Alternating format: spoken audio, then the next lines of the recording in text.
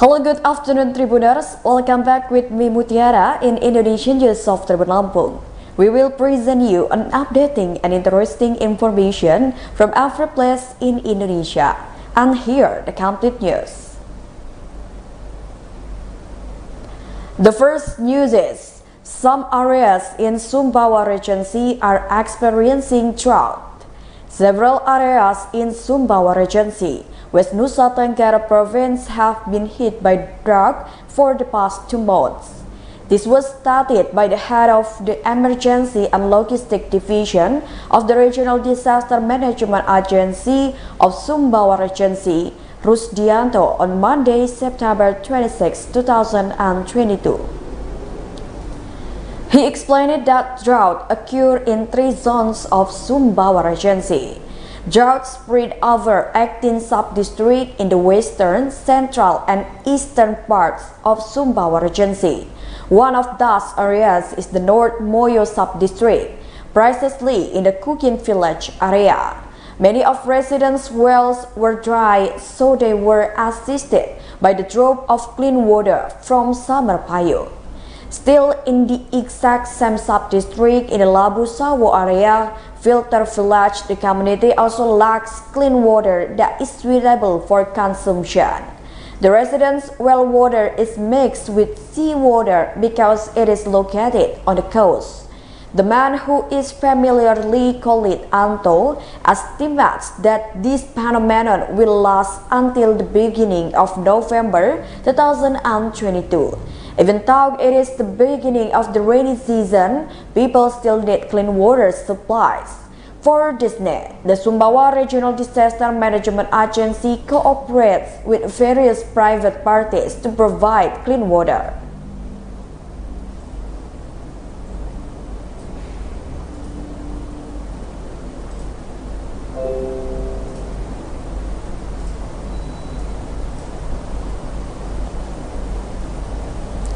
The next news is flooded up to a height of 9 meters in Pangandaran. The flood update in Pangandaran until the 28th day of September 2022 still inundated a number of villages and hampered the activities of local residents. Therefore, West Java Quick Response conducted a data collection assessment in the flood affected areas according to the direction of the Governor West Java Ridwan Kamil. It is known this flood even occurred in the area of Bunisari Village, Cigugur District, Pangandaran Regency, West Java.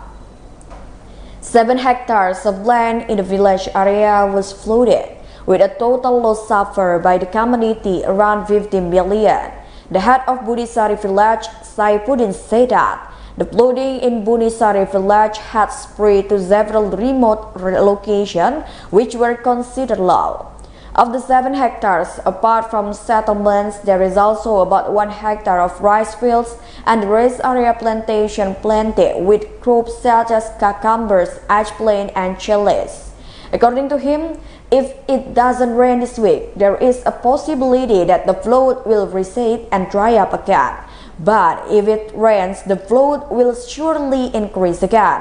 In Bunisari Village, he said, there were as many as 33 families who were severely affected by the flood. The water level varies, some 1 meter, some 3 meters, 5 meters, some 7 meters, and even up to 9 meters. Now, he and the residents just hope that in these weeks there won't be a high enough rain intensity.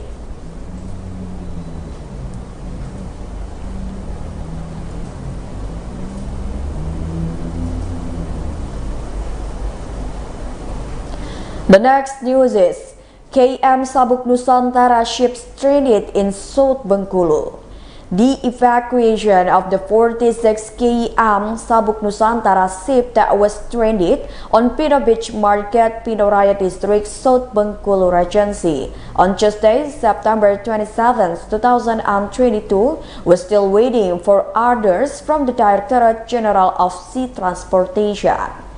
As a result of not being evacuated by the Sea Transportation Agency, the location where the ship sank or stranded became a place for people to take selfies, because it is rare for ships with large size to lean or pull over on the coast of South Bengkulu.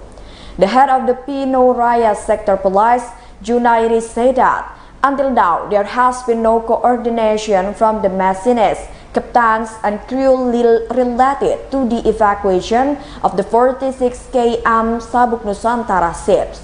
Based on the story of one of the crew, the ship was from Banda Aceh with the aim of docking at the port of Tanjung Priok, and after arriving there, repairs would be made. In fact, before hitting there, his party had checked it and there was no damage at all. The head of the Bengkulu National Search and Rescue Agency, M. Arafa, explained it. The chronology of the stranded KM Sabuk Nusantara 46 ships. The 46 km Sabuk Nusantara ship sailed from Aceh to Tanjung Priok. On Tuesday, September 27, 2022, the ship entered the waters of Bengkulu Province in South Bengkulu. On the way at around 10 minutes to 11 p.m., suddenly the ship's engine had problems in the waters of Pino Beach Market. As a result, the ship ran aground. The captain of the ship then asked for help to evacuate.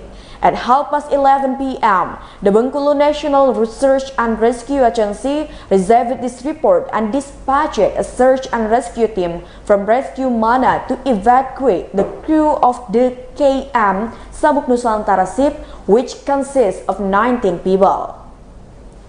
The search and rescue team managed to reach the ship's location on Wednesday, September 28, 2022 at 1 a.m. and immediately carried out evacuation efforts. The evacuation process itself was hampered by bad weather and high waves. The 19 crew members were then taken to the residents' homes before being placed in the Marina Dua Hotel.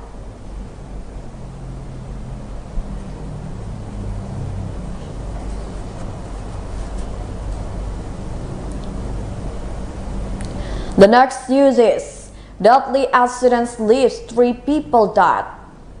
The deadly accident incident occurred in Sukabumi involving an expanded car and a transportation.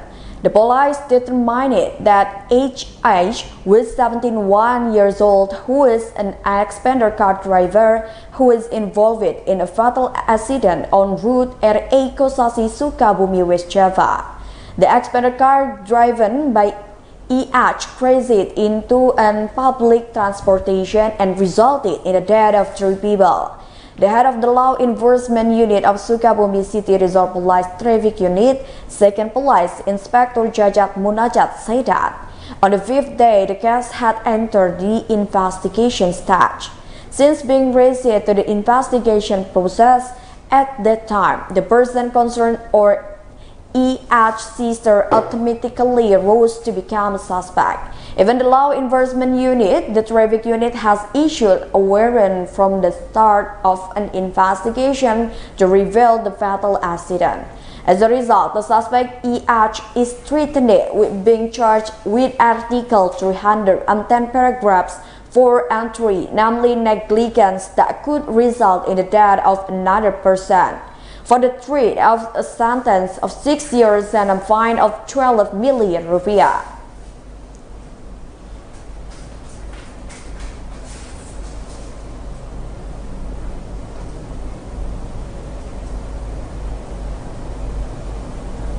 The next news is cancellation of conversion of 3 kilograms LPG stove to electric stove.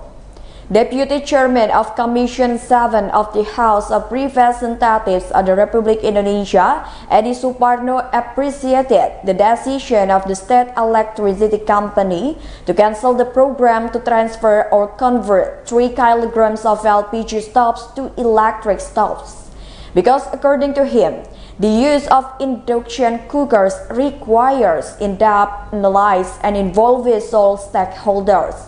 Previously, the program for the transfer or conversion of 3 kilograms of LPG stoves to electric stove was finally cancelled. The State Electricity Company canceled the plan in order to maintain the comfort of the community in the post-COVID-19 economic recovery. The government's plan to convert LPG stoves to electric or induction stoves previously received a lot of attention, including members of the House of Representatives of Republik Indonesia Mulan Jameela. Even because of his criticism, Mulan's name appeared in trending topics on Twitter on Friday, September 23, 2022 in the afternoon. Many claimed to agree with the criticism made by Ahmad Dhani's wife during a working meeting of Commission 7 with the Director General of Information on the Defense Equipment Industry Database in Indonesia, the Ministry of Industry, on Wednesday, September 21, 2022. In his criticism, Mulan insisted that the policy to change people's habits from using LPG stoves to using electric stoves would only create new problems. Mulan admitted that the policy to switch to electric stove was too hasty. He explained it further. If the community needs to increase the cost to buy a new frying pan, and it will be difficult if there is a celebration. Mulan also explained that Indonesian cuisine is not suitable if cooked using an electric stove. Mulan explained that 3 kilograms of LPG stoves are still needed for the community. Finally, she emphasized that electric stoves are not suitable for Indonesian cooking culture.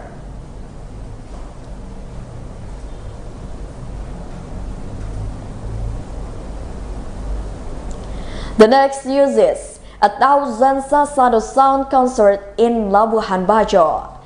The Voice of 1,000 Sasando concert will be held at the waterfront City Marina Labuan Bajo, West Manggarai Regency.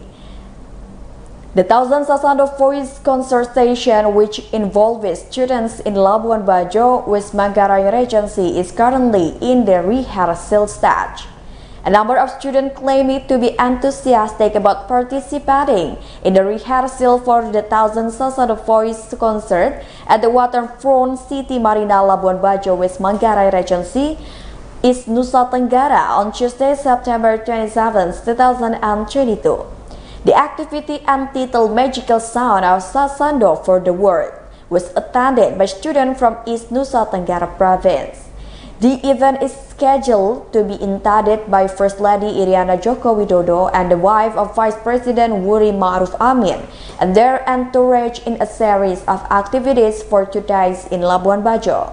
Accompanied by a number of his colleagues, Arwan admitted that he had just learned a musical instrument from Rote Ndau Regency for the past week. Another 3 Komodo State vocational high school student, Ergul, admitted that he was enthusiastic ahead of the concert tomorrow. He promised to show his best in order to raise the name of the traditional musical instrument Sasando in front of important state guests. Meanwhile, the chairman of the National Crafts Council of East Nusa Tenggara Province, Julie Laiskodat, in the rehearsal gave directions so that the participants of the activity prepare themselves well. In addition, Julie, who is also a member of Commission Board, the House of Representatives Republik Indonesia, provided motivation so that the participants could perform their best on the day of the performance. Separately, the music director of the Son of 1,000 Sasando concert, Isunis Nodi, revealed that preparation for the activities have been carried out. He claims preparation have reached 95%. It is noted the activity was initiated by the National Craft Council of East Nusa Tenggara Province together with the Education and Culture Office of East Nusa Tenggara Province.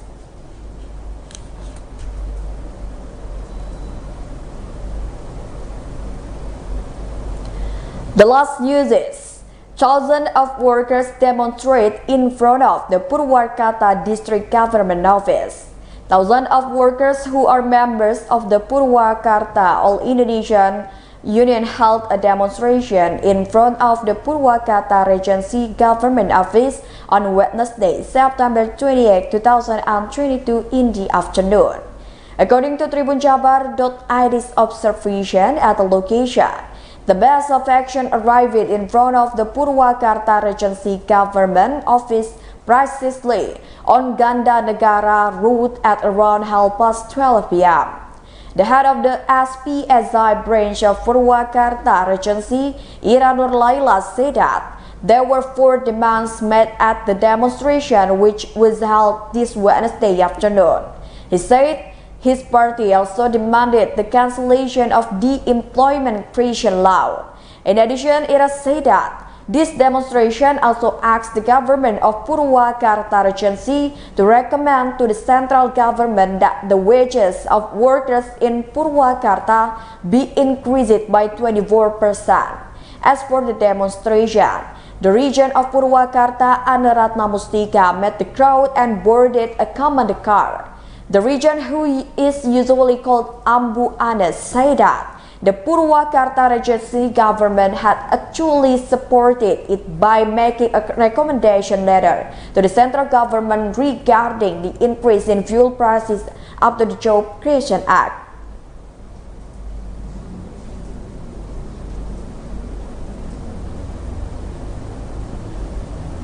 Well, I think that's all the news for today with me, Mutiara. Don't forget to follow us in YouTube Tribun Lampung News Video, Tribun Lampung Facebook account, Tribun Lampung Instagram account, and Tribun Lampung TikTok account for further information. Thank you for watching and have a nice day.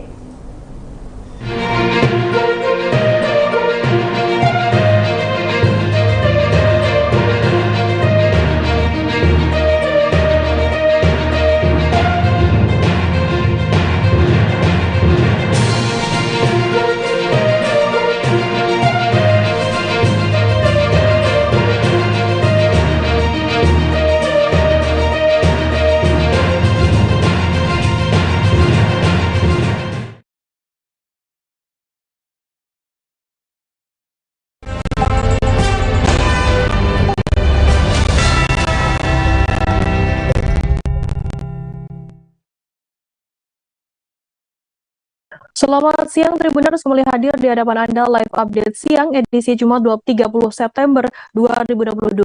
Siang ini akan kami sajikan informasi teraktual dan terpercaya dari berbagai daerah di Indonesia dan akan dilaporkan secara langsung oleh reporter kami di lapangan. Bersama saya Firda Ananda dan inilah live update selengkapnya. Kita ke berita pertama, Saudara. Mantan Wali Kota Ambon Richard Lohanapesi ternyata menerima dana sebesar 11,25 miliar rupiah. Hal itu disampaikan oleh tim Jaksa Penuntut Umum atau JPU KPK RI saat sidang bacaan dakwaan di Pengadilan Tipikor pada Pengadilan Negeri Ambon pada Kamis 29 Juni maksud kami. Richard Lohanapesi merupakan terdakwa kasus dugaan tindak pidana korupsi, pemberian hadiah atau janji terkait persetujuan izin prinsip pembangunan cabang retail tahun 2020 di Kota Ambon. Informasi lebih lengkapnya akan disampaikan oleh rekan jurnalis kami dari Tribun Ambon. Ada Tanita Patiasina yang akan melaporkannya. Silakan rekan Tanita. Baik Tribuners dan rekan Firda, pada hari Kamis 29 September 2022 kemarin, mantan Wali Kota Ambon Richard bersama dengan terdakwa lainnya yakni staf pimpinan tata usaha pada pemerintah Kota Ambon, Andrew Erin Hanusa, menjalani sidang perdana di Pengadilan Tipikor pada Pengadilan Negeri Ambon. Keduanya didakwa melakukan perkara Tipikor, suap dan gratifikasi izin prinsip pembangunan cabang retail tahun 2020 di Kota Ambon. Dan ternyata tak hanya menerima suap untuk izin prinsip pembangunan Alphamidi di Kota Ambon, Richard Lohanapesi menerima suap dengan total sebanyak 11,2 miliar rupiah selama dia menjabat sebagai Wali Kota Ambon dari periode pertama tahun 2011 hingga 2016, dilanjutkan 2016 hingga 2022 ini. Dan uang miliaran rupiah ini diterima bukan hanya dari para kontraktor, ternyata juga ada beberapa kepala dinas di pemerintah Kota Ambon yang memberikan suap kepada Richard Lohanapesi ini.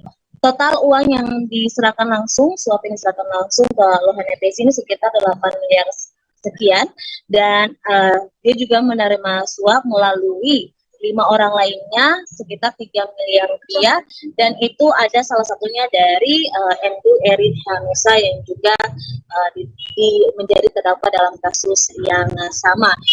Dan untuk kasus gratifikasi suap dengan Alfamidi ini sendiri, total Richard Lohanapesi ini menerima suap sekitar 500 juta rupiah yang ditransfer secara bertahap oleh terdakwa Amri, yang memang kasusnya ini berkas perkaranya terpisah. Jadi selesai Lohanapesi dan Erin Hanusa disidangkan, dilanjutkan dengan terdakwa Amri.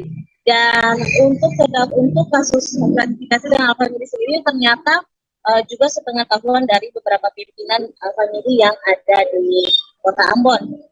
Akibat dari perbuatannya ini, baik Lohanapesi maupun Endu Erin Hanusa disangkakan melanggar pasal 11B dan 12 Undang-Undang Tipikor Indonesia, dan sementara Amri ini didakwa dengan pasal 5 dan pasal 12 Undang-Undang Tipikor. Demikian, dan selanjutnya pada pekan depan akan dilanjutkan dengan pemeriksaan saksi-saksi, karena baik Endu Erin Hanusa, Lohanapesi maupun Amri tidak mengajukan eksepsi. Demikian Tribuners dan rekan kita. Baik, terima kasih rekan jurnalis dari Tribun Ambon, Tanita, atas laporan Anda. Selamat bertugas kembali. Kita beralih ke informasi lainnya, Saudara. Ex-Ketua Wadah Pegawai Komisi Pemberantasan Korupsi KPK, Yudi Purnomo Harahap, buka suara terkait bergabungnya Febri Diansyah dan Rasa Mala Aritonang dalam tim pengacara keluarga Verdi Sambo. Ia menghormati keputusan yang diambil oleh Febri selaku ex-juru bicara KPK dan Rasa Mala sebagai mantan pegawai KPK tersebut. Namun di sisi lain, Yudi Purnomo meminta kepada keduanya sebaiknya mundur sebagai kuasa hukum Verdi Sambo dan juga Putri Chandrawati. Informasi lebih lengkapnya akan disampaikan oleh rekan jurnalis kami dari wartakotalive.com. Ada Ramadan Elki yang akan melaporkannya. Silakan rekan Ramadan. Ya, terima kasih rekan Firda. Dapat saya informasikan bahwa memang Febri Diansyah dan juga Rasa Mala Aritonang memang baru saja bergabung dengan tim kuasa hukum dari keluarga Verdi Sambo dan Putri Chandrawati, seperti itu. Dan dengan bergabungnya kedua mantan yang pernah bekerja di KPK ini memang mendapat sejumlah komentar seperti itu dari berbagai pihak. Nah, salah satunya dari ex ketua wadah pegawai KPK yang bernama Yudi Purnomo Harahap. Dan memang bila diketahui Yudi ini memang sangat dekat sekali dengan Febri dan Rasa Mala, terutama dengan Febri yang memang sama-sama dulu pernah bekerja di KPK, seperti itu. Dan Yudi menanggapi dengan bergabungnya Febri dan Rasa Mala ke tim kuasa hukum Verdi Sambo dan Putri Chandrawati ini memang dirinya menghormati keputusan tersebut.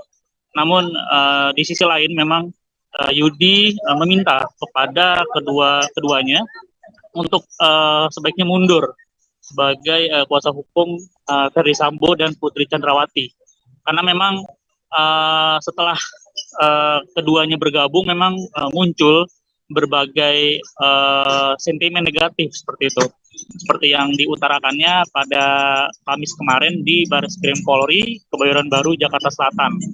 Dia juga dia juga memiliki catatan tersendiri dengan bergabungnya keduanya ini ke tim kuasa hukum Verdi Sambo dan Putri Chandrawati, karena memang sudah sangat terbuka sekali keduanya memang dinyatakan bergabung dengan tim kuasa hukum Sambo dan Putri, dan dia melihat memang banyak sekali sentimen negatif ketika keduanya bergabung, dan dia juga baru mengetahui keduanya ini bergabung setelah konferensi pers yang digelar seperti itu pada hari Rabu kemarin di wilayah Jakarta Pusat, seperti itu.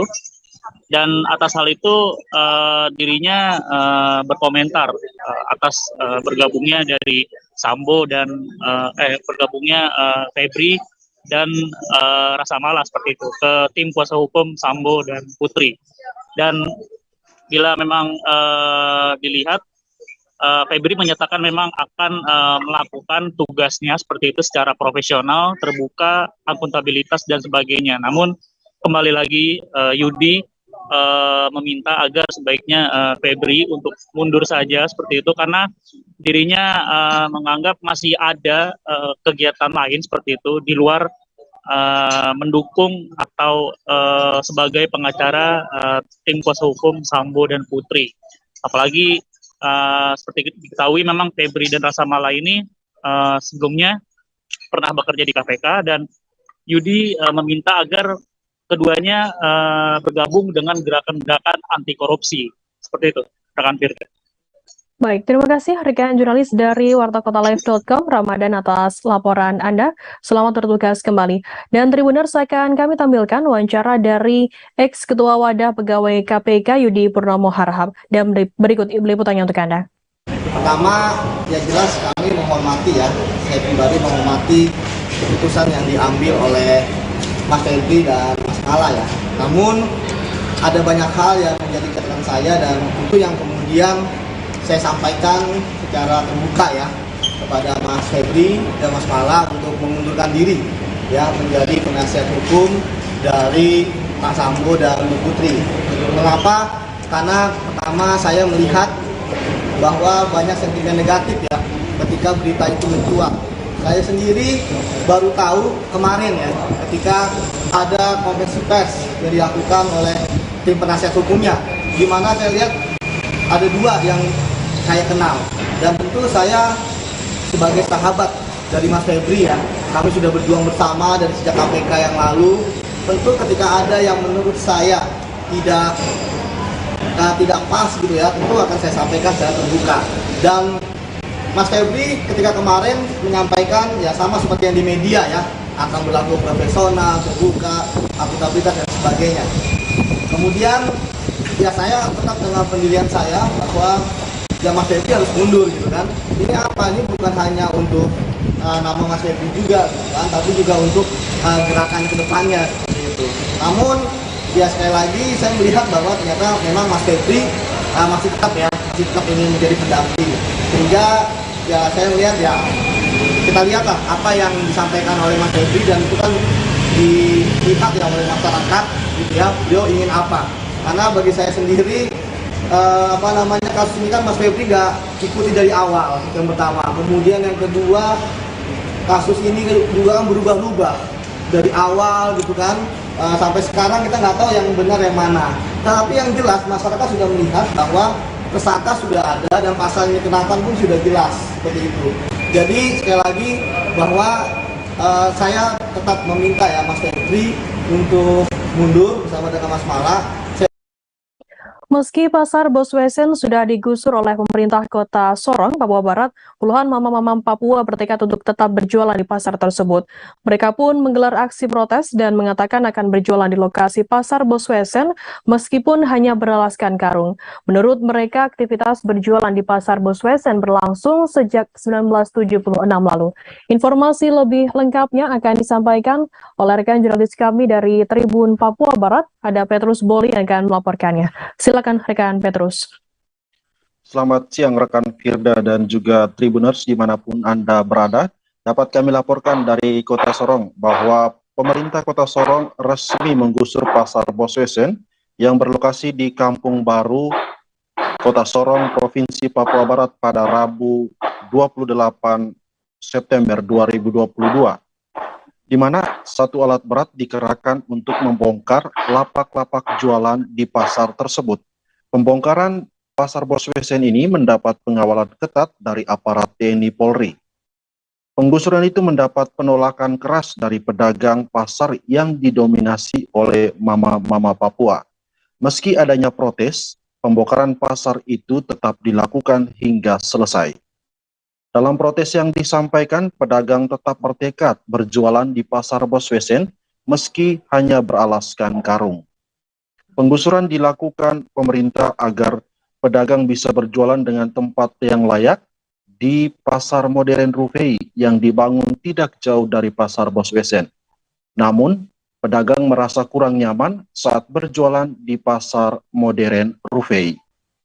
Tribuners, dengan alasannya bahwa Mama Papua atau pedagang ini, bahwa warga yang berada di sekitar pasar modern Rufai sering bertindak kasar, bahkan melakukan pemalakan terhadap para pedagang.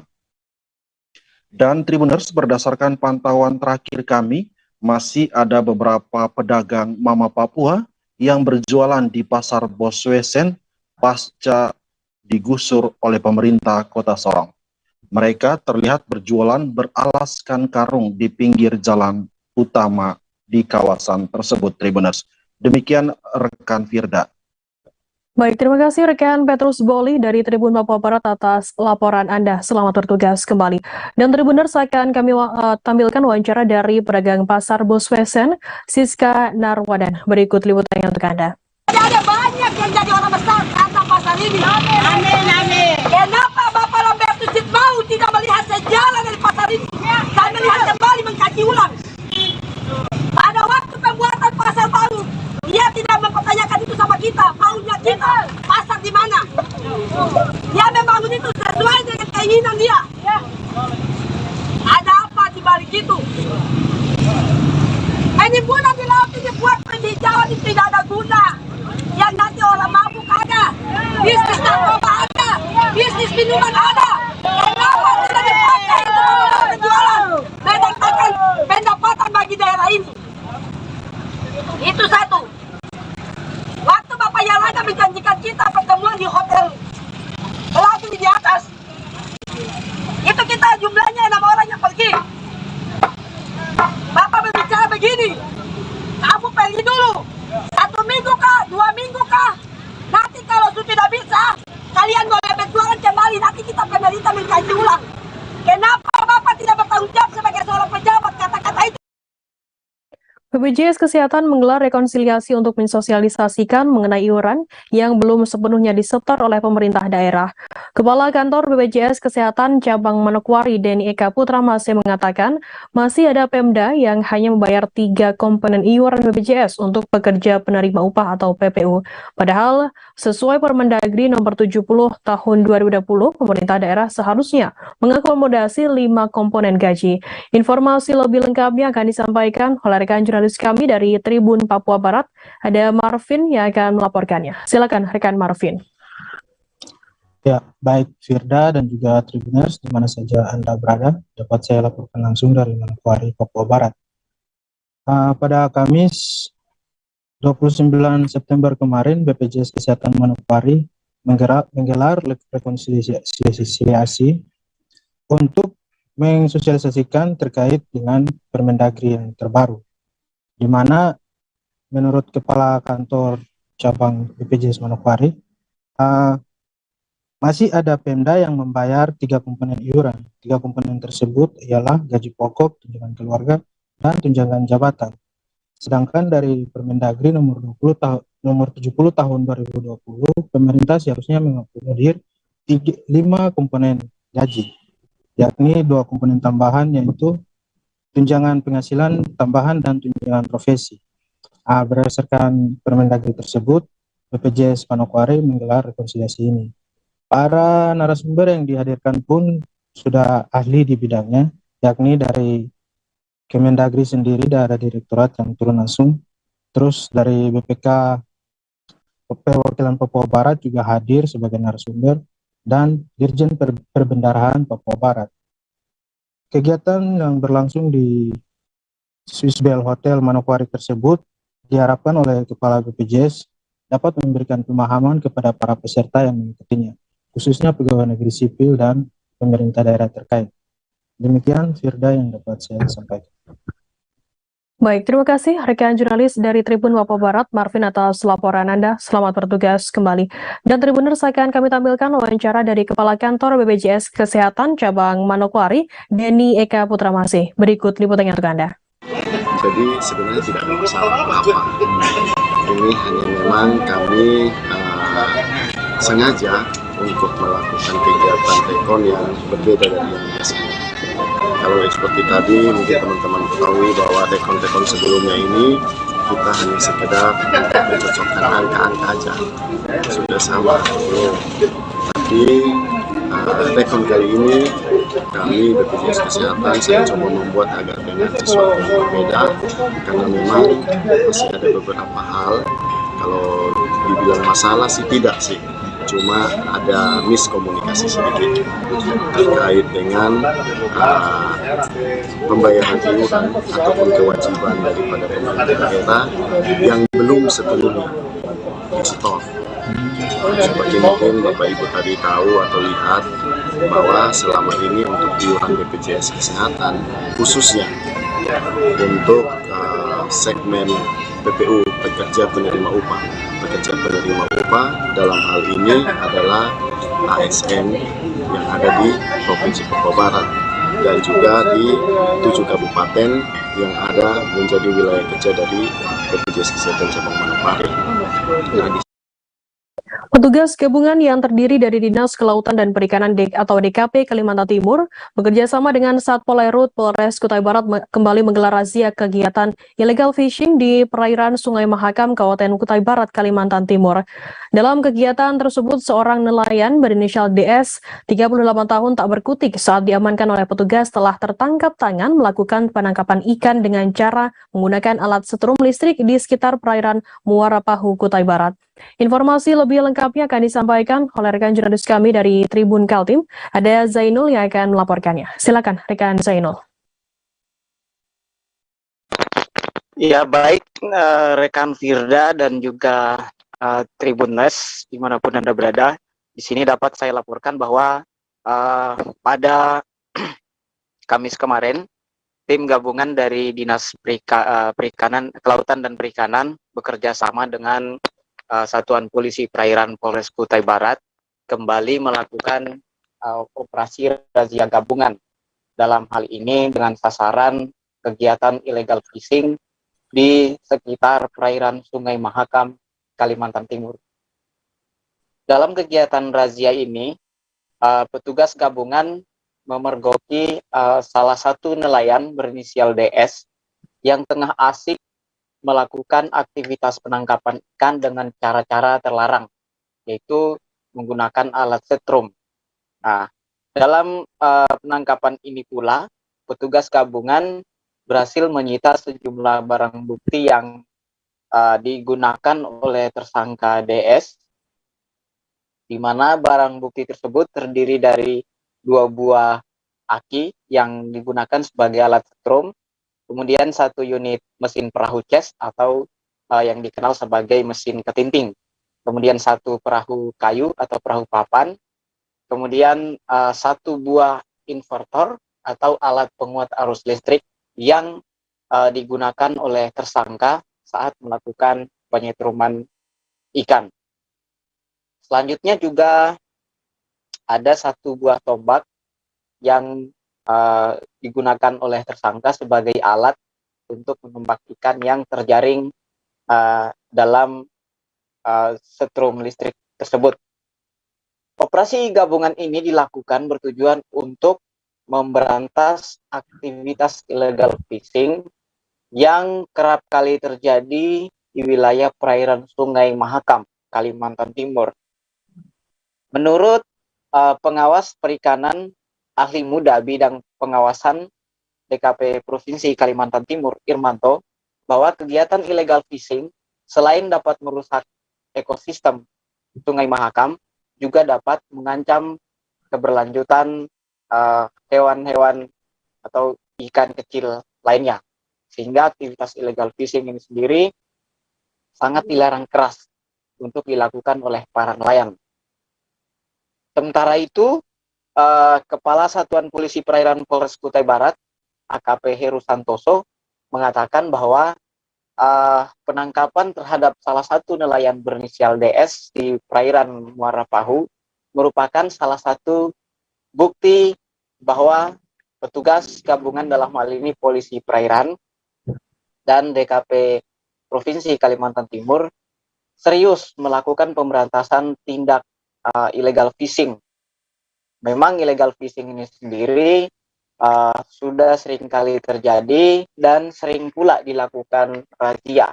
Namun pada kegiatan razia-razia sebelumnya, petugas hanya memberikan teguran, kemudian perjanjian bahwa tidak akan mengulangi kegiatan yang sama. Namun fakta yang terjadi di lapangan masih saja ada nelayan yang ditemukan melakukan aktivitas illegal fishing. Seperti itu. Kemudian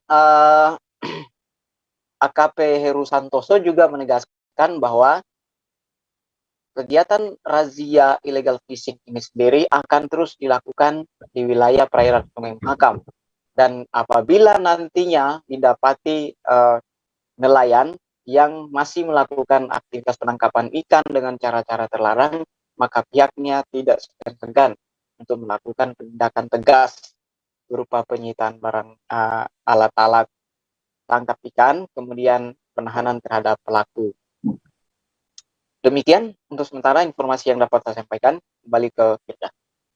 Baik, terima kasih rekan Zainul dari Tribun Kaltim atas laporan Anda. Selamat bertugas kembali. Kita beralih ke informasi lainnya, Saudara. Sepeda motor milik karyawan minimarket Alfamart di Natar, Lampung Selatan raib digondol maling. Aksi pencurian motor ini terekam kamera CCTV dan diperkirakan pencuri motor karyawan minimarket Alfamart Natar, Lampung Selatan berjumlah 3 orang. Informasi lebih lengkapnya akan disampaikan oleh rekan jurnalis kami dari Tribun Lampung, ada Bayu Saputra yang akan melaporkannya. Silakan rekan Bayu.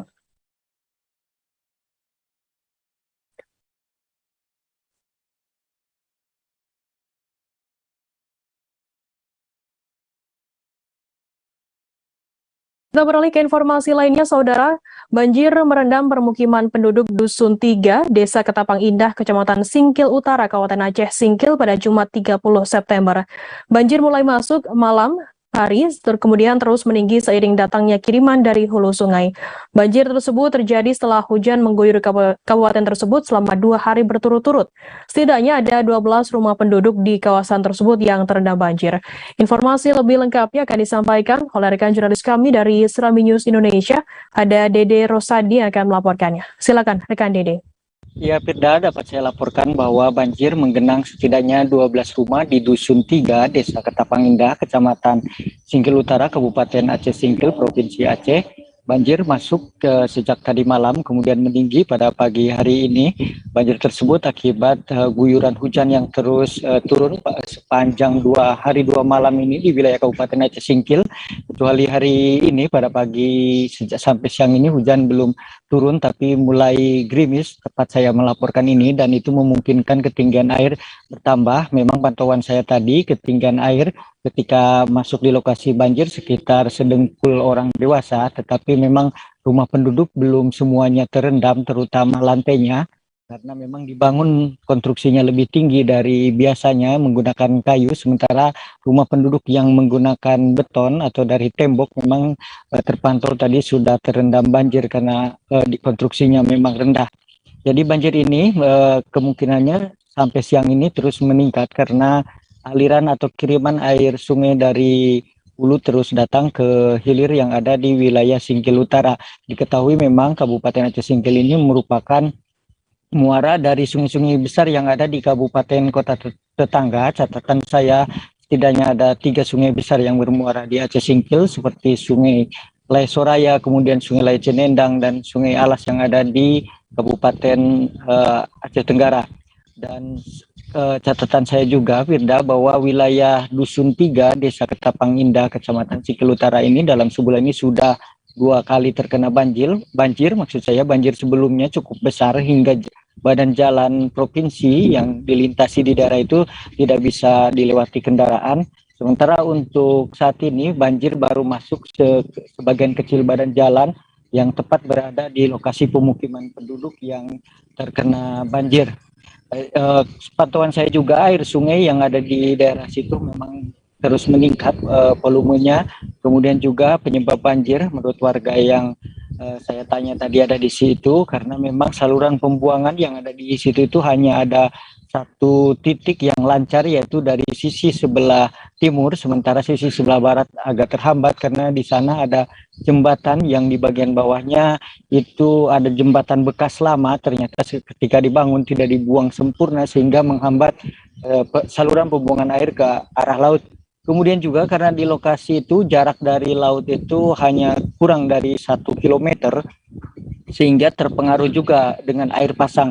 Saat ini ketika terjadi musim pasang air laut besar, aliran air dari daratan yang diakibatkan hujan lambat masuk ke lautan sehingga tertahan, dan inilah salah satu faktor lain yang menyebabkan banjir terjadi di Dusun 3, Desa Ketapang Indah, Kecamatan Singkil Utara, Kabupaten Aceh Singkil, Provinsi Aceh. Demikian, Firda. Baik, terima kasih rekan Dede Rosadi dari Serambi News Indonesia atas laporan Anda. Selamat bertugas kembali. Dan Tribuners, akan kami tampilkan wawancara dari Jepri Nainggolan, warga Dusun 3, Ketapang Indah. Berikut liputannya untuk Anda. Ya, sejak tadi malam tuh, Pak. Dalam setahun katanya udah 2 kali, Pak, ya? Ya, betul itu. Sebelumnya lebih besar ya? Lebih besar daripada ini kemarin. Ini akibat banjir ini apa aja yang terendam nih, Pak? Ya, semua alat perabot rumah pun tenggelam. Jadi untuk beraktivitas pun kita agak kesusahan, kesulitan gitu ya kan. Jadi di dalam rumah itu kadang-kadang nanti ada pula nanti masuk entah apa yang lain-lain gitu. Oh, kalau banjir ini malah masuk binatang gitu ya? Ya, mengkhawatirkan sekali gitu. Jadi anak-anak kecil banyak. Jadi kalau tidur gimana nih, Bang? Kalau tidur kami itu kasih apa loh? Kasih bayam. Ditinggikan gitu ya? Ditinggikan. Kalau masak sendiri sejauh ini bagaimana? Masak itu pun ditinggikan juga pakai kompor gas gitu. Cuman aktivitas terganggu, Bang, ya? Aktivitas terganggu, sama sekali terganggu. Oke, harapannya ini, Bang, harapannya bagaimana? Ya, harapan kami ke depannya supaya Bapak Pemda ataupun pemerintah setempat agar sudilah kiranya kami diperhatikan begitu. Untuk bantuan tanggap darurat bagaimana ya, Bang? Belum juga ya? Ya, belum juga meluncur sampai sekarang ini. Namanya, Bang, siapa, Bang? Nama saya Jepri. Mobil anggota DPRD Solo dirusak oleh beberapa oknum warga di Kecamatan Pindalang, Kabupaten Minahasa, Sulawesi Utara pada Rabu 28 September. Perusakan diduga buntut dari mobil tersebut menabrak seorang anak di ruas jalan Kecamatan Pindalang, Kabupaten Minahasa. Video pengerusakan mobil itu kemudian viral di media sosial. Ketua Komisi 1 DPRD Kota Solo, Suharso, membenarkan kejadian tersebut. Suharso mengatakan kecelakaan tersebut terjadi saat rombongan Komisi 1 DPRD Kota Solo menjalankan kunjungan kerja di Manado. Informasi lebih lengkapnya akan disampaikan oleh rekan jurnalis kami dari Tribun Solo. Ada Tara Wahyu yang akan melaporkannya. Silakan rekan Tara. Baik, selamat siang rekan Firda dan selamat siang Tribuners. Kejadian tak mengenakan dialami oleh rombongan DPRD Kota Solo saat sedang melakukan kunjungan kerja ke Manado, Sulawesi Utara.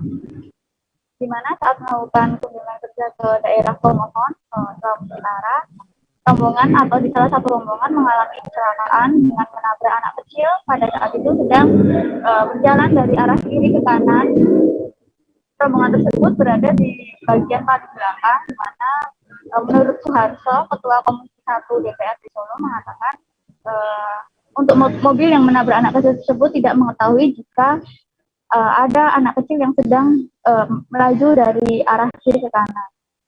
Untuk itu kecelakaan pun terjadi dan seorang anak kecil tadi sempat mengalami beberapa luka di bagian tangan dan sudah dibawa ke rumah sakit oleh DPRD Kota Solo.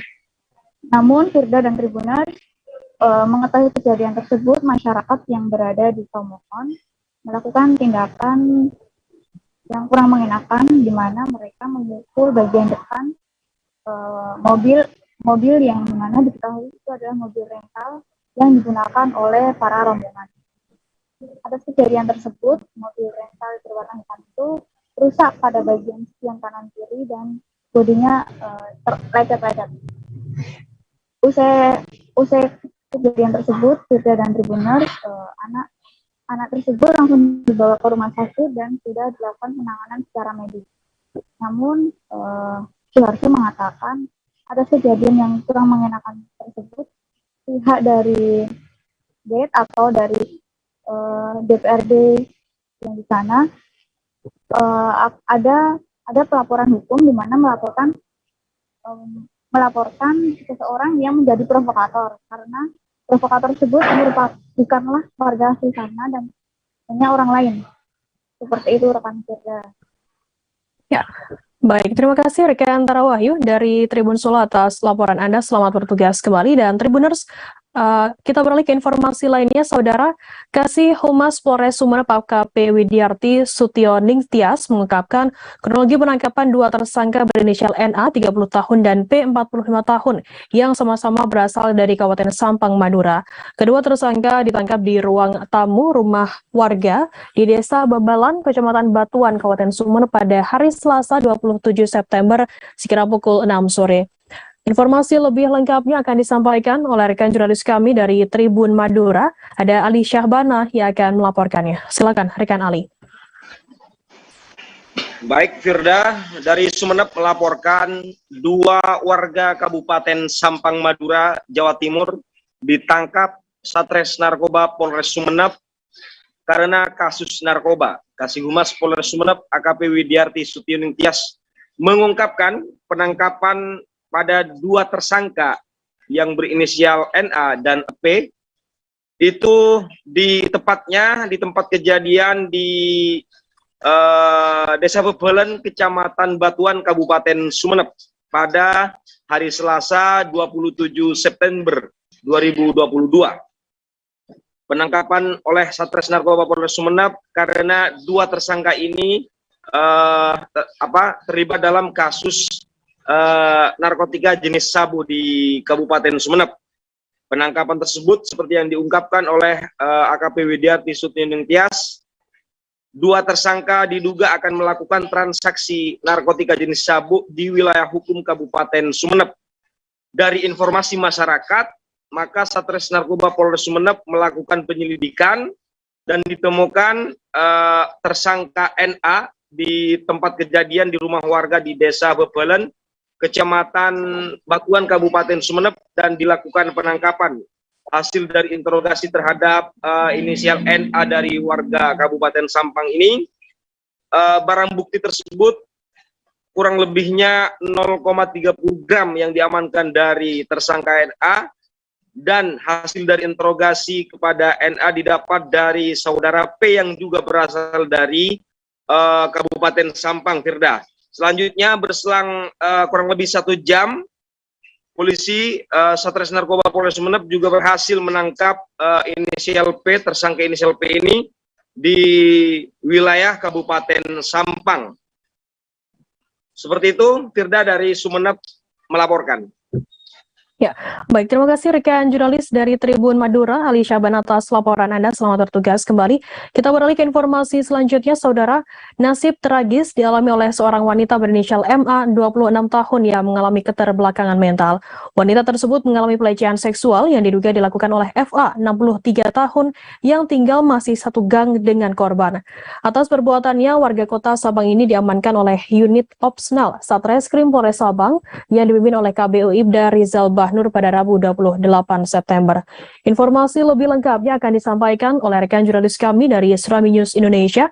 Ada Aulia Prasetya yang akan melaporkannya. Silakan rekan Aulia. Baik, terima kasih rekan Firda.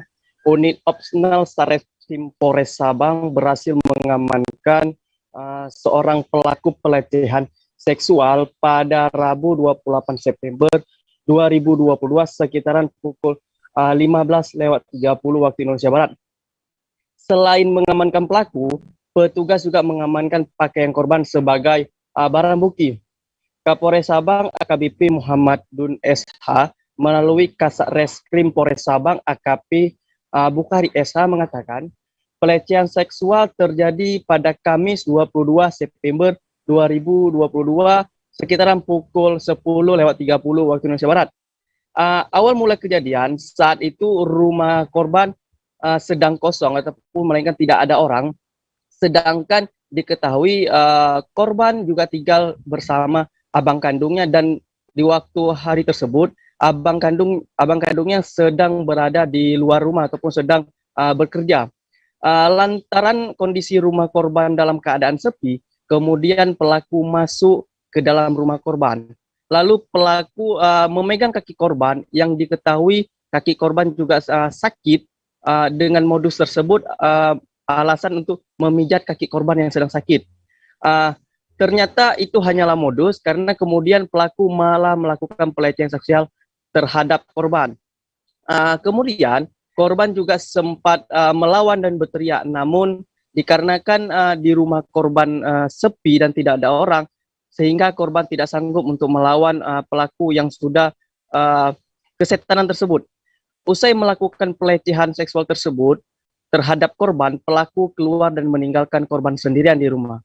Kemudian mendapatkan informasi adiknya korban dilecehkan, abang kandung langsung melaporkan peristiwa itu ke Polres Sabang. Tidak butuh lama, Polres langsung meringkus pelaku yang sedang berada di salah satu bengkel yang berada di kampung tersebut.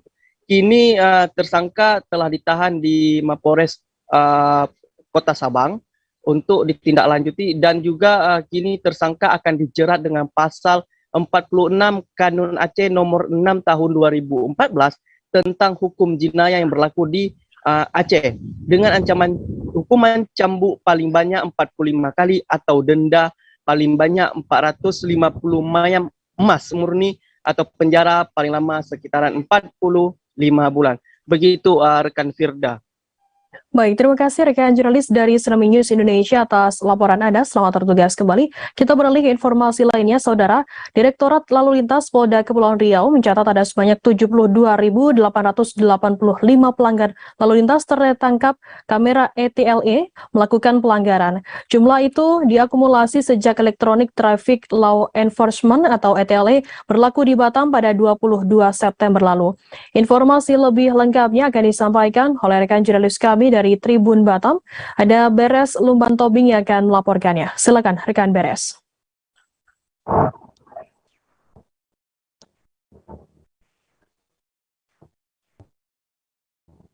Halo rekan Beres. Baik. Ya.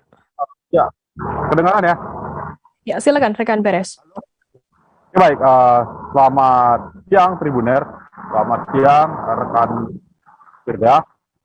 Jadi perlu kami informasikan bahwa Direktorat Lalu Lintas Polda Kepri begitu di Kepulauan Riau, tepatnya di Batam, saat ini sudah menerapkan elektronik tilang ataupun ETLE begitu.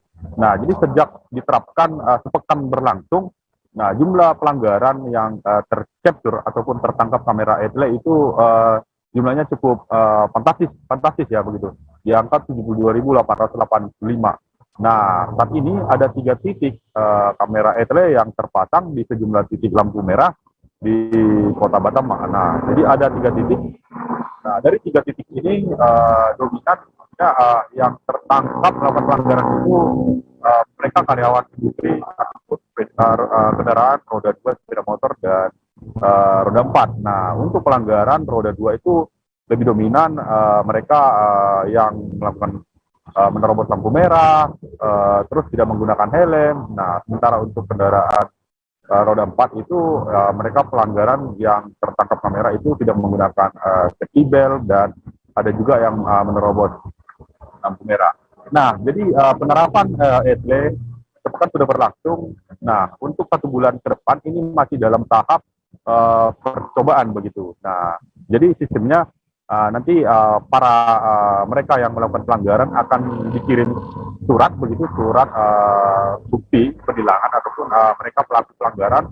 Nah, ketika 1 bulan ini sudah efektif begitu, nah untuk bulan berikutnya maka penerapan akan dilakukan secara maksimal. Nah, jadi pelanggaran langsung ditindak melalui nanti surat kita begitu dari Dirlantas untuk para pelanggar membayar denda tersebut. Nah, jadi ETLE di Batam merupakan salah satu pertama di Kepulauan Riau begitu. Ya, mungkin demikian rekan Firda. Terima kasih. Ya, baik. Terima kasih rekan Beres Lumban Tobing dari Tribun Batam atas laporan Anda. Selamat bertugas kembali. Akan kami tampilkan Tribuners wawancara dari Dirlantas Polda Kepulauan Riau melalui Kanit Laka Lantas Subdit Gakum Dirlantas Polda Kepulauan Riau Ibtu Brian. Berikut liputannya untuk Anda. Beroperasinya selama 24 jam. Malam juga? Ya, selama 24 jam dia otomatis meng-capture. Oke. Boleh kita agak lebih dekat, Pak? Gambarannya ya, beberapa titik. Jadi ada memang kamera yang khusus monitoring saja, ada yang analitik itu khusus yang bisa meng-capture itu ada 3 titik. Nah, kalau beberapa kamera lain itu hanya khusus memonitor bagaimana keadaan di sana, apakah macet atau ada ini. Ini ada berapa titik ini, Pak? Ini totalnya 13, tapi untuk 3 kamera yang bisa meng-capture. Oh, berarti ini semua lalu lintas di Batam, Pak ya? Ya, beberapa titik lah, belum bisa semuanya ya kan, karena kamera kita juga memang belum terpasang semuanya. Nanti kedepannya akan ada penambahan di beberapa titik kamera. Iya. Untuk dipasang kamera etle. Berarti titik yang etle sekarang posisinya di mana nih, Pak? Di ini KDA. Oh, KDA tuh. Panbil. Dan masih tanggung. Oh, sementara untuk yang lain ini berarti? Yang lain ini masih sebatas monitoring. Tapi selain adanya etle statis ini, yang kita sebut etle statis, jadi personil juga bisa melakukan beberapa pelanggaran melalui etle mobile handheld. Jadi itu menggunakan handphone. Jadi ketika petugas patroli SDN Tawangrejo di Dusun Kulubanyu, Desa Tawangrejo, Kecamatan Jatirejo, Mojokerto selama 3 tahun rusak tak kunjung diperbaiki. Mayoritas kerusakan pada bagian atap bangunan, ruangan kelas 1 hingga kelas 4, ruangan UKS, dan ruangan perpustakaan rawan ambrol sehingga membahayakan keselamatan siswa saat pembelajaran di sekolah. Tak hanya membahayakan siswa dan guru, kerusakan atap juga mengakibatkan ruang kelas banjir setiap kali hujan deras. Informasi lebih lengkapnya akan disampaikan oleh rekan jurnalis kami dari surya.co.id, ada Romadoni yang akan melaporkannya. Silakan rekan Romadoni. Ya, selamat siang rekan Firda. Saat ini saya melaporkan dari Kabupaten Mojokerto, nasib sekolahan pedalaman SDN Tawangrejo yang rusak hingga 3 tahun tidak kunjung diperbaiki. Sekolahan yang berada di Dusun Kulubanyu, Desa Tawangrejo, Kecamatan Jatirejo ini seakan tidak mendapat perhatian yang penuh dari pemerintah daerah. Pasalnya bangunan kelas di SDN Tawangrejo ini rusak sudah 3 tahun ini. Kebanyakan kerusakan dari bangunan kelas ini yaitu bagian atap kelas 1 hingga kelas 4.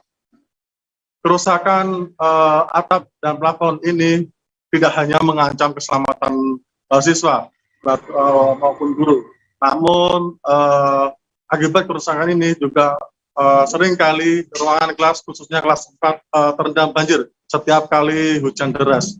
Bahkan kejadian yang terbaru kemarin, guru kelas 2 sempat tertimpa oleh atap plafon yang jebol sehingga pihak sekolah saat ini berupaya untuk mengajukan ke pihak dinas pendidikan agar bangunan ini cepat segera diperbaiki.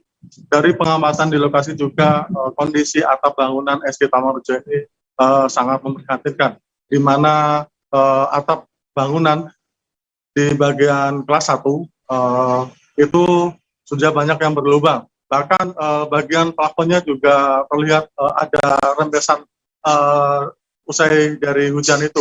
Kemudian kelas 2 dan terbagi dan yang disekat dengan kelas 3 ini juga banyak plafon-plafon yang berlubang.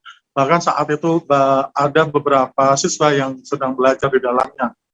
Dari pengakuan mereka memang sudah sering kali kelas mereka terendam banjir atau terendam air saat setelah hujan deras. Bahkan ketinggian air yang mengenai kelas mereka sampai semata kaki orang dewasa. Jadi mereka para siswa ini juga merasa tidak nyaman dan khawatir karena saat pembelajaran itu atap-atap yang berpotensi ambrol ini membahayakan para siswa dan guru saat belajar di kelas. Kemudian dari kelas 4, kondisinya yang paling parah, bagian atap sebelah kiri bangunan di sudut. Atap itu berlubang dan banyak sekali rembesan air hujan. Dan kelas 4 ini paling parah saat usai hujan deras. Misalnya hujan deras pada malam hari, besoknya kelas 4 tersebut akan tergenang air dan setinggi mata kaki orang dewasa itu, sehingga para murid dan para guru setiap pagi setelah hujan pasti mengepel. Dan tidak hanya itu, pembelajaran di kelas 4 itu juga dipindahkan ke luar kelas karena bangunan sekolah mereka terendam air. Dan sesuai dari keterangan Kepala Sekolah Ibu Mawar mengatakan bahwa pihaknya telah mengusulkan beberapa kali pengajuan untuk perbaikan atap ke Dinas Sarana dan Prasarana Dinas Pendidikan Kabupaten Mojokerto. Namun hingga saat ini perbaikan juga tidak kunjung diperbaiki. Menurut dia, pihak petugas Sarpras sudah sempat melakukan survei di sekolah tersebut pada bulan kemarin. Namun menurut dia perbaikan atap sekolah ini tidak bisa dilakukan tahun ini. Kemungkinan akan dilakukan pada tahun depan. Ia berharap atap bangunan sekolah yang rusak ini segera diperbaiki agar para guru itu tidak was-was melihat atap plafon ini berpotensi tiba-tiba ambrol karena keberadaan SD Pamarejo ini berada di dataran tinggi sehingga curah hujan sangat tinggi. Karena itulah atap bangunan SD ini rawan ambrol. Seperti itu, rekan Firda. Baik, terima kasih rekan Romadoni dari surya.co.id atas laporan Anda. Selamat bertugas kembali, dan Tribuners akan kami tampilkan wawancara dari Kepala Sekolah SDN Tawangrejo Mojokerto, Henti Yanusri. Berikut liputannya untuk Anda. Ini hampir 3 tahun ini Mas kerusakannya. Terus kelihatannya kan sudah parah untuk atapnya saja. Saya takutnya kalau kondisi hujan, karena sini curah hujannya tinggi. Terus kita Bapak Ibu guru juga murid-murid tidak tahu, akhirnya istilahnya ambrol. Itu nanti kan membahayakan dari siswa sini semua. Gitu. Bu, kerusakannya ini hampir menyeluruh di kelas mana saja, Bu? Ini menyeluruh dari kelas 1 sampai kelas 4, ditambah untuk ruang perpus sama UKS. Kerusakan paling parah di kelas mana ini? Kerusakan paling parah itu di kelas 1. Kemudian terasnya kelas 1, kelas 2, terus sama kelas 4 di dalam kelas. Ini kemarin informasinya plafonnya ambrol terus mengenai guru katanya, Bu. Iya, untuk kelas 2. Kelas 2. Itu saat mengajar, kena plafonnya. Untung anak-anak itu sudah pulang. Jadi mengenai gurunya saja. Itu pas hujan atau enggak? Itu kondisi barusan kok masih setelah hujan. Setelah hujan. Pihak kepolisian Polsek Sambirampas, Polres Manggarai Timur sedang melakukan penyelidikan terkait peristiwa kebakaran bangunan milik SMA Negeri 2 Sambirampas. Terkait dengan ini, Kepala SMA Negeri 2 Sambirampas, Lukman, berharap agar polisi berhasil mengungkap menyebab kebakaran tersebut. Informasi lebih lengkapnya akan disampaikan oleh rekan jurnalis kami dari Tribun Flores. Ada Robert Ropo yang akan melaporkannya. Silakan rekan Robert. Baik, selamat siang rekan Firda dan sahabat Tribuners. Dapat saya laporkan dari Kabupaten Manggarai Timur, Pulau Flores, Provinsi Nusa Tenggara Timur, di mana pada tanggal 18 September tahun 2022 kemarin terjadi peristiwa kebakaran bangunan untuk 3 ruangan di SMA Negeri 2 Sambirampas di Kecamatan Sambirampas, Kabupaten Manggarai Timur, Pulau Flores, Provinsi Nusa Tenggara Timur. Dan di mana dalam peristiwa kebakaran itu ada 3 ruangan, yaitu ruangan darurat dan ruangan bendahara. Untuk 2 ruangan kelas, menurut penyampaian dari Kepala Sekolah SMA Negeri 2 Sambirampas, Lukman, mengatakan bahwa 2 ruangan darurat itu sebagian besarnya ludes terbakar, sementara sebagian kecilnya seperti kursi, meja bisa diselamatkan oleh para guru, masyarakat, dan juga pihak kepolisian dan TNI serta pemerintah kecamatan setempat. begitu juga untuk satu ruangan bendahara, yaitu sebagian besarnya bisa diselamatkan, sedangkan sebagian kecil di bagian jendela, dan ada juga kursi dan buku yang terbakar, namun tidak semuanya, hanya sebagian kecil. Menurut penyampaian dari Lukman sendiri bahwa api itu muncul pada 2 titik, yaitu titik pertamanya itu ada di ruangan kelas darurat, sedangkan titik keduanya yaitu di ruangan bendahara. Jadi sementara mereka sedang berusaha untuk memadamkan api di ruangan darurat, tiba-tiba ada seorang guru yang melihat ada titik api yang muncul di ruangan bendahara.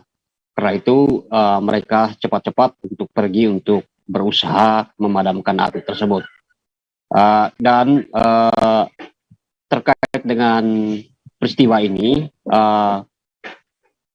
pihak kepolisian dari Polsek Sambirampas, Polres Manggarai Timur sudah datang dan melakukan olah TKP pada tanggal 18 malam hingga tanggal 19 pagi. Saat ini memang garis polisi masih berada di lokasi kebakaran, dan pihak kepolisian sementara ini memang masih melakukan proses penyelidikan untuk mengungkap penyebab kebakaran bangunan tersebut.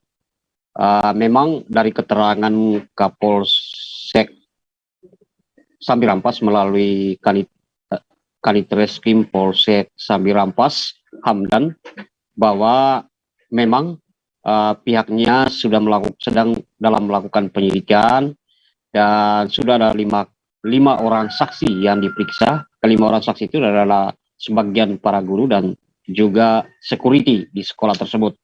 Dan memang dari hasil pemeriksaan terhadap 5 orang saksi ini, polisi belum bisa menentukan atau mengungkap fakta terkait penyebab kebakaran itu, karena belum cukup bukti yang akurat, sehingga pihaknya masih melakukan penyelidikan lebih lanjut dengan memeriksa sejumlah saksi-saksi lainnya.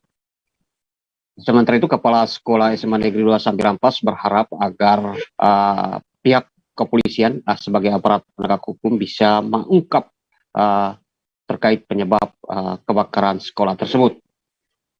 Demikian rekan Firda dan sahabat Tribuners, saya laporkan dari Borong, Kabupaten Manggarai Timur pada siang menjelang sore hari ini. Selamat siang. Baik, terima kasih rekan Robert Robo dari Tribun Flores atas laporan Anda. Selamat bertugas kembali. Kita beralih ke informasi lainnya, saudara. 2 oknum aparatur sipil negara Dinas Pendidikan Jakarta Barat digerebek saat diduga tengah berselingkuh di Hotel FM3 Kota Tangerang. Penggerebekan tersebut dilakukan oleh Sunarni, istri dari seorang ASN Dinas Pendidikan Jakarta Barat, yakni Turman.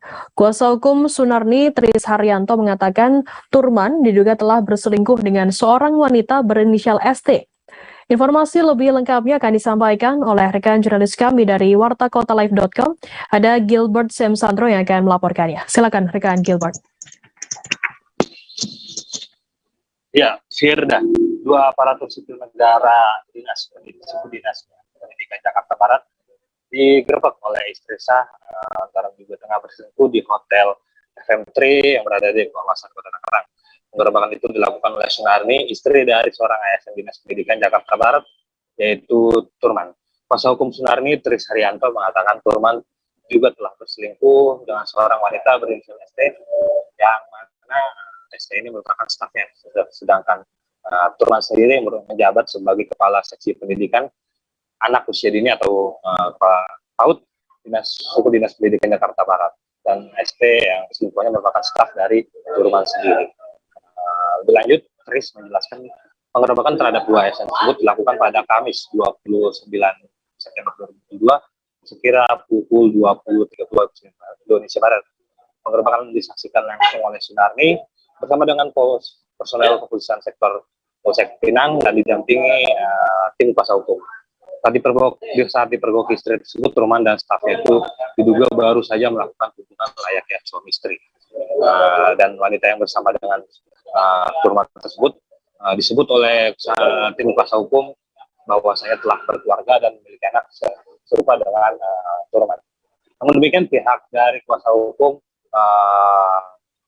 istri dari Turman sendiri sebenarnya belum melakukan koordinasi dengan pihak keluarga ST atas perbuatan yang telah dilakukannya itu. Dan langkah selanjutnya diambil oleh Sunardi, yaitu akan melaporkan, yaitu telah melaporkan perbuatan suaminya kepada pihak kepolisian dan akan melaporkan ke atasan kepala suku dinas pendidikan Jakarta Barat dan juga wali kota Jakarta Barat. Hal itu dilakukan untuk menimbulkan efek jerah bagi suaminya itu dan juga selingkuhan wanita yang diduga selingkuhan darinya itu. Dan selanjutnya Sunardi menyerahkan seluruh pemeriksaan terhadap suaminya dan selingkuhan itu dijalani sesuai dengan prosedur hukum yang berlaku. Demikian saya. Ya, baik, terima kasih rekan Gilbert atas laporan Anda. Selamat bertugas kembali. Dan akan kami tampilkan Tribuners wawancara dari kuasa hukum Sunardi, Tris Haryanto. Dan berikut liputannya untuk Anda. September 2022, kebetulan di samping kami ini adalah Ibu Sunardi. Jadi selaku klien kami, di mana Ibu Sunardi pada malam hari ini telah memergoki suaminya yang bernama Pak Tarman, Pak Turman.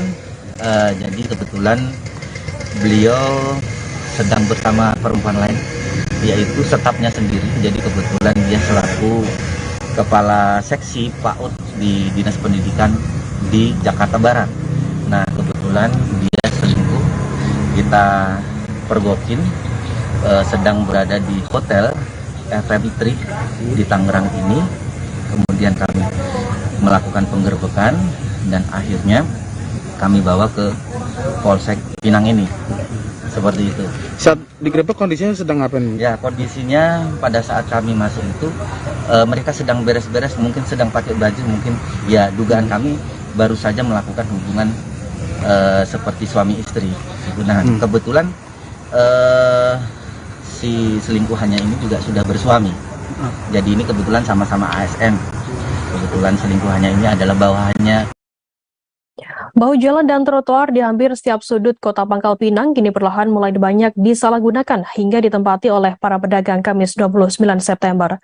Kepala Dinas Perhubungan Kota Pangkal Pinang Ubaidi mengatakan merujuk Undang-Undang Nomor 22 Tahun 2009 tentang lalu lintas dan angkutan jalan, pengguna bahu jalan dan trotoar oleh pedagang merupakan tindak pelanggaran. Namun Ubaidi mengatakan terkait fenomena tersebut pihaknya ingin mengedepankan kemajuan perekonomian masyarakat khususnya pasca pandemi COVID-19. Informasi lebih lengkapnya akan disampaikan oleh rekan jurnalis kami dari Bangka Pos, ada Rizky Rianda yang akan melaporkannya. Silakan rekan Rizky. Ya, Firda, kini di Kota Pangkal Pinang mulai banyak para pedagang yang mulai mendirikan usahanya di atas trotoar hingga memakan bahu jalan. Mulai dari penjual dengan menggunakan gerobak hingga ada beberapa pedagang yang bahkan menggunakan bangunan semi permanen. Menanggapi hal ini, Kepala Dinas Perhubungan Kota Pangkal Pinang saat dikonfirmasi mengatakan secara aturan atau merujuk Undang-Undang Nomor 22 Tahun 2009 tentang lalu lintas dan angkutan jalan, penggunaan bahu jalan dan trotoar oleh pedagang ini merupakan tindakan yang dilarang. Namun pihaknya juga mengatakan dikarenakan kondisi saat ini masih sedang dalam pemulihan ekonomi pasca pandemi COVID-19, pihaknya pun tak begitu mempermasalahkan terkait hal tersebut. Terlebih memang untuk kebiasaan jalan kaki di trotoar memang jarang atau masih minim, ataupun pembeli yang enggan turun dari motor untuk membeli dagangan juga kebiasaan yang terus dilakukan oleh masyarakat Kota Pangkal Pinang. Selain itu, Ubaidi juga mengaku pemerintah Kota Pangkal Pinang juga saat ini juga belum mampu memberikan tempat khusus bagi para pedagang untuk berjualan sehingga tidak menggunakan atau diri di atas trotoar atau memakan bahu jalan. Namun untuk penggunaan trotoar dan bahu jalan oleh pedagang ini tentunya juga mengundang sejumlah risiko. Bahkan Kasat Lantas Polres Pangkal Pinang, Ibtu Edi Yusuf, mengatakan jika lokasi pedagang ini membuat atau memicu terjadinya kecelakaan lalu lintas tepat berada di gerobaknya atau di tempat lapaknya, bukan tidak mungkin pemilik usaha atau pedagang ini dapat dikenakan pidana penjara dikarenakan adanya tindakan kelalaian dari pemilik usaha. Hal ini pun diungkapkan Kasat Lantas diatur dalam pasal 359 KUHP, yakni menyebabkan orang meninggal dunia dapat diancam dengan pidana paling lama 5 tahun atau pidana kurungan paling lama 1 tahun. Demikian, Firda. Ya, baik, terima kasih rekan Rizky Iranda dari Bangka Pos atas laporan Anda. Selamat bertugas kembali. Kita beralih ke informasi lainnya, Saudara. Tawuran dua kelompok pemuda di Jalan Letda Sujono, Titi Sewa Percut Setuan, saling lempar batu dan menggunakan petasan serta senjata tajam Kamis 29 September. Khairul Fahmi, warga yang menyaksikan tawuran tersebut, mengatakan sekira pukul 1 dini hari ia terbangun akibat mendengar keributan di depan tempat tinggalnya. Saat melihat keluar, Khairul menyaksikan ada sekitar 30 orang sedang adu mulut hingga akhirnya tawuran pun tidak terelakkan. Informasi lebih lengkapnya akan disampaikan oleh rekan jurnalis kami dari Tribun Medan, ada Aprianto yang akan melaporkannya. Silakan rekan Aprianto. Ya, terima kasih Firda. Selamat siang kepada Tribuners semuanya. Dua kelompok pemuda tawuran saling serang menggunakan petasan, senjata tajam dan batu di Jalan Letda Sujono, Titi Sewa, Kecamatan Percut Setuan. Salah satu warga yang menyaksikan keributan itu yaitu Khairul Fahmi. Dia menyebutkan bermula dari sekitar 30 pemuda berkumpul di Jalan Letda Sujono yang sedang beradu mulut. Hingga beberapa saat keduanya langsung saling serang hingga tawuran pun pecah. Pada saat tawuran itu pun terjadi, terlihat beberapa pemuda saling serang menggunakan petasan yang saling menembakkan ke arah lawannya. Dan ada beberapa yang terlihat juga menggunakan senjata tajam dan saling melempar batu ke arah lawannya. Dari keterangan Polsek Percut Setuan melalui Kanit Reskrim Ibtu Ahmad Albar, dia mengatakan sekitar pukul 2 WIB dini hari mereka mendapatkan informasi dari warga adanya tawuran yang terjadi di Jalan Letda Sujono. Namun pada saat personil reskrim menuju lokasi, para pemuda tersebut sudah membubarkan diri. Yang hanya tersisa ada bebatuan yang berserakan di jalan raya tersebut. Untuk korban jiwa, Ibtu Ahmad Albar mengatakan saat ini tidak ada laporan korban jiwa maupun korban luka. Namun jika ada, diharapkan untuk melaporkan ke pihak kepolisian Polsek Percut Setuan. Dan dia juga tidak lupa untuk menghimbau kepada warga jika mengetahui hal serupa agar langsung melaporkan ke polisi agar dapat ditindaklanjuti agar tidak menimbulkan hal yang tidak diinginkan. Begitu Firda. Ya, baik, terima kasih rekan jurnalis dari Tribun Medan atas laporan Anda. Selamat bertugas kembali. Dan Tribuners akan kami tampilkan wawancara dari Kanit Reskrim Polsek Percut Setuan, Ibtu Ahmad Albar. Berikut liputannya untuk Anda. Baik, terima kasih. Jadi benar tadi malam terjadi tawuran sekira pukul 2 dini hari. Di lokasi Bang, bagaimana Bang? Jadi begitu kami mendapat informasi, kami langsung ke TKP dan sampai di TKP pemuda yang tawuran sudah tidak ada tempat lagi. Dari TKP Bang, ada nggak yang diamankan barang bukti atau pelakunya? Kebetulan kami sampai di TKP, untuk barang-barang bukti di TKP sudah bersih. Sudah tidak ditemukan ya? Tidak ada, hanya serpihan batu dan juga tidak terlalu banyak. Dan dari keterangan Bang, ada nggak korban Bang? Untuk korban sejauh ini tidak ada yang mengadu ataupun membuat pengaduan. Namun sampai saat ini masih kami tunggu apabila ada korban membuat pengaduan. Harapan Abang bagaimana Bang untuk masyarakat yang mengetahui kejadian serupa Bang? Ya, harapan kami untuk masyarakat apabila mendengar informasi seperti ini segera memberitahu pihak kepolisian. Sebuah bus yang mengangkut pemain Persik Kuningan mengalami kerusakan parah. Kejadian tersebut berlangsung sekitar pukul 19.30 waktu Indonesia Barat saat kendaraan bus tersebut melaju arah pulang ke Kuningan seusai melangsungkan pertandingan antara Persik Kuningan berhadapan dengan PSGJ di Stadion Bima Cirebon pada Kamis 29 September. Sopir bus Persik Kuningan Aan Sehan mengatakan kehancuran bus Persik Kuningan terjadi di tengah perjalanan saat arah pulang. Sean yang juga mantan kiper Persik Kuningan tersebut menyebutkan serangan mulai membabi buta persis terjadi di daerah Ciperna atau kawasan lapangan golf daerah setempat. Informasi lebih lengkapnya akan disampaikan oleh rekan jurnalis kami dari Tribun Cirebon, Hada Ahmad Ripai akan melaporkannya. Silakan rekan Ripai. Baik, Firda, dapat saya sampaikan mengenai insiden yang terjadi pada unit bus Persik Kuningan. Itu berlangsung tadi malam. Kejadian itu muncul seusai pertandingan Persik Kuningan melawan PSGJ di Liga 3 seri kedua tahun 2022. Adapun muncul insiden penyerangan tersebut itu terjadi di arah pulang kendaraan pengangkut pemain Persik Kuningan di daerah Ciperna atau persis sekitar kawasan lapang golf daerah setempat. Muncul serangan itu persis mengenai beberapa bagian di kendaraan mobil bus Persik Kuningan hingga mengakibatkan pecah kaca, dan kejadian itu berlangsung selama 3 kali di titik berbeda. Di antaranya dari perjalanan menuju pulang itu di Ciperna, di Geronggong, kemudian yang terakhir itu di sekitar kawasan Polsek Beber. Pengakuan ini tentu membuat supir bus Persik Kuningan merasa terkejut dengan penyerangan oleh orang tak dikenal. Padahal dalam pertandingan PSGJ Cirebon melawan Persik Kuningan, tentu Persik Kuningan ini tidak menang alias kalah dengan skor akhir 3-1. Demikian, Firda, yang dapat saya sampaikan. Ya, baik, terima kasih rekan Ripai dari Tribun Cirebon atas laporan Anda. Selamat bertugas kembali. Tribuners, akan kami tampilkan wawancara dari sopir bus Persik Kuningan, Aan Sehan, dan berikut liputannya untuk Anda. Dengan kejadian ada pengerusakan ya katanya. Nah, itu bisa dijelaskan, Om? Gimana? Ya bisa dijelaskan, itu bisa rusak, kenapa itu? Iya, pertama kan kita dari stadion itu pengawalan sampai Penggung ya.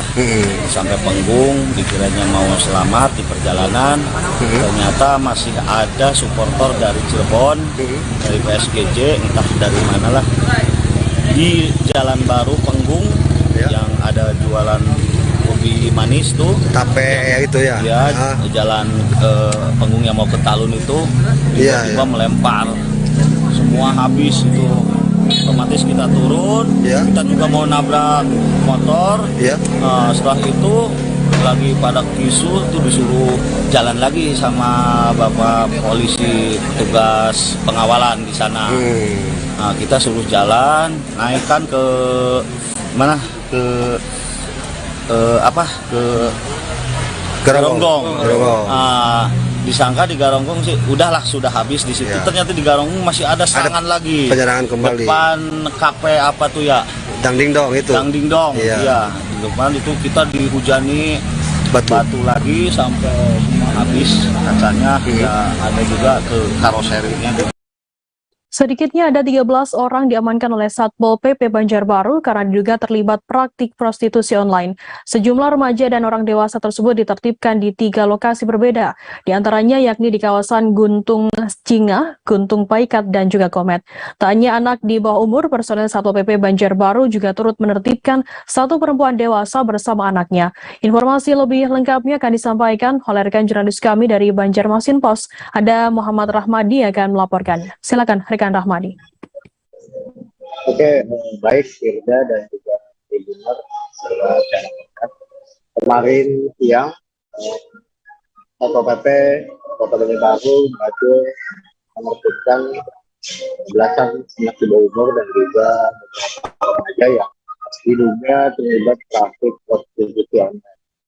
Nah, mereka kemarin langsung dibawa ke markas komando Satpol PP Kota Baru dan mereka menjalani pemeriksaan dan juga menjawab sejumlah pertanyaan dari Satpol PP. Nah, info terbaru hari ini, belasan remaja itu sudah dibawa ke rumah singgah milik Dinas Sosial bersama beberapa orang yang terlibat dalam praktik prostitusi tersebut. Dari belasan orang itu, Satpol PP menilai ada 3 perempuan yang terbukti sebagai pelaku prostitusi, di mana diantaranya 2 orang merupakan anak di bawah umur dan 1 orang merupakan orang dewasa. Ironisnya yang 1 orang dewasa ini ditertibkan petugas Satpol PP saat sedang berduaan pria, namun juga sedang membawa anak pria yang masih berusia kira 3 tahun. Nah, belasan anak di bawah umur itu kemarin ditertibkan oleh Satpol PP di tempat berbeda, yakni di rumah yang disewa anak di bawah umur itu untuk melakukan vaksin. Mungkin itu yang berdasarkan tidak dan Ya, baik. Terima kasih rekan jurnalis dari Banjarmasin Post atas laporan Anda. Selamat bertugas kembali. Kita beralih ke informasi selanjutnya, Saudara. Sepeda motor milik karyawan minimarket Alfamart di Natar, Lampung Selatan raib di gondol maling. Aksi pencurian motor ini terekam kamera CCTV. Diperkirakan pencuri motor karyawan tersebut berjumlah 3 orang. 1 diantaranya mengenakan kupluk. Informasi lebih lengkapnya akan disampaikan oleh rekan jurnalis kami dari Tribun Lampung. Ada Bayu Saputra yang akan melaporkannya. Silakan rekan Bayu. Selamat siang rekan Vira dan Tribuners dimanapun berada. Saya Bayu Saputra melaporkan bahwasannya benar setelah terjadi pencurian kendaraan motor pada Jumat pekan lalu yang berada di daerah Natar, Lampung Selatan, tepatnya tepatnya di Natar, Lampung Selatan. Pada saat itu korban akan melakukan pemindahan motor dari tempat biasa kemudian di tempat yang lain. Kemudian pada saat itu juga dia mencurigai ada 3 orang yang memantau atau menggambar motor miliknya. Pada saat itu menurut keterangan dari saksi Megiantoro bahwasannya 1 pelaku itu masuk menggunakan peci berwarna hitam, kemudian berbaju hijau yang berpura-pura menjadi pembeli di minimarket tersebut. Dan kemudian ada 2 orang lainnya di luar, yakni menggunakan sepeda motor Vario, kemudian ada 1 orang yang mengenakan jaket hoodie warna coklat. Nah, ketiganya ini rupanya sudah saling kenal dan sudah berkelompotan, sehingga motor yang dimiliki dan motor yang milik Ipan itu digasak oleh 3 pelaku pencurian ini. Begitu rekan kerja dan Tribunus dimanapun berada, saya Bayu Saputra melaporkan kembali ke studio. Terima kasih rekan Bayu Saputra dari Tribun Lampung atas laporan Anda. Selamat bertugas kembali. Dan Tribuners akan kami tampilkan wawancara dari pihak terkait dan berikut liputannya untuk Anda. Pada waktu itu kan habis Jumatan, sekitar pukul 12:30 ada mobil barang Alfa datang. Korban itu sedang menyapu. Korban belum mengetahui motornya itu kalau hilang. Korban memarkirkan kendaraan tersebut, baru dia sadar bahwa motor itu udah nggak ada. Jam berapa itu? Jam kurang lebih 12.30. 12.30. Sedangkan dia nyapunya itu jam Dia di dalam ya? Nyapu tuh di dalam sama di luar. Oh, dia sadar itu mau pergi atau bagaimana itu? Mau parkirin mobilnya. Oh, mau parkirin mobilnya. Kemudian dilihat motor nggak ada. Setelah dilihat dari CCTV seperti apa ya, Bang? 3 orang. 3 orang. 3 orang. Modusnya gimana sih, Abang tahu nggak modusnya? Yang satu itu membeli minuman. Oh, seperti minuman dalam. Yang 2 di luar mantau. Nah, terus ciri-cirinya gimana, Mas? Si pelaku ini, Mas? Ciri-cirinya yang satu badannya besar, hitam, pakai masker. Yang satu tinggi, kurus, pakai peci. Itu Proses hukum kasus aborsi dua pasangan kekasih SM 32 tahun dan NM 29 tahun terus berlanjut. Kedua tersangka ditangkap setelah melakukan aborsi 7 janin dalam box makanan di sebuah rumah kosan di daerah Pajarakang, Biringkanaya, Kota Makassar, Sabtu 24 Juni lalu. Kasih Humas Polrestabes Makassar, AKP Lando KS mengatakan berkas dari kasus tersebut sudah masuk tahap pelimpahan ke Kejaksaan Negeri Makassar. Informasi lebih lengkapnya akan disampaikan oleh rekan jurnalis kami dari Tribun Timur, ada Muhammad Sauki yang akan melaporkannya. Silakan rekan Sauki. Ya, baik. Kasus dari aborsi 7 janin oleh 2 pasangan sejoli SM dan EM itu sekarang sudah masuk tahap B21 atau sudah dilimpahkan ke Kejaksaan Negeri Makassar. Sejak kemarin 2 tahanan ini sudah berstatus sebagai tahanan rutan Kejari Makassar dan akan dilakukan persidangan 7 sampai 14 hari ke depan. Lewat Kasipidum Kejari Makassar, Ibu Asriani Asad, beliau mengatakan kedua pasangan ini paling lambat disidang 14 hari ke depan sesuai KUHP. Kemudian saat dimintai keterangan di kantor Kejari Makassar, SM dan NM mengaku sudah melakukan praktek tersebut, praktek aborsi sejak tahun 2012 dan terakhir 2017. Dalam 1 tahun terdapat 1 aborsi dan bahkan bisa sampai 2 aborsi yang dilakukan oleh pasangan dua sejoli ini. Kemudian hasil aborsi tersebut, mayat janinnya beliau simpan di dalam pos, di dalam sebuah kotak box nasi. Simpan, kemudian viral kemarin karena didapatkan oleh ibu kos karena beliau sudah meninggalkan kos di sana. Untuk saat ini itu yang bisa saya laporkan. Kembalikan ke kantor. Demikian. Baik, terima kasih rekan Muhammad Sauki dari Tribun Timur atas laporan Anda. Selamat bertugas kembali. Tribuners, informasi tadi sekaligus menutup perjumpaan kita dalam live update siang hari ini. Setelah ini masih ada program live update sport Tribun News yang akan dipandu host Yesi Wineta. Dan akhirnya saya Firda Anda beserta kru bertugas pamit undur diri. Terima kasih dan sampai jumpa.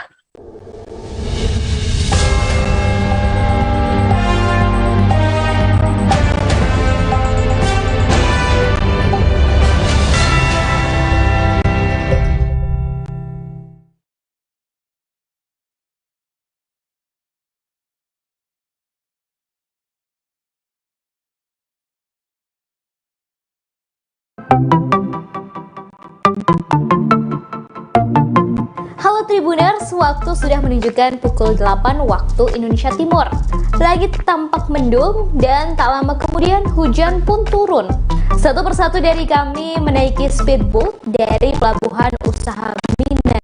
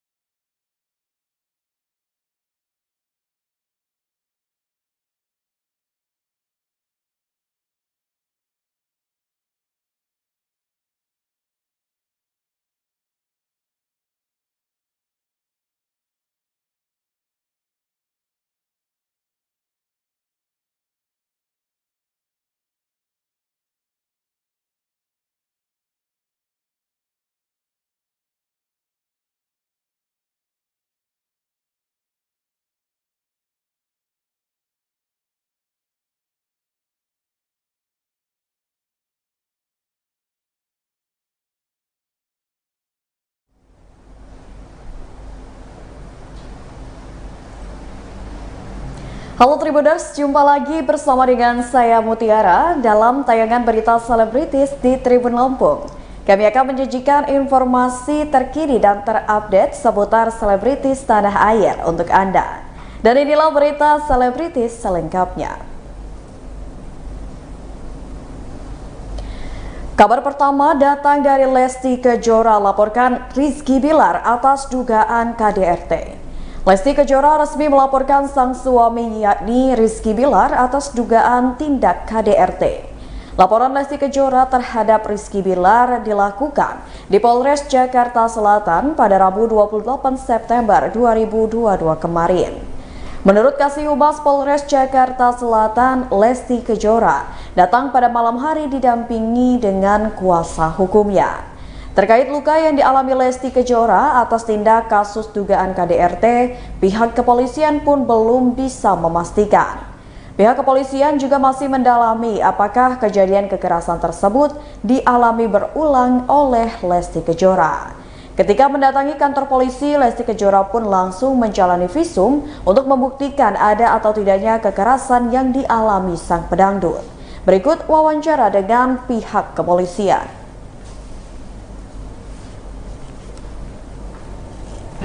Ya, kalau menurut saudara L yang melakukan adalah suaminya sendiri. Itu terjadi berulang-ulang atau seperti apa dalam keterangannya nanti? Kalau itu nanti tetap kita dalami. Ya kapan, terus berulang atau tidak itu nanti penyidik yang lebih tahu. Mungkin luka yang terlihat di wajah L sendiri ada nggak Bu saat melaporkan semalam itu Bu? Ya nanti kita lihat dulu dari visum ya, bukti visum yang memperjelas untuk fakta otentik. Saudari L bawa bukti visum Bun ke sini Bun semalam? Semalam kita harus visum dulu. Jadi untuk dilaporkan kasus ini kita wajib untuk Berapa lama Bun semalam Saudari L laporan di SPKD? Untuk Saudari L datang semalam. Dampingi Saudi.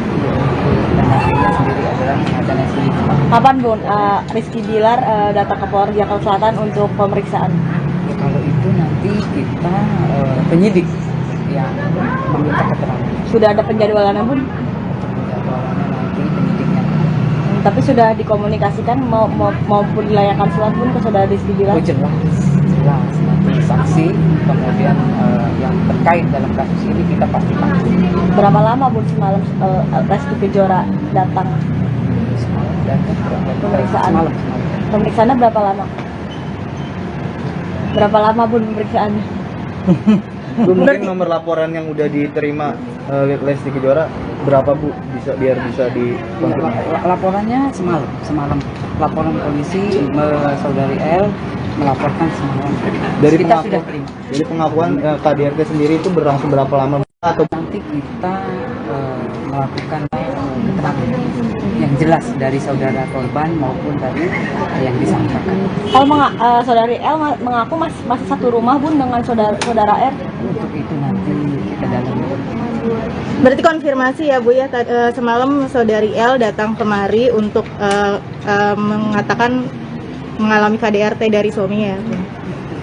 Ibu, mohon maaf, semalam para memeriksa sendiri melihat saudari L datang itu dalam keadaan terguncang atau bagaimana? Untuk sementara kita dalami. Kapan Bun kemungkinan saudari L kesini lagi Bun? Nanti kita minta kembali keterangan dari beliau. Berarti pasti kita panggil. Berarti untuk hasil visum hari ini juga Bun? Visum nanti penyidik yang mengambil. Kejadiannya di rumah atau di mana Bun? Untuk kejadian nanti ini masih kita dalami. Mungkin pasal yang disertakan Bu? Iya, pasal KDRT yaitu Undang-Undang 3 tahun 2004. Ancamannya Bu? Ancamannya paling tinggi itu 15 tahun. Ini memang luka berat atau mengakibatkan meninggal. Terima kasih. Bu, saudari L kesini dengan rasa sedih atau seperti apa Bun, trauma? Gesturnya Bun. Ya kita sementara ini tetap kita dalami ya Mbak. Semua ini pasti kita ada bukti kemudian dari saksi-saksi. Jadi masuk unsur untuk kita kasus ini kita harus perjelas. Ibu sedikit menegaskan, benar kalau saudari L ini mendapatkan KDRT langsung dari suaminya atau bagaimana, Bu? Menjelaskan, maksudnya menegaskan aja. Nanti kita cek dari pemeriksaan dari saksi atau keterangan dari korban. Total saksi ada berapa, Bu, yang dilaporkan oleh total saksi? Nanti kita cek. Terima kasih, Bu Nurman. Ayo cepetan, ayo nanti bolak balik lagi. Lainnya, KDRT. Saudara sendiri melaporkan siapa? Ya kalau menurut saudara L yang melakukan adalah suaminya sendiri. Itu terjadi berulang-ulang atau seperti apa dalam keterangannya nanti? Kalau itu nanti tetap kita dalami. Ya kapan terus berulang atau tidak itu nanti penyidik yang lebih tahu. Mungkin luka yang terlihat di wajah L sendiri ada nggak Bu saat melaporkan semalam itu, Bu? Ya nanti kita lihat dulu dari visum ya, bukti visum yang memperjelas untuk fakta otentik. Saudari L bawa bukti visum, Bun, ke sini, Bun, semalam? Semalam kita harus visum dulu. Jadi untuk dilaporkan kasus ini kita wajib mengirim visum. Berapa lama, Bun, semalam saudari L laporan di SPKD? Untuk saudari L datang semalam. Dampingi Syauli. Pendampingnya sendiri adalah pengacaranya sendiri. Kapan, Bun, Rizky Bilar datang ke Polres Jakarta Selatan untuk pemeriksaan? Ya, kalau itu nanti kita penyidik yang meminta keterangan. Sudah ada penjadwalannya, Bun? Penjadwalannya nanti penyidiknya. Tapi sudah dikomunikasikan maupun dilayangkan surat, Bun, ke saudara Rizky Bilar? Oh, jelas. Nanti saksi kemudian yang terkait dalam kasus ini kita pastikan. Berapa lama, Bun, semalam Lesti Kejora datang? Pemeriksaan. Semalam. Pemeriksaannya berapa lama? Berapa lama, Bun, pemeriksaannya? Mungkin nomor laporan yang udah diterima Lesti Kejora berapa, Bu? Biar bisa dikonfirmasi. Laporannya semalam. Laporan polisi saudari L melaporkan semalam. Dari kita sudah terima. Jadi pengakuan KDRT sendiri itu berlangsung berapa lama? Atau nanti kita melakukan keterangan yang jelas dari saudara korban maupun dari yang disampaikan. Saudari L mengaku masih satu rumah, Bun, dengan saudara R. Untuk itu nanti kita dalami. Berarti konfirmasi ya, Bu, ya, semalam saudari L datang kemari untuk mengatakan mengalami KDRT dari suaminya, ya, Bu. Ibu, mohon maaf, semalam para memeriksa sendiri melihat saudari L datang itu dalam keadaan terguncang atau bagaimana? Ya, untuk sementara kita dalami. Kapan, Bun?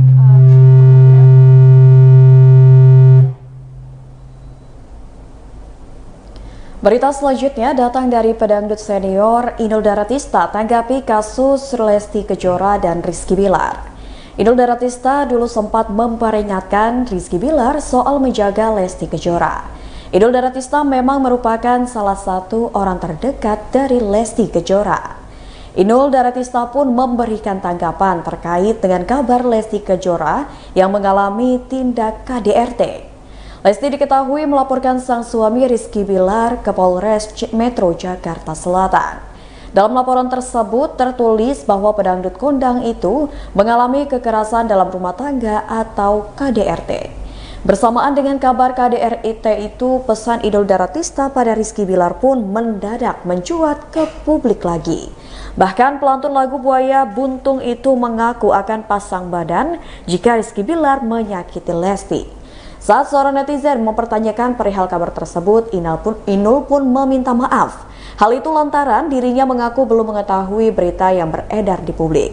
Sedangkan mengenai kabar permasalahan rumah tangga Rizky Bilar dan Lesti Kejora, Inul mengaku hanya bisa mendoakan keduanya. Berikut wawancara dengan Inul Daratista.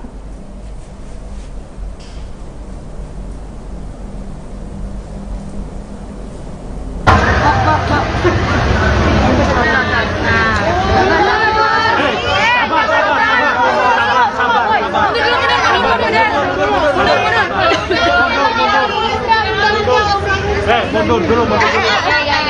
Jangan lucu, bundanya mau. Udah. Jangan dorong, guys. Mundur, turunin apa ya?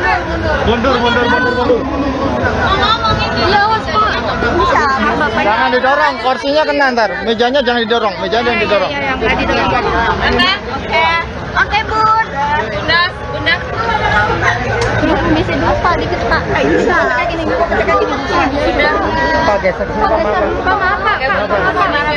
Ntar mejanya maju ke dorong kalau nggak tahu. Itu jangan kayak gitu ya.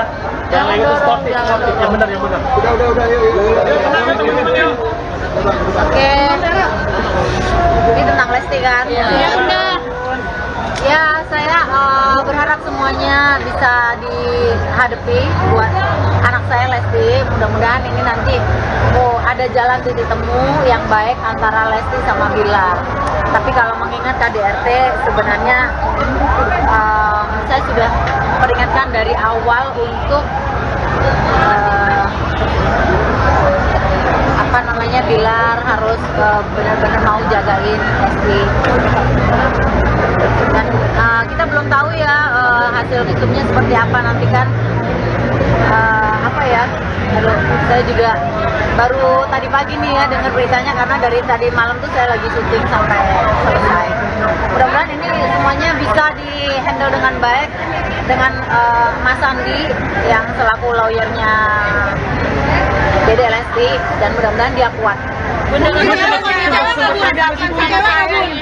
Dibawa ke rumah sakit Menteng gimana?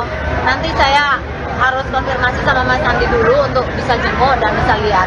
Bun kecewa nggak sih, bilang namanya berhadapan dengan saya. Mudah-mudahan pas kemudian nggak, Bun? Ya kalau ngomongin berhadapan maksudnya masa mau main tinju-tinjuan kan nggak mungkin, dia anak orang juga kan. Cuman pesen saya aja gitu, harus hati-hati karena dia bukan saja berhadapan dengan saya, dengan ibunya, tapi dengan orang-orang yang menyayangi dia pasti akan berhadapan dengan banyak orang kan. Bun, tapi KDRT ini berulang atau seperti apa, Bun? Pasti pernah cerita KDRT ini berulang atau seperti apa? Aduh, saya nggak tahu ya, karena kan kita nggak serumah, Mbak. Bun kecewa nggak sama Bilar? Udah diperingatin dari awal, tapi akhirnya kayak gitu. Menghindari, Bun, janjinya, Bun. Ya, sedih aja sih, gitu. Karena kan saya ketemu Lesti itu kan dari dia masih kecil banget ya. Gitu. Dan ketika dia udah dewasa, sekarang udah bisa memilih. Dan harusnya dia bisa menghadapi ini dengan tenang ya, karena saya sering kali ketemu dengan anak saya untuk harus sabar. Terakhir kemarin komunikasi saya malah ngomong udah nabung belum? Udah nabung belum? Maksudnya nabung buat apa? Ya buat masa depannya dia kan, mumpung sekarang dia lagi banyak duit, ya sekarang dia lagi kaya, banyak duit, program banyak, dan tentunya sebagai orang tua saya kan berharap harus banyak nabung nak, karena kesempatan sekarang lagi banyak. Iya bun, cuman pesannya Lesti terakhir kemarin tuh malah bilang yang banyak uangnya di kakak bun, ya kamu harus pegang uang banyak, kan kamu juga istilahnya juga dia harus banyak duit, harus banyak nabung karena sudah ada anak ya. Komunikasi masalah ini seperti apa? Aduh, saya nggak tahu urusan itu ya Mbak, mohon maaf, takut salah saya. Kalau masalah ini disampaikannya belum, komunikasi masalah KDRT ini udah langsung nanya ke Lesti belum? Belum dijawab. Bunda kaget nggak sih dengan perilaku Bilar yang kasar ini, atau Bunda udah tahu? Nyangka nggak sih Bun? Ya, nggak nyangka lah, karena kan ya namanya kalau saya sudah berpesan atau sebagai orang tua yang berpesan pasti harus hati-hati loh. Itu feeling Bunda sebagai orang yang sudah juga dari Lesti, orang tua kedua juga. Tahu ya Mbak. Bunda, ini sosok Bilar gimana Bunda? Terakhir Bunda, ada yang ingin disampaikan ke Bilar terakhir. Ya, untuk Bilar mudah-mudahan ini yang pertama dan yang terakhir, karena ketika kita melihat bahwa laki-laki itu akan jatuh harga dirinya ketika dia sudah bermain dengan kedua tangannya, atau paling tidak bermain tangan seperti itu. Jadi ya sekarang harus lebih hati-hati lagi gitu. Mudah-mudahan ini yang pertama dan yang terakhir.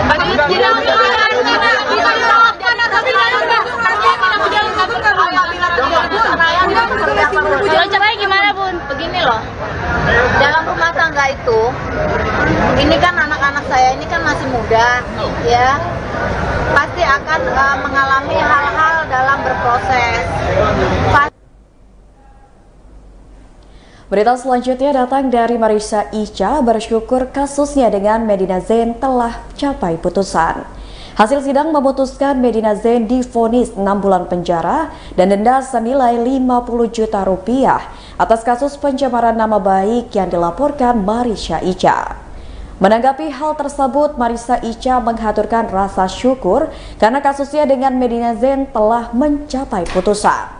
Marissa Ica mengungkapkan orang-orang terdekatnya meminta agar meringankan pidana terhadap Medina Zain. Di samping itu, Medina Zain juga sudah meminta maaf kepada dirinya dan Marissa Ica memikirkan nasib Medina Zain yang memiliki anak yang masih kecil. Selain itu, Marissa Ica juga akan mencabut laporannya yang lain terhadap Medina Zain, yaitu terkait dengan laporan palsu. Berikut wawancara dengan Marissa Ica. Lagi nih.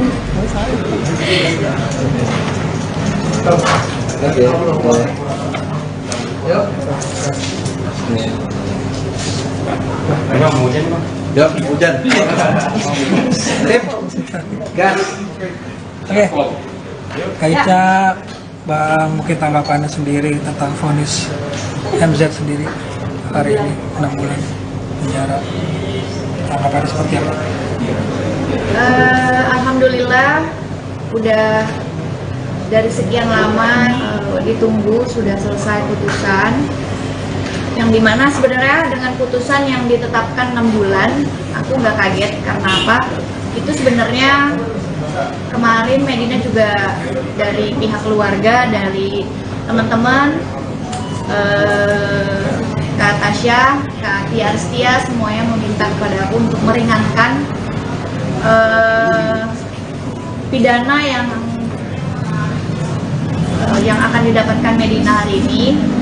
Aku juga meminta bantuan Bang Ramzi untuk meringankan ya Bang, karena adanya Medina meminta maaf berkali-kali dan meminta kepada para sahabat untuk menginformasikan ke aku, dan juga berpikir tentang anak yang masih kecil yang katanya selalu nangis ditinggal sama Medina. Aku tidak mau mencabut LP yang pencemaran nama baik, cuma aku membantu meringankan, dan alhamdulillah hari ini sudah diputuskan 6 bulan, karena juga berpikir juga ada LP-nya Mbak Uki juga. Dan juga untuk LP aku yang satu ya Bang ya, yang tuduhan laporan palsu. Laporan katanya aku telah ada tindak pidana penganiayaan, yang dimana juga aku minta bantu Bang Ramzi untuk dicabut juga ya. Bukan semata-mata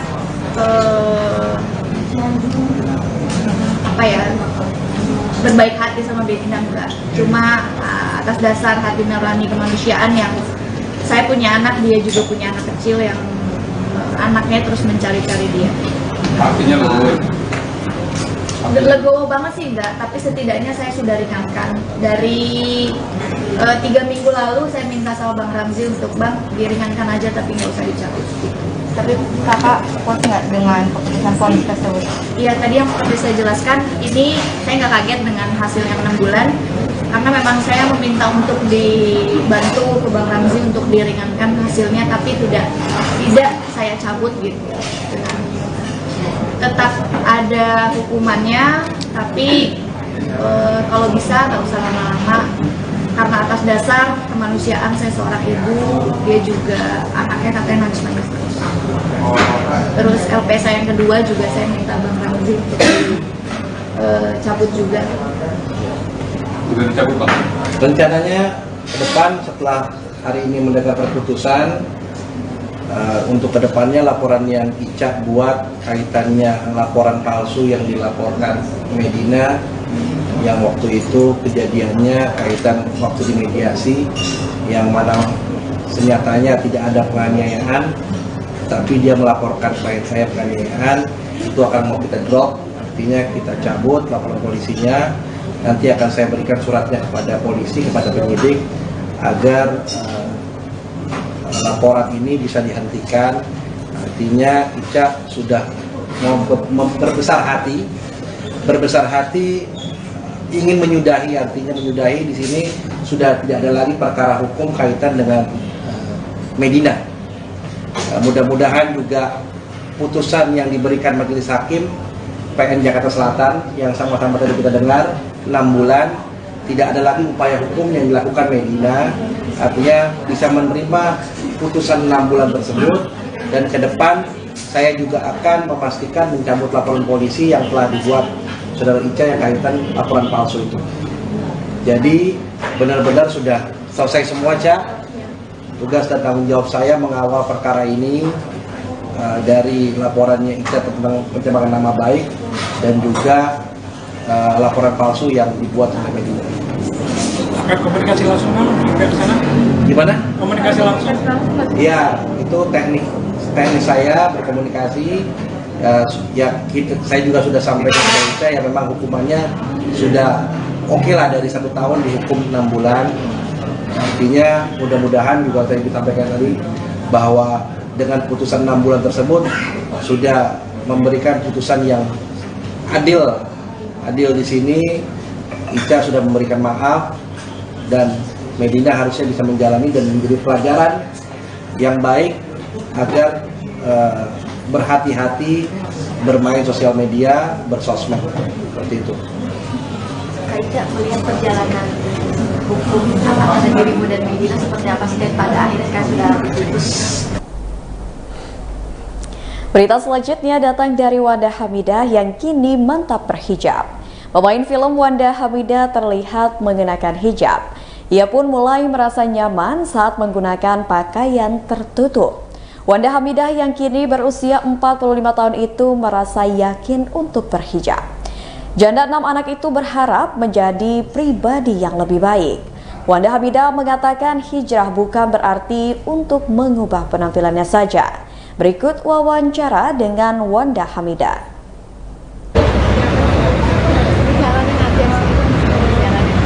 Apa awalnya yang membuat hijrah ya? Kalau hijrah sih, kalau buat saya ya hijrah penampilan. Kalau hijrah penampilan gampang banget. Padahal apa hijrah itu kan dalam dan luas. Jadi hijrah itu artinya itu utama. Jadi nggak cuma penampilan fisik aja.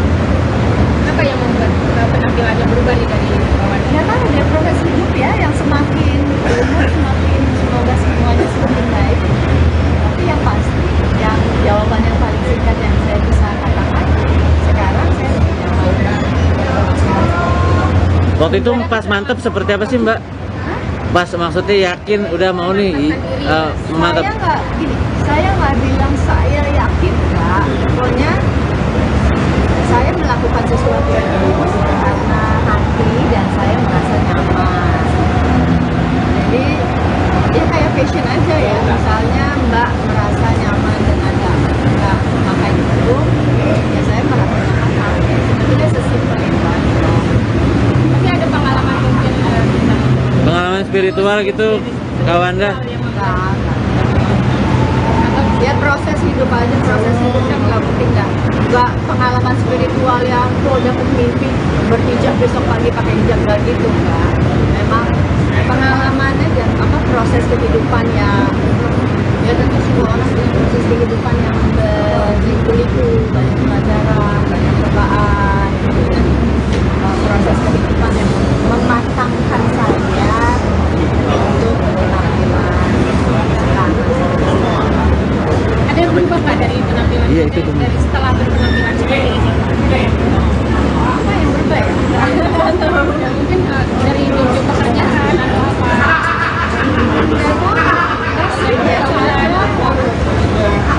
Biasa aja.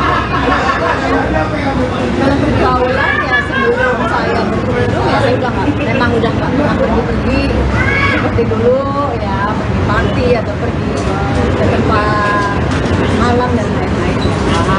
Tapi ya itu kan karena memang udah berubahnya dari dulu. Mbak, pada waktu awal berhijab itu kan sempat ada komentar negatif karena pakai lehernya itu.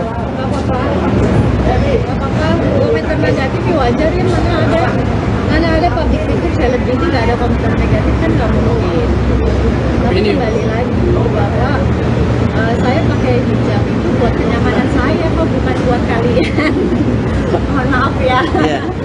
saya pakai kerudung itu buat kenyamanan diri saya, bukan untuk mengentertain para teman-teman media atau mengentertain para netizen, bukan gitu. Jadi biarkan saya menjalani proses saya yang tidak sempurna ini, tidak apa-apa. Seperti saya juga akan menghormati seseorang dan menghargai seseorang yang sedang menjalani proses masing-masing, kan masing-masing orang berbeda. Jadi nggak apa-apa komentar-komentar, wajar-wajar aja.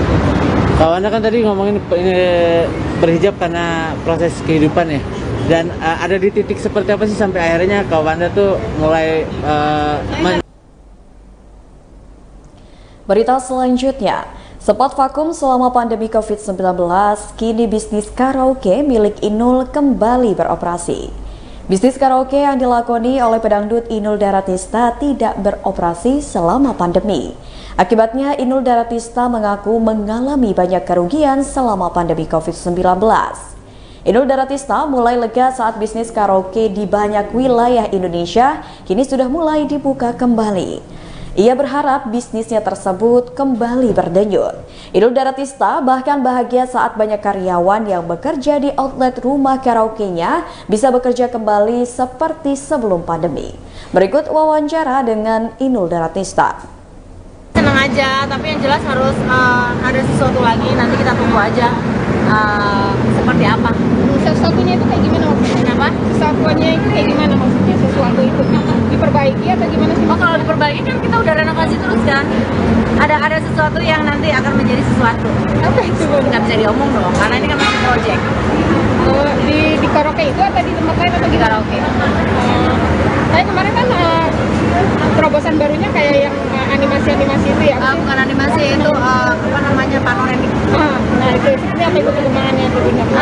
Sekarang sih masih bagus ya. Kemarin kan saya kontrol juga ke beberapa tempat di tempat saya, jadi responnya bagus. Yang jelas ya bagus aja sih, happy mereka dengan suasana yang baru. Pun pekerja-pekerjanya gimana pun kan setelah sebelumnya kan pekerjaannya udah aman sekarang. Udah aman sekarang ya? Karena udah normal kembali. Nah, Bunda juga maksudnya merasa tenang nggak sih kayak akhirnya bisa memperkerjakan lagi karyawan-karyawan yang sebelumnya mungkin dialokasikan? Ada beberapa yang masih belum operasional karena kan harus dipersiapkan lagi, mengingatkan biaya kita kan juga kemarin tuh ancur-ancuran ya waktu kena COVID. Jadi nunggu ada profit baru dikumpulin. Jadi saya juga nggak ngambil, malah saya juga suntik dana terus kan supaya perkembangannya bagus, dan ada beberapa yang harus dibuka lagi karena kan di daerah-daerah lain kan butuh biaya juga. Rugi berapa sih? Oh banyak lah, banyak banget. Nggak bisa diomong. Nggak berapa miliar, ratusan. Ya dong, karena apa namanya, karaoke kita kan banyak ya. Udah kemarin seperti 100 lebih, sekarang udah mulai ada beberapa yang memang kontraknya juga pas kena pandemi udah mau habis jadi tutup gitu. Bun, perpanjangan lagi. Ini udah jalan berapa bulan Bun? Maksudnya karaoke Bun? Karaoke udah operasi? Udah 3-5 bulanan lah.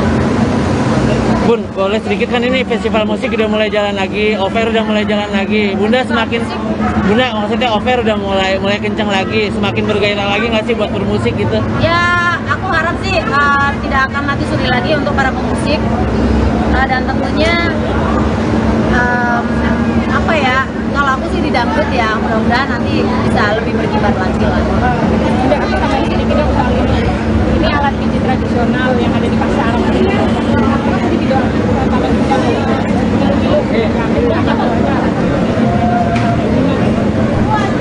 Aduh, takut masuk ke dalam nih Mbak.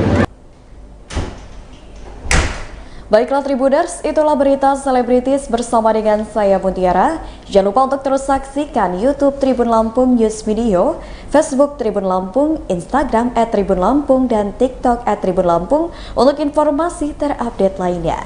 Selamat sore dan sampai jumpa.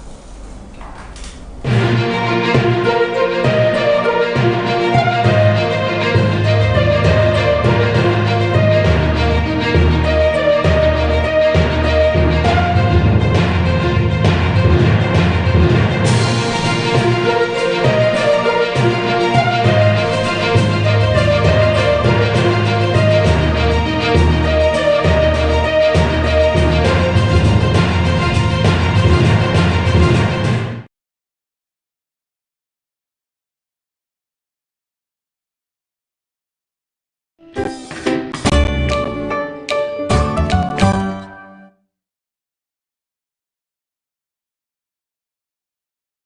sore Tribuners, hari ini Ariska kembali hadir menemani Anda dalam live update travel edisi Jumat 30 September 2022. Seperti biasa, Ariska akan memberikan informasi terkait sejumlah wisata dan kuliner untuk Anda. Tentunya akan disampaikan secara langsung bersama sejumlah reporter kami yang ada di berbagai daerah. Inilah live update travel selengkapnya.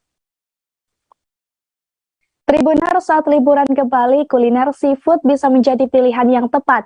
Kuliner yang satu ini bisa Anda dapatkan salah satunya di Pantai Jimbaran yang ada di Uluwatu, Badung, Bali, Tribuners.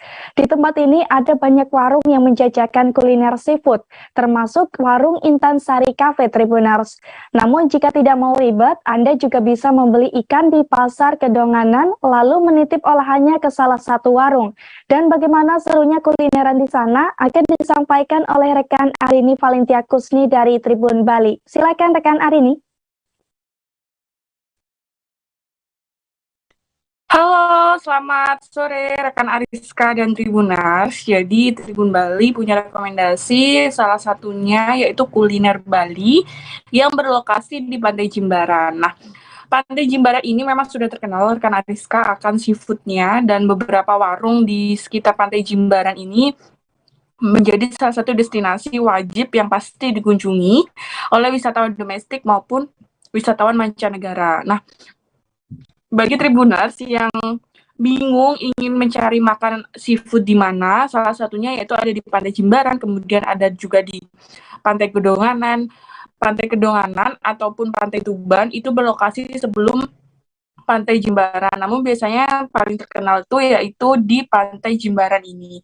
Nah, bagi Tribuners nih yang nggak mau ribet, biasanya kan ada beberapa pilihan macam kita untuk menikmati seafood rekan Ariska. Jadi kita bisa belanja dulu di Pasar Kedonganan, kemudian kita bisa menitipkan seafood itu untuk dimasak di beberapa warung. Namun juga bagi Tribuners yang tidak mau ribet berbelanja, inginnya yang instan aja, Tribuners tinggal milih di Pantai Jimbaran itu tersedia beberapa macam warung seafood. Yang kami cobain waktu itu adalah Intan Sari Cafe. Nah, kami mencoba yaitu kerang bakar, kemudian ikan kerapu bakar, kemudian ada juga cumi goreng tepung dan juga udang saus Padang. Nah, di sini selain kamu bisa menikmati seafood, Tribuners bisa juga menikmati sunset karena kawasan Badung Selatan ini terkenal akan sunsetnya yang indah, apalagi di Pantai Jimbaran ini. Dan di sini juga terbuka untuk umum ya rekan Ariska. Jadi bagi Tribuners yang tidak makan seafood pun masih bisa kok berlibur di Pantai Jimbaran. Karena di sini juga tersedia beberapa macam fasilitas. Tribuners bisa mencoba naik kuda di pinggir pantai, kemudian Tribuners juga bisa mencicipi kuliner-kuliner jajanan yang ada di pinggir pantai seperti jagung bakar, kemudian kacang rebus, kemudian juga ada yang menjual sosis bakar. Jadi tidak hanya seafood aja yang dijual di Pantai Jimbaran itu. Nah, kawasan Pantai Jimbaran ini ramai di saat malam hari karena ada live music yang dia tuh uniknya, live musiknya itu jadi dia nggak berhenti di satu tempat gitu. Jadi menyamperin beberapa meja yang ada tamu-tamunya, jadi kita bisa ngasih tip lewat itu tadi. Nah, di sini juga selain malam hari ada live music, Tribuners juga bisa menikmati pemandangan yang indah dari balik bukit Pantai Jimbaran ini, karena Pantai Jimbaran ini lokasinya di balik bukit. Jadi ketika sunset turun, itu sunsetnya view-nya benar-benar bagus banget. Dan malam hari pun nggak kalah, karena kita bisa lihat lampu-lampu yang begitu indah. Begitu rekan Ariska yang bisa saya laporkan. Baik, terima kasih atas informasi Anda rekan Arini Valentia Kusni dari Tribun Bali. Tribuners, bagi Anda yang berada di Jakarta namun mendambakan kekayaan kuliner dari Kota Makassar, Anda bisa datang ke Rumah Makan Ikan Bakar Pinisi, Tribuners.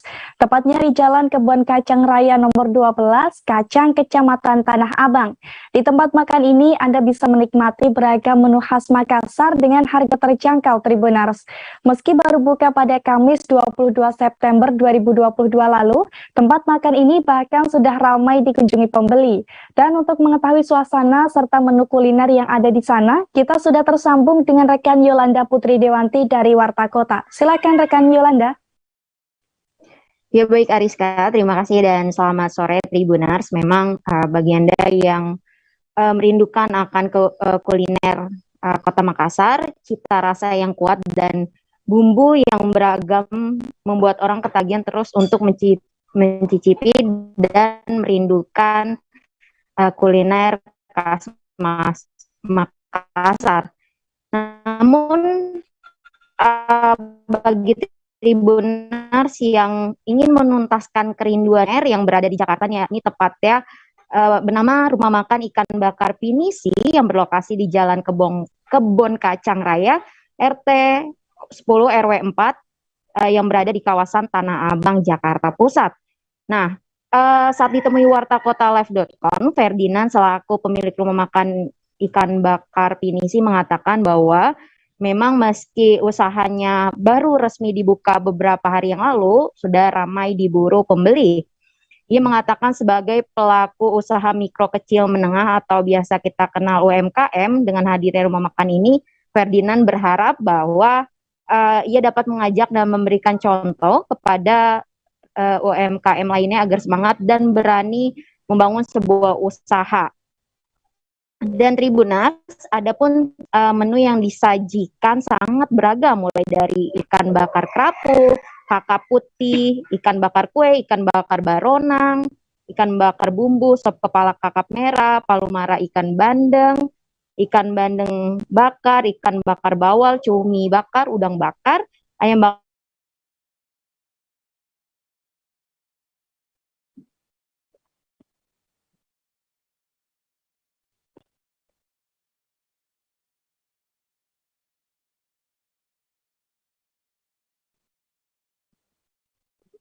Harga yang dibanderol juga sangat terjangkau.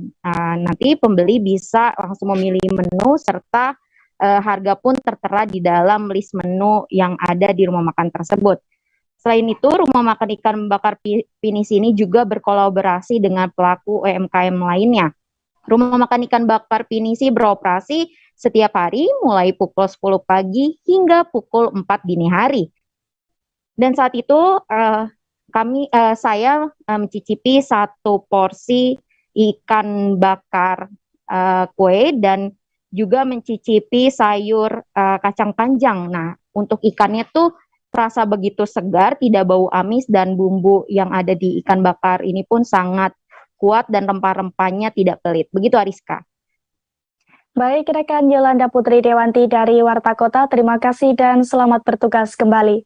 Tribuners, sejak 28 September 2022 di Manado Town Square atau Mantos terdapat gelaran KUR Festival dan UMKM Goes to Capital Market.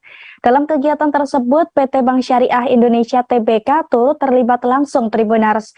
Hal ini dilakukan sebagai upaya untuk mengoptimalkan penyerapan kredit usaha rakyat yang ada di Sulut. Dan bagaimana informasi lengkapnya akan disampaikan oleh rekan Ferdi Guhuku dari Tribun Manado. Silakan rekan Ferdi. Oke, selamat sore Tribuners. Dari Kota Manado saya laporkan seperti yang disampaikan rekan Ariska bahwa di Kota Manado sedang diadakan festival dan juga usaha UMKM market dalam hal ini marketing, di mana ada bank-bank yang terlibat di dalamnya untuk seperti biasa untuk menawarkan KUR kepada warga Kota Manado, Sulawesi Utara dan beberapa usaha mikro kecil dalam hal ini UMKM ya, yang menawarkan produk-produk mereka di tempat ini, dan kegiatan baru saja berlangsung dari beberapa hari yang lalu dan akan berakhir di minggu depan. Nah, Tribuners, salah satu yang mengambil bagian di festival ini adalah Bank BSI yang menawarkan kredit kepada masyarakat Sulawesi Utara yang tergabung.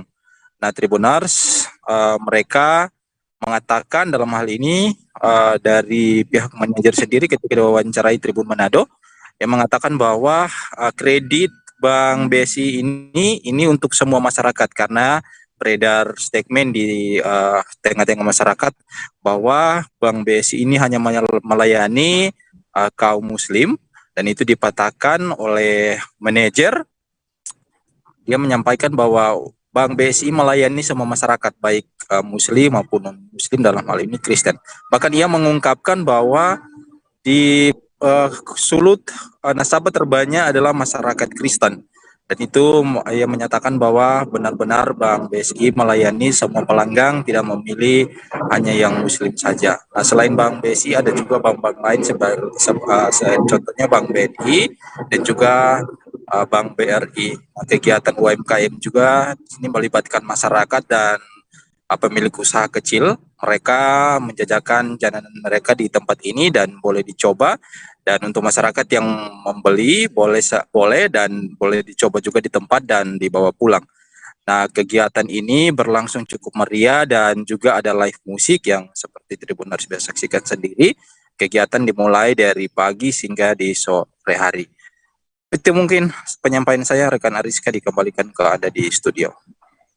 Baik, rekan Ferdi Guhuku dari Tribun Manado, terima kasih dan selamat bertugas kembali. Tribuners, Green Consumer Day diperingati secara global setiap tanggal 28 September. Dalam peringatan kali ini, kegiatan tersebut berlangsung di sebuah outlet di apartemen Begawan, Kota Malang, Tribuners. Dalam kegiatan itu, iLitterless membawa isu lingkungan terkait limbah tekstil. Menurut Direktur iLitterless, NC Adinda DA, kegiatan ini sebagai peringatan bagi semua orang untuk menjadi konsumen yang bertanggung jawab. Dan untuk mengetahui informasi lengkapnya, kita sudah tersambung dengan rekan Silvianita Widiawati dari Surya Malang. Silakan rekan Silvi. Selamat sore Tribuners dan Ariska yang di studio. Gerakan yang dilakukan oleh iLitterless ini cukup menarik perhatian dari donatur yang atau pemerhati lingkungan. Dari mereka akhirnya diperoleh donasi pakaian yang bisa di-recycle lagi untuk dijadikan beberapa produk.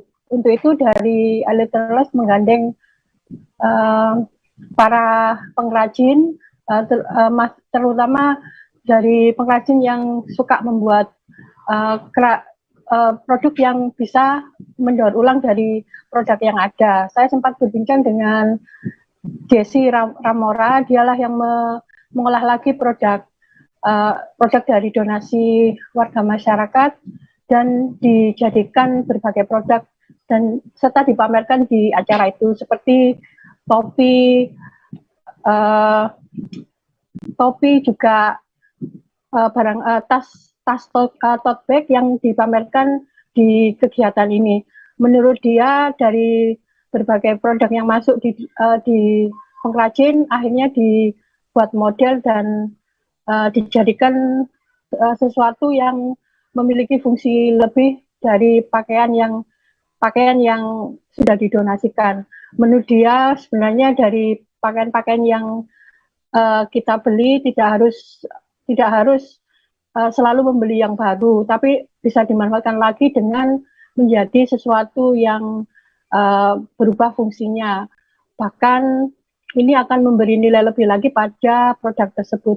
Dari Desi juga memberi pesan bahwa jangan sekedar membeli pakaian, namun juga harus dipikirkan juga dampaknya dan harus bijak dalam menggunakan pakaian itu dan bisa dimanfaatkan dalam bentuk lain. Ia mencontohkan seperti potongan celana jeans yang bisa dimanfaatkan untuk membuat dompet atau lainnya. Dari NC sendiri dari NC sendiri menyatakan konsumerisme masyarakat itu terbentuk mungkin karena kemudahan membeli sehingga mereka tidak memikirkan dampaknya dari produk tekstil tersebut. Kemungkinan karena dari daya beli yang kuat dan kemudahan membeli seperti lewat e-commerce. Dan tujuan kegiatan ini adalah mengajak konsumen bijak sehingga mereka juga bertanggung jawab atas apa yang dibelinya dan memanfaatkan dengan sebaik mungkin. Dan limbah tekstil itu juga tidak kalah berbahaya dari limbah plastik yang cukup banyak di Indonesia. Demikian Ariska. Baik, terima kasih atas laporan Anda rekan Sylvia Widiawati dari Surya Malang.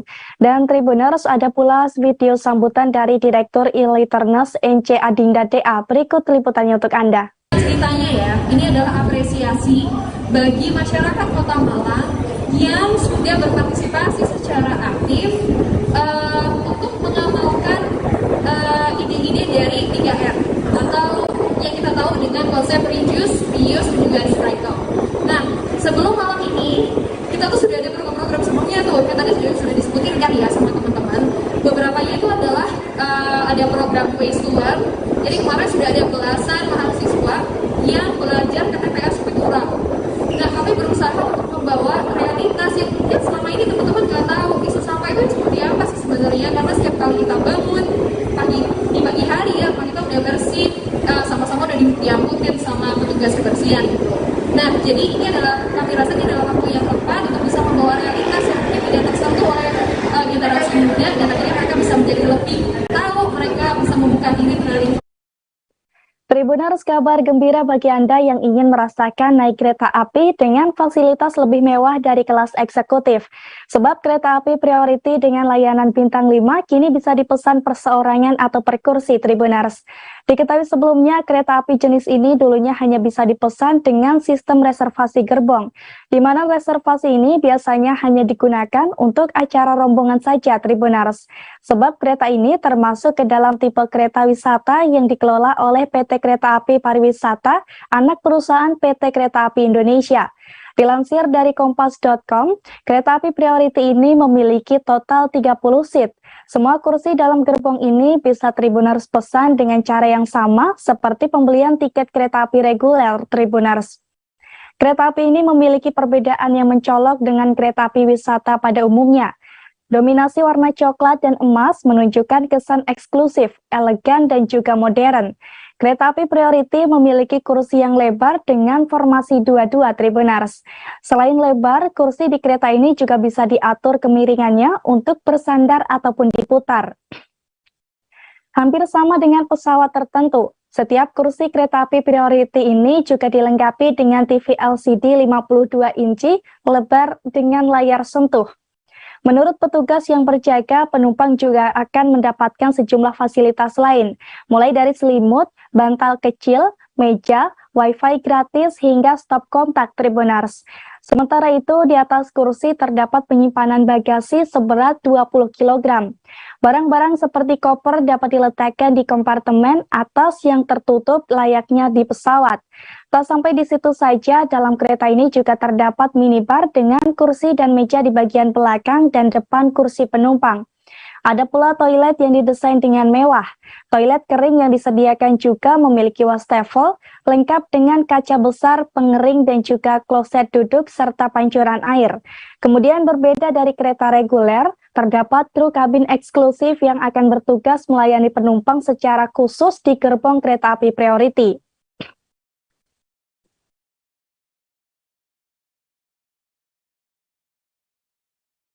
Tribuners, di Gunung Kidul ada satu wisata ekstrim yang cocok untuk dikunjungi, yakni Gua Grubuk, Tribuners. Tepatnya wisata ini berada di Dusun Jetis, Desa Pacarejo, Samanu, Gunung Kidul. Gua Grubuk ini merupakan ujung dari Gua Jomblang yang menjadi salah satu destinasi wisata ekstrim paling menarik di Gunung Kidul, Tribuners. Di lubang gua vertikal ini, pengunjung bisa menikmati keindahan sinar matahari yang masuk ke dalam gua. Biasanya keindahan cahaya matahari yang menembus di sela-sela dedaunan di atas mulut Gua Grubuk ini disebut sebagai cahaya surga, Tribuners. Namun di balik keindahan yang ditawarkan ke dalam Gua Grubuk, tersimpan kisah kelam sebagai lokasi pembuangan antek-antek Partai Komunis Indonesia atau PKI. Di mana dulunya gua ini menjadi salah satu lokasi pembuangan mayat-mayat anggota PKI, Tribuners. Dalam operasi penumpasan PKI yang dilaksanakan oleh TNI pasca pemberontakan 1965, antek-antek PKI yang tertangkap disebut-sebut banyak yang dieksekusi di gua ini. Orang-orang yang terkait dengan gerakan komunis tersebut dibunuh dan dilemparkan ke dalam gua lubang raksasa yang memiliki kedalaman sekitar 100 meter tersebut. Meski terjadi Meski terjadi puluhan tahun silam, cerita pembantaian pengikut PKI saat itu masih diingat oleh warga sekitar lokasi Gua Tribunars. Menurut salah seorang warga yang tinggal di sekitar lokasi Gua Krupuk bersama Untung, ada ratusan orang yang dibuang dalam gua tersebut. Namun warga sekitar tidak mengetahui jumlah pastinya Tribunars. Ayah 6 orang anak tersebut menceritakan pembantaian pengikut PKI dilakukan saat malam hari. Setelah operasi pemberantasan PKI dilaksanakan oleh pemerintah, orang-orang yang menjadi pengikut partai berpaham komunis terus ditangkapi oleh pasukan TNI. Setelah tertangkap, orang-orang PKI ini kemudian ada yang diasingkan. Selain itu, ada pula yang dibunuh dengan cara dibuang ke dalam gua atau sering disebut luang.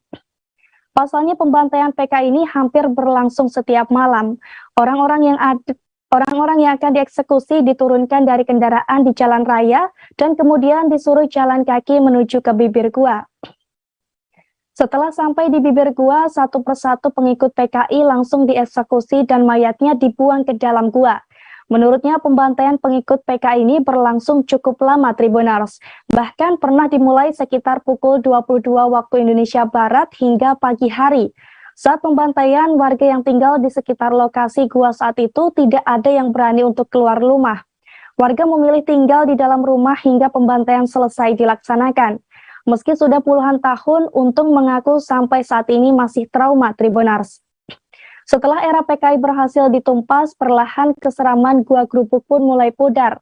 Tulang belulang manusia yang pernah dibuang ke dalam gua sudah dibersihkan oleh pemerintah sekitar tahun 1982 silam. Dari cerita yang beredar, ada sekitar 3 truk tulang belulang yang berhasil diambil dari dalam gua.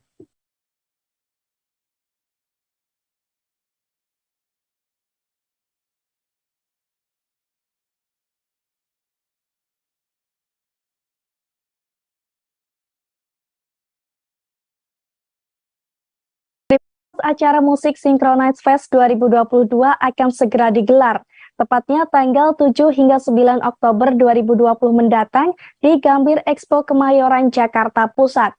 Dalam festival musik bertema lokal lebih vokal ini nantinya akan menampilkan 126 musisi lintas generasi dan lintas genre Tribunars, mulai dari Agnes Mo, Ardhito Pramono hingga Denny Caknan. Untuk melihat kemeriahan festival ini, tentunya Tribunars harus membeli tiketnya terlebih dahulu. Namun untuk menghindari antrian panjang di hari H, tiket Synchronize Festival 2022 ini tidak akan dijual on the spot Tribunars, melainkan dijual melalui online di laman www.synchronizefestival.com. Tiket ini bisa Anda dapatkan mulai hari ini 30 September 2022 pukul 19 nanti. Apabila tertarik dan ingin membeli tiket ini, ada beberapa syarat yang perlu Anda ketahui Tribunars. Di antaranya, satu tiket hanya dapat membeli maksimal 2 buah tiket. Selain itu, pembelian juga diwajibkan untuk membuat akun terlebih dahulu di website Synchronize Festival. Untuk harga tiket on the spot online ini, 3 Days Pass dijual dengan harga Rp750.000. Sementara Daily Pass tiket Synchronize Festival 2022 dijual dengan harga Rp400.000.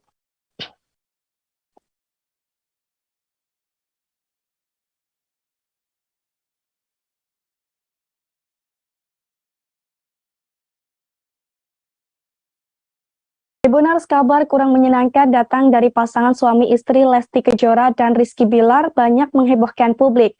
Padahal sebelumnya Lesti Kejora dan Rizky Bilar selalu tampil mesra hingga membuat warganet merasa iri Tribunars. Bahkan keduanya juga tak jarang tampil bersama dan menghabiskan waktu berdua dalam berbagai kesempatan. Terlebih setelah menikah, keduanya sering warawiri ke luar negeri untuk menikmati momen liburannya. Tak tanggung-tanggung beberapa negara di dunia bahkan sudah mereka jelajahi. Mulai dari yang saat masih mengandung hingga memiliki anak pertama, Lesti Kejora dan Rizky Bilar selalu kompak menyuguhi berbagai destinasi menarik di berbagai negara. Seperti saat mengandung putra pertama Baby L, Lesti Kejora dan Rizky Bilar memilih negara Turki sebagai lokasi baby moon mereka. Selama di Turki, pasangan suami istri tersebut sempat mengunjungi beberapa tempat wisata yang cukup populer di Turki. Di antaranya ada Ankara, Masjid Hagia Sophia, dan juga Kapadokia. Mereka bahkan selalu kompak mengenakan pakaian senada selama liburan di sana Tribunars. Setelah melahirkan baby L, keduanya juga sempat mencuri waktu untuk liburan berdua ke kota Paris, Prancis. Awalnya saat itu mereka terbang ke sana untuk menonton pertandingan sepak bola, namun berlanjut dengan liburan. Saat berada di Paris, keduanya lantas mengunjungi Menara Eiffel yang dikenal sebagai ikon romantis kota Paris. Tak puas menjelajahi Paris, Lesti Kejora dan Rizky Bilar pun melanjutkan liburan ke Swiss. Di Swiss ini, Lesti Kejora dan Rizky Bilar banyak melakukan aksi lucu yang membuat banyak warganet tertawa. Termasuk satu di antaranya dengan tampil layaknya pasangan Yoseri dan Kapten Ri dalam drama Korea yang populer pada awal 2020 lalu. Alih-alih romantis layaknya drama Korea, Rizky Bilar di sana berpose menjadi laki-laki feminim dan gemulai. Selain liburan berdua, Lesti Kejora dan Rizky Bilar juga sempat mengajak baby L untuk liburan ke Singapura, Tribuners. Mereka pun lantas memilih Universal Studios sebagai tempat rujukan untuk liburan. Tak lupa Lesti Kejora dan Rizky Bilar juga mengajak baby L untuk berfoto di depan lambang Universal Studio yang ikonik.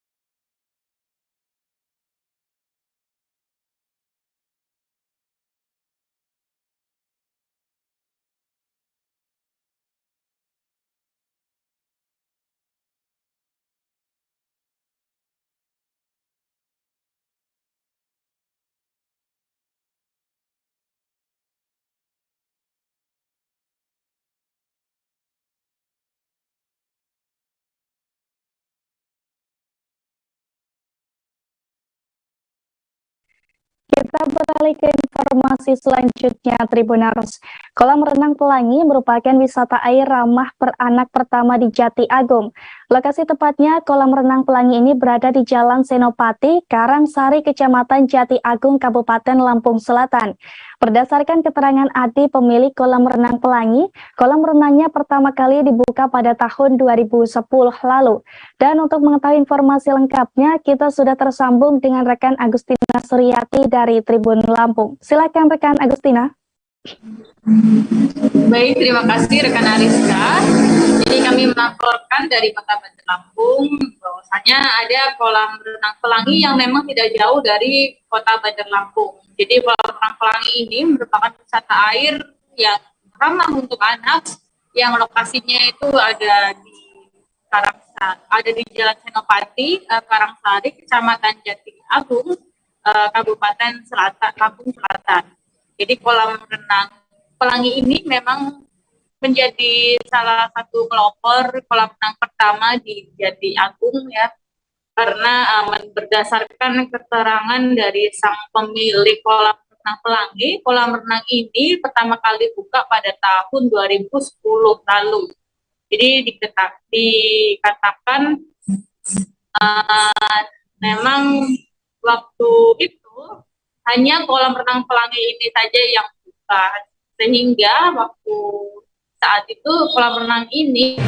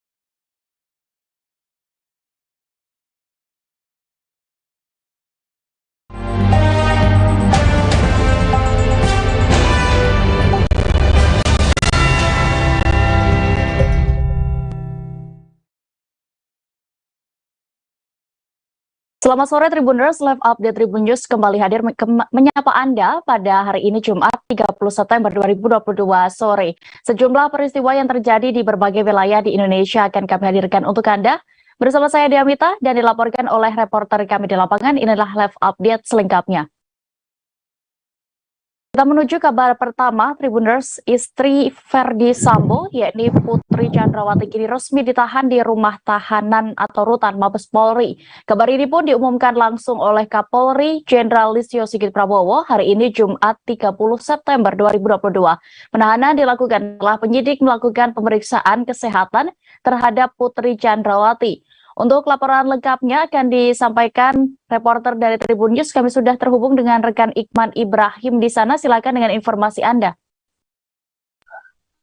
Ya benar rekan dia, Kapolri Jenderal Listio Sigit Prabowo mengumumkan Putri Chandrawati resmi ditahan di rutan Mabes Polri Jakarta Selatan pada Jumat hari ini. Memang tadi penahanan tersebut setelah penyidik melakukan serangkaian pemeriksaan kesehatan terhadap Putri Chandrawati di ruang pemeriksaan kesehatan Barreskrim Polri. Adapun penyidik memiliki sejumlah pertimbangan melakukan penahanan terhadap Putri, diantaranya berkas perkara tersangka di kasus pembunuhan berencana terhadap Brigadir Yosua Huta Barat alias Brigadir J telah dinyatakan lengkap. Selain itu, penahanan itu bertujuan untuk mempermudah penyidik dalam proses penyerahan berkas perkara tahap 2. Rencananya, tersangka dan barang bukti bakal diserahkan kepada Jaksa Penuntut Umum pada Senin atau Rabu pekan depan. Tadi juga Kapolri menyatakan bahwa tidak akan memperlakukan istimewa Putri Chandrawati di tahanan. Dia bakal diproses seperti pada tahanan-tahanan lain. Sisi lain tadi memang Kapolri juga mengumumkan bahwa Verdi Sambo kini tak lagi sebagai anggota Polri. Dengan begitu, ex-Kadipropam Polri itu resmi tidak lagi menjadi bagian dari Korps Bayangkara. Hal itu setelah surat pemberhentian dengan tidak hormat atau PTDH ex-Kadipropam Polri itu sudah diteken oleh Presiden Joko Widodo. Polri juga telah menerima keputusan Presiden terkait pemecatan terhadap Verdi Sambo sebagai anggota Polri tersebut. Demikian rekan dia.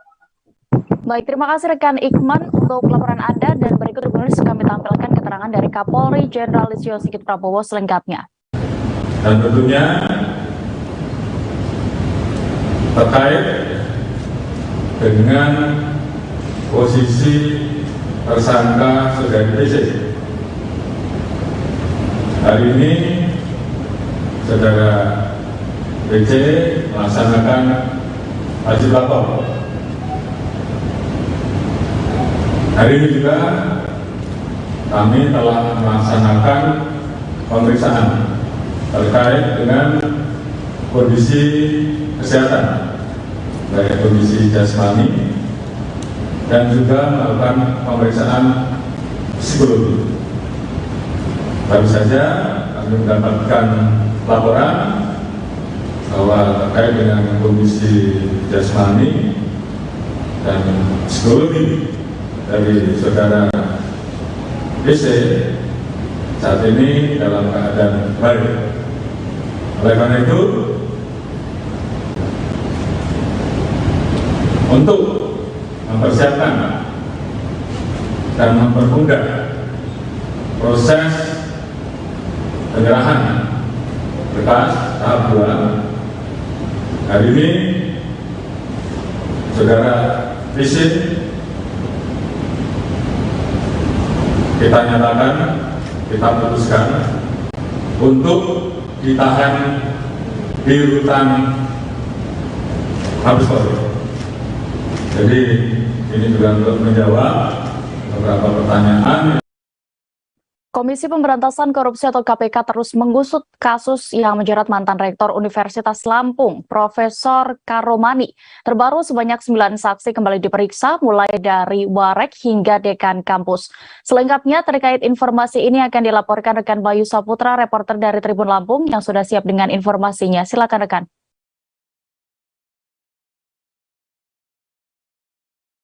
Ya, selamat sore rekan dia dan Tribuners.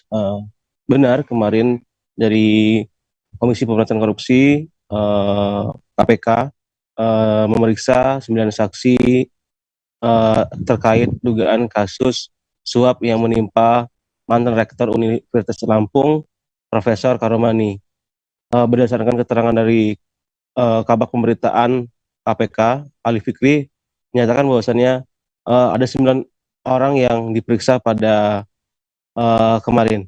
Di antaranya Wakil Rektor Bidang Kemahasiswaan, Prof. Yulianto, kemudian Wakil Bidang Umum dan Keuangan, Prof. Asep Sukohar, lalu Rudi Natami Harja, Wakil Dekan 1, kemudian Dekan Fakultas Ekonomi dan Bisnis, Nairobi, dan Wakil Dekan 2 Universitas Lampung, Fakultas Hukum, Hiraneta, dan lainnya. Namun berdasarkan penglihatan Tribun Lampung pada saat pemeriksaan di Mapolresta Bandar Lampung, terdapat 3 orang yang tidak hadir dalam memenuhi panggilan penyidik KPK. Di antaranya Wakil Rektor Bidang Umum dan Keuangan, Profesor Asep Sukohar, kemudian Dekan Fakultas Ilmu dan Sosial Politik, Visip Unila, Ibu Ida Nurhaida, kemudian Wakil Dekan di Fakultas Hukum, Bapak Rudi Natami Harja. Nah, dijelaskan oleh salah satu Dekan Fakultas Ekonomi dan Bisnis, Bapak Nairobi, dirinya siap ketika penyidik KPK memintai keterangan terhadap kasus-kasus yang menjerat mantan Rektor Unila ini, Profesor Karomani. Nah, dijelaskan oleh Nairobi bahwasannya dirinya akan memberikan informasi secara terang sehingga kasus yang ada saat ini bisa terselesaikan dan bisa dibuka seterang-terangnya. Kemudian pemeriksaan terus berlanjut dan pada hari ini juga masih dilakukan pemeriksaan terhadap saksi-saksi yang dimintai oleh penyidik KPK. Begitu rekan Dea dan Tribuners. Kembali ke studio. Iya, Tribuners, rekan Bayu juga sudah mendapatkan keterangan dari Dekan Fakultas Ekonomi dan Bisnis Universitas Lampung, Nairobi. Berikut keterangannya. Mengklarifikasi yang kemarin tentang macam-macam lah, termasuk salah satunya tentang sistem kita penerimaan mandiri. Pak, kita ada pertanyaan tentang LNC nggak? Ada apa center itu? Ke saya nggak? Tapi kalau selain itu nggak ada lagi ya Pak yang ditanyain haji di luar jalur mandiri? Ya tentang ini mandiri itu yang lebih penekanan. Kita udah berapa kali Pak? Saya 2 kali. Pak, tentang mandiri itu apa sih Pak poinnya Pak? Ya bagaimana prosesnya, bagaimana aturannya, bagaimana aspek-aspek lain tentang itu. Terkait dana-dana itu ya Pak ya? Nah dananya kan kebetulan ekonomi kan nggak ada di sana ini. Oh nggak ada ya Pak? Ya, kita Bapak ditanya berapa pertanyaan Pak? Nah saya lupa kalau pertanyaan. Sekitar berapa Pak? Sekitar berapa? 10, 15 atau berapa? Mungkin sekitar 10 lah. 10 ya Pak? Ya, sekitar 10. Terpantau di dalam nggak Pak? Pak Asep Sukohar terpantau di dalam nggak Pak? Oh belum datang ya Pak? Iya. Kejaksaan Negeri Kabupaten Oku Selatan melakukan penahanan terhadap Kabid di Dinas Pertanian Pemkab Oku Selatan berinisial F. F ditahan atas dugaan penyelewengan bangunan gedung mesin vertikal dryer padi berkapasitas 6 ton dan 10 ton. Untuk laporan lengkapnya akan disampaikan reporter dari Sriwijaya Post. Kami sudah terhubung dengan rekan Alan Kesuma. Silakan dengan informasi Anda.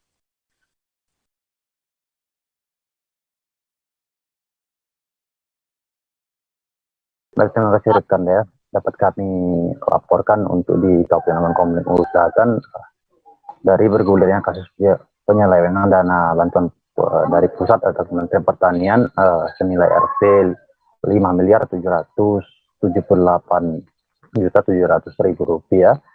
Ini peruntukan untuk pembangunan mesin vertical dryer padi yang tadi disebutkan berkapasitas 6 sampai 10 ton. Yang sejatinya diperuntukkan untuk 6 kelompok tani di Kabupaten Komering Ulu Selatan kini sudah menetapkan 2 orang tersangka dari lingkungan Pemkab Kabupaten Komering Ulu Selatan. Nah, dari kasus dugaan korupsi ini kerugian negara mencapai 101,7 miliar rupiah dengan menetapkan F sebagai Kabid Tanaman Pangan yang tersangka sejak bulan Maret lalu. Kini sudah dilakukan penahanan di lapas kelas 2B Kota Mardoa Kabupaten Komering Ulu Selatan. penahanan ini selama 20 hari ke depan sesuai dengan surat perintah nomor 1415 garing L.6 23 garing RC.1 garing 09 guna proses persidangan pelimpahan ke tahap 2. Nah, dalam hal ini Kabit pertanyaan sebelumnya merupakan bawahan dari tersangka A yang baru ditetapkan sebagai tersangka, yaitu Kepala Dinas dari Dinas Pertanian ini akan memasuki babak baru, yaitu babak persidangan. Nah, tersangka F sendiri rekan dia dapat sampaikan dikenakan pasal 2 ayat 1 junto pasal 3 junto pasal 18 Undang-Undang Nomor 31 tahun 1999 junto Undang-Undang Nomor 20 tahun 2021 tentang tindak pidana korupsi junto pasal 55 ayat 1 ke 1 KUHP. Dalam perkara ini sebagai kepala Dinas Ketahanan Pangan di Kabupaten setempat sehingga baru ditetapkan sebagai tersangka dalam 26 September beberapa hari yang lalu. Demikian rekan Dea. Baik, terima kasih rekan Alan Kusuma untuk laporan Anda. Selamat bertugas kembali.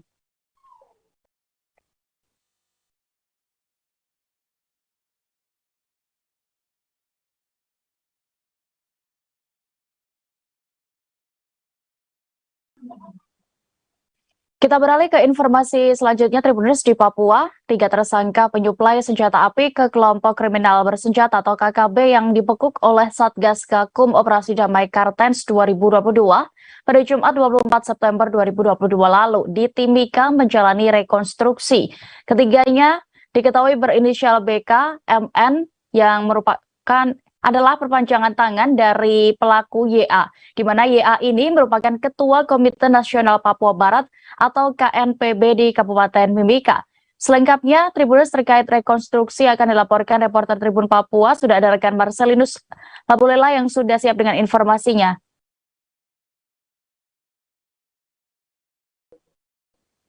Oke, baik, selamat malam rekan Dea dan Tribuners. Terkait rekonstruksi kasus jual beli amunisi dan senjata di Kabupaten Mimika, tepatnya di distrik Iwaka, Kabupaten Mimika, pada tanggal yang ditangkap oleh Satgas Gakum Operasi Damai Kartens pada tanggal 22 September 2022 lalu kemarin dilakukan rekonstruksi di Polres Mimika. Untuk keseluruhan rekonstruksi dilakukan terdapat ada sebanyak 20 adegan yang dilakukan atau diperankan oleh masing-masing tersangka. Untuk diketahui bahwa 3 tersangka berinisial BK, MM, dan YA ini saat ini sudah berada di rutan Polres Mimika, dan juga masih ada tersangka lainnya yaitu berinisial EO yang saat ini berstatus masih dalam pencarian orang atau DPO. Untuk diketahui Dea dan Tribuners bahwa adegan rekonstruksi sebanyak 20 adegan ini sebelumnya direncanakan hanya 15, namun dalam proses rekonstruksi berjalan terdapat 5 rekonstruksi baru atau adegan baru yang diperagakan oleh masing-masing tersangka dari mulai dari perencanaan hingga penjual beli, melakukan transaksi jual beli amunisi, kemudian sampai pada penangkapan yang dilakukan oleh Satgas Gakum Operasi Damai Kartens. Dea dan Tribuners, untuk barang bukti yang berhasil diamankan oleh Satgas Gakum Operasi Damai Kartens pada saat dilakukan penangkapan terhadap 3 tersangka tersebut, antara lain diantaranya 133 butir amunisi dan juga 1 senjata api jenis airsoft gun yang dimana saat ini masih di tangan penyidik Polres Mimika. Untuk tersangka EO yang saat ini masih DPO juga masih diburu oleh penyidik Satreskrim Polres Mimika. Oleh karena itu sesuai dengan pernyataan dari Satreskrim Polres Mimika bahwa untuk kasus ini akan dilakukan segera atau memang akan dibuka terang-terangan dan menghimbau kepada masyarakat Mimika agar menyerahkan kasus ini sepenuhnya kepada tim penyidik Polres Mimika. Dapat diinformasikan Dea dan Tribuners bahwa kasus ini juga sudah masuk di tahap penyidikan di mana berkas perkaranya sudah dilimpahkan ke Kejaksaan Negeri Timika untuk melakukan investigasi atau hal-hal apa yang dibutuhkan selama proses penyelidikan. Dan juga kasus ini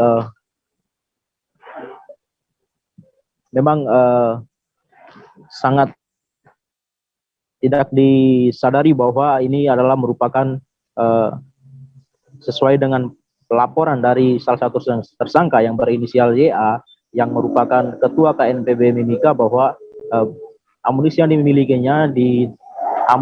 dimilikinya itu sejak tahun 2016 dan baru melakukan transaksi hingga ketiga tersangka tersebut ditangkap. Begitu dia.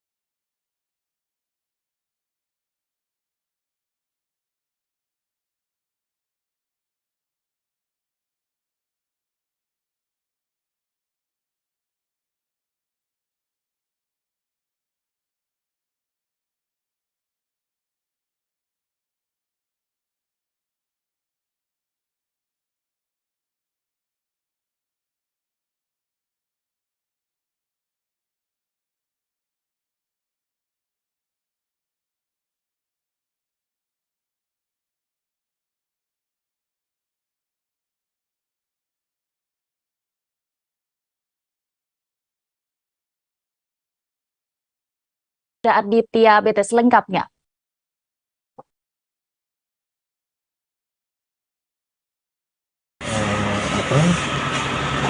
Sudah tahap pengiriman SPDP, terus selanjutnya kita undang dari kejaksaan ke depan untuk kejaksanya yang memimpin langsung operasi beserta dua stafnya untuk monitoring kegiatan rekonstruksi. Terus selanjutnya juga untuk perkara ini masih tahapan penyidikan bagi penyidik kami untuk mengenai amunisi ini, yaitu tadi yang dilakukan rekonstruksi ini ya sesuai dengan keterangan dari tersangka. Ya, kami juga menghimbau kepada masyarakat di wilayah Kabupaten Mimika jangan mendengar satu pihak dalam arti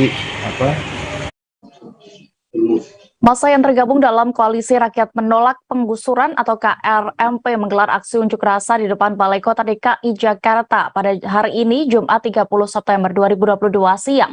Massa yang mengikuti aksi terdiri dari sejumlah elemen seperti mahasiswa, komunitas nelayan, Forum Pancoran Bersatu, Walhi DKI, Koperasi Kampung, sejumlah wilayah, hingga emak-emak yang turut serta membawa anak-anak mereka. Untuk laporan lengkapnya terkait bagaimana berjalannya demo.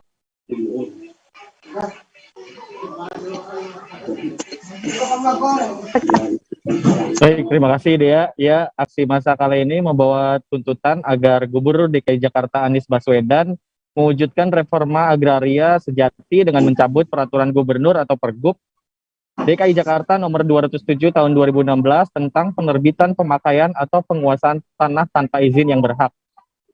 Pasalnya menurut mereka sudah 7 bulan berlalu sejak mereka melayangkan surat permohonan pencabutan Pergub 207/2016 itu, Pemprov DKI sampai saat ini masih menggantungkan permohonan tersebut. Massa menilai Anies akan membiarkan ancaman praktik penggusuran paksa terus langgeng dilakukan di Jakarta dengan tidak mencabut Pergub tersebut.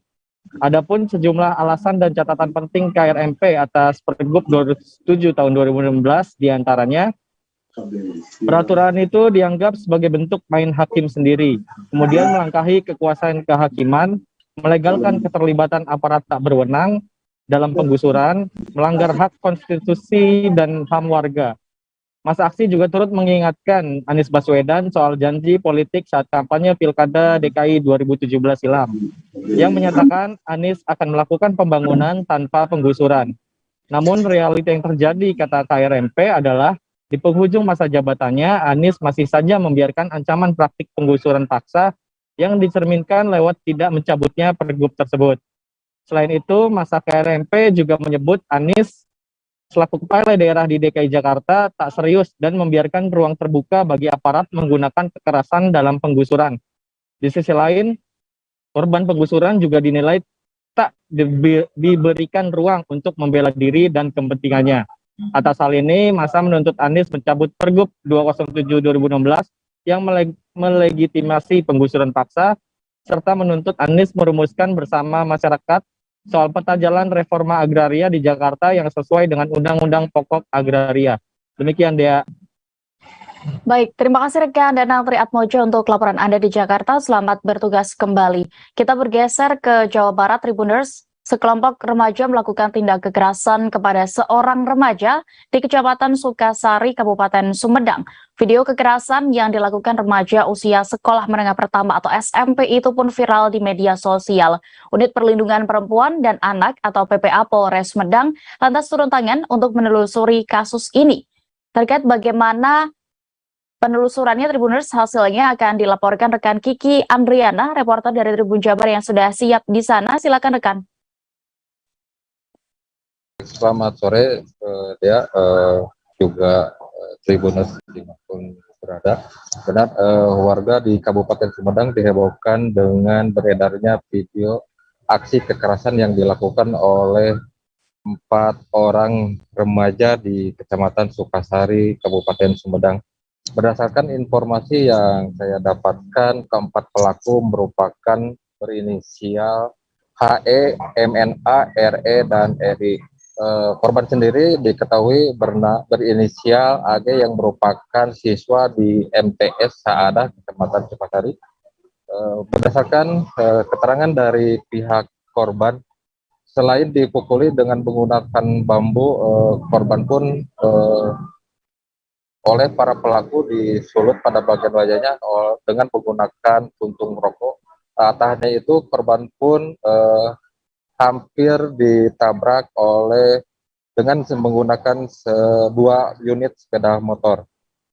Pasca dari kejadian tersebut, aparat kepolisian setempat langsung melakukan mediasi antara pihak korban dengan pihak para pelaku.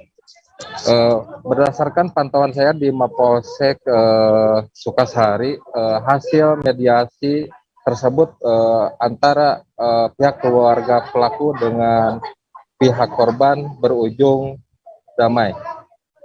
Seperti dapat saya sampaikan kembali, Dea, peristiwa aksi kekerasan yang dilakukan oleh 4 remaja ini dilakukan pada hari Kamis lalu tepatnya di kawasan Bumi Perkemahan Kiara Payung. Demikian, Dea, yang dapat saya sampaikan. Baik, terima kasih rekan Kiki Andriana untuk laporan Anda, dan juga Tribuners kami tampilkan keterangan dari AKP Ato Suharto selaku Kapolsek Sukasari terkait kasus ini selengkapnya. Pasca dengan telah beredarnya kiranya video tentang pengeroyokan ini, kami pasca kejadian ini langsung respon, mendalami, menindaklanjuti dan mengambil langkah-langkah persuasif dan humanis bersama dengan unsur terkait baik jajaran TNI dengan Bapak Ibu Kepala Sekolah, karena mereka masih tergolong kategori remaja dalam tahap pembinaan. Kami mengadakan langkah seperti ini, alhamdulillah mendapat solusi terbaik. Semua pihak telah saling menyadari, cari solusi secara mediasi dan secara musyawarah kekeluargaan, memberikan pernyataan hitam di atas putih untuk membuat. Kita beralih ke Jawa Tengah. 2 pelajar asal desa Trangsan, Kecamatan Gatak, Sukoharjo menjadi korban pengeroyokan di wilayah Ngemplak, Kartasura. Kedua korban masih berstatus pelajar, masing-masing berinisial AAS 14 tahun dan juga TE yang sama berusia 14 tahun. Pengeroyokan bermula saat mereka bertemu lalu dipepet oleh rombongan sepeda motor berjumlah 10 kendaraan. Terkait kronologi lengkapnya akan dilaporkan rekan Erlangga Bima, reporter dari Tribun Solo yang sudah bergabung bersama kami. Silakan rekan.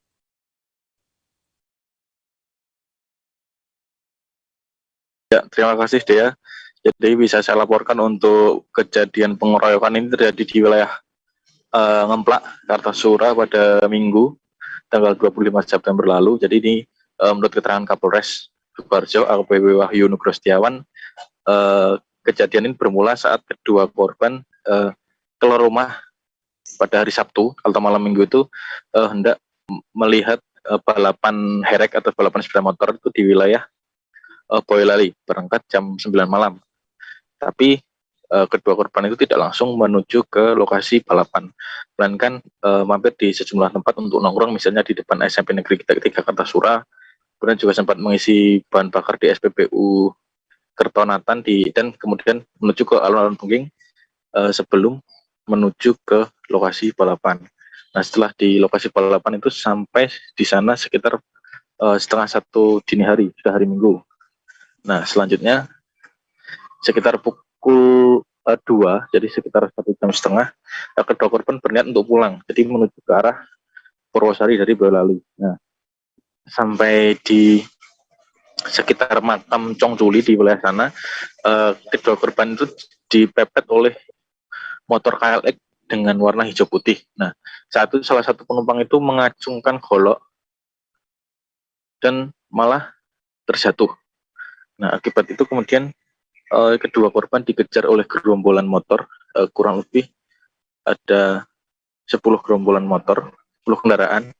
Nah, sesampainya di perempatan di Jalan Brigjen Katamso, wilayah Ngemplak atau Kartasura, atau yang menjadi lokasi kejadian, korban kemudian dikeroyok sekitar 6 orang menggunakan golok dan dipukul menggunakan kayu.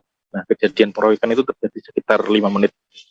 Nah, aksi pengeroyokan itu berhenti setelah aksi dari para pelaku dilihat oleh warga dan kemudian para pelaku melarikan diri. Nah, setelah itu korban dibawa ke rumah sakit dan untuk korban AS mengalami sejumlah luka di tubuh, misalnya lengan kanan, perut kiri, kemudian paha kanan terkena sabetan senjata tajam, dan untuk korban atas nama T masih dilakukan perawatan. Nah, untuk sampai saat ini Kapolres Sukoharjo menerangkan bahwa anggotanya masih melakukan penyelidikan di lapangan terkait pelaku yang diduga melakukan pengeroyokan terhadap 2 pelajar itu. Sekian. Baik, terima kasih rekan Erlangga Bima untuk laporan Anda. Selamat kembali bertugas. Kita beralih ke informasi selanjutnya. Beredar video di media sosial terkait keributan yang terjadi di Cicalengka, Jawa Barat hingga terdengar suara tembakan. Kanit Reskrim Polsek Cicalengka, Ibda Patan Malisi pun membenarkan terkait kejadian tersebut memang terjadi di Cicalengka pada Minggu 25 September 2022 lalu. Untuk laporan lengkapnya terkait kejadian ini, Tribuners, akan disampaikan reporter Tribun Jabar. Sudah ada rekan rekan Lutfi Ahmad di sana. Silakan dengan informasi Anda.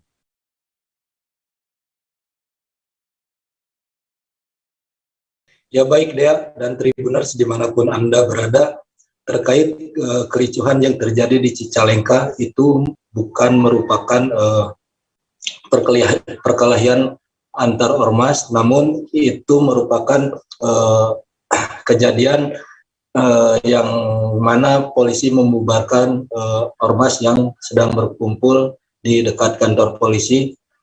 Hal tersebut terjadi menurut Kanit Reskrim Polsek Cicalengka, Ibda Pathan. Awalnya ada kejadian pemukulan, namun sudah dimediasi dan sudah di-clearkan dan sudah selesai.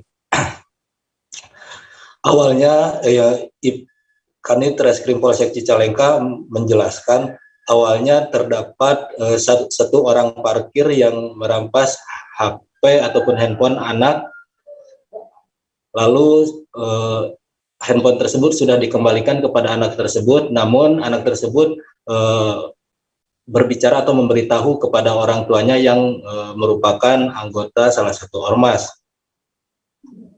Orang tuanya tersebut merasa tersinggung dan tidak enak, entah kenapa langsung ia mendatangi si tukang parkir tersebut. Langsung saat ketemu, ia datang bersama temannya sekitar 6 orang, datang membawa tukang parkir tersebut dan langsung memukulnya atau melakukan tindakan kekerasan, sehingga orang-orang di sana yang berada di tempat parkir tersebut kebetulan sedang banyak orang dan terdapat ormas-ormas lainnya juga, sehingga mereka spontan datang melihat dan membantu memisahkan, melerai kejadian tersebut. Namun tak mau dilerai, sehingga ada pemukulan kembali karena orang-orang di tempat parkiran tersebut membela si tukang parkir yang dipukul tersebut. Setelah kejadian tersebut, jajaran Polsek Cicalengka langsung mengamankan kedua belah pihak dan sepakat untuk berdamai karena salah paham, sebab handphone anak tersebut juga sudah diberikan dan pihak ormas yang satu telah menyepakati akan mengganti rugi ataupun mengobati seorang tukang parkir yang dipukul, dan sebaliknya ormas yang satunya lagi juga telah menyetujui untuk mengganti ataupun memberikan biaya pengobatan kepada yang dipukulnya.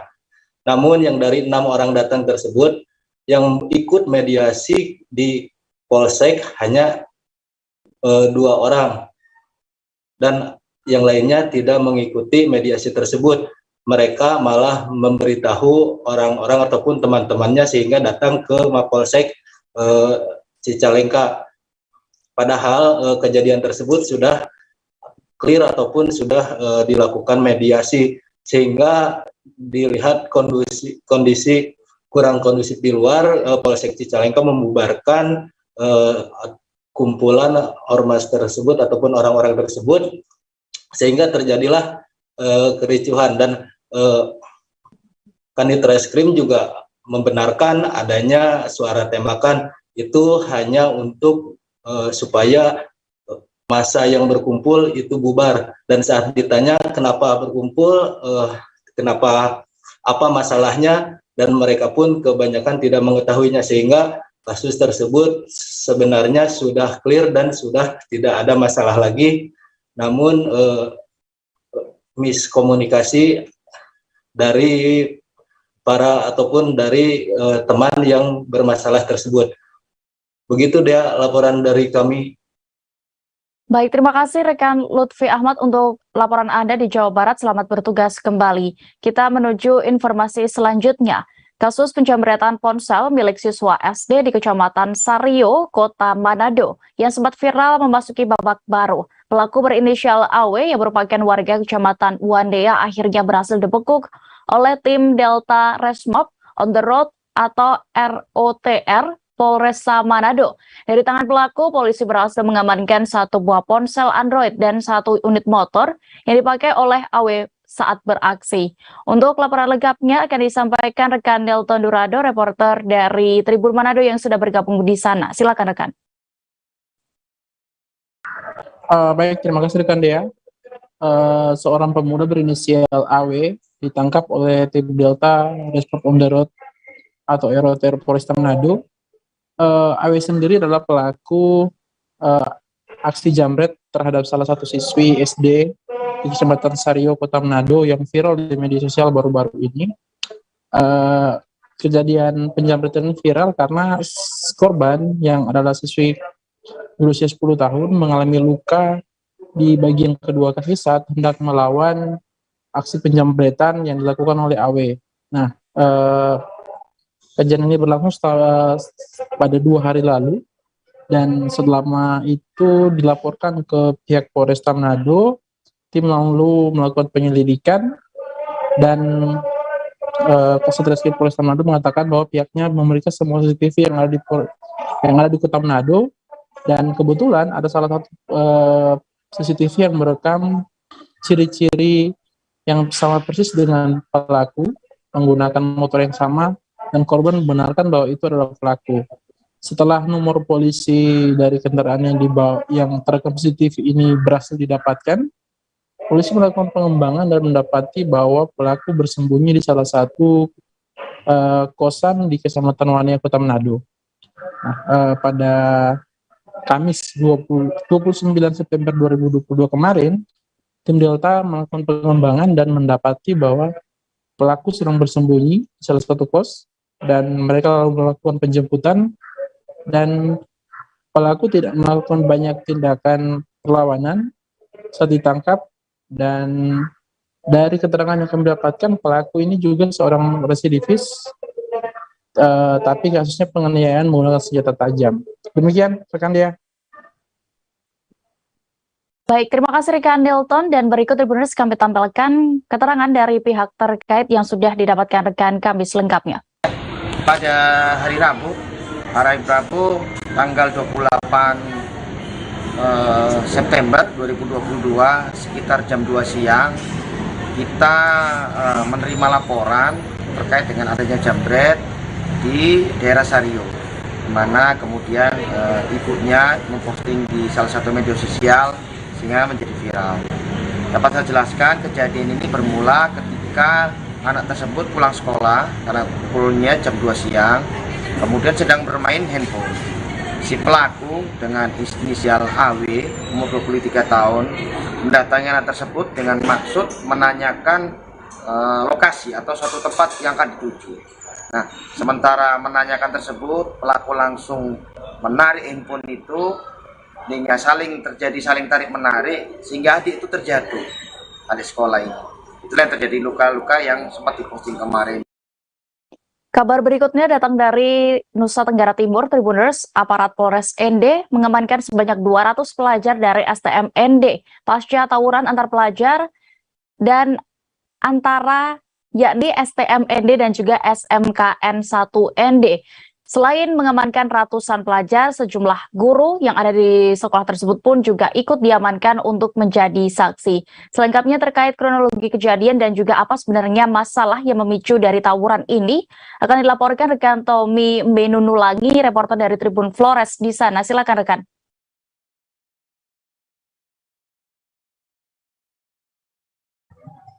Dapat saya laporkan bahwa kejadian tawuran di ND, khususnya antara STM ND dan SMIA ND, itu kerap kali terjadi, dan pada Kamis 29 September 2021 kemarin itu terjadi dengan skala yang lebih besar, di mana banyak sekali pelajar dari STM ND dan juga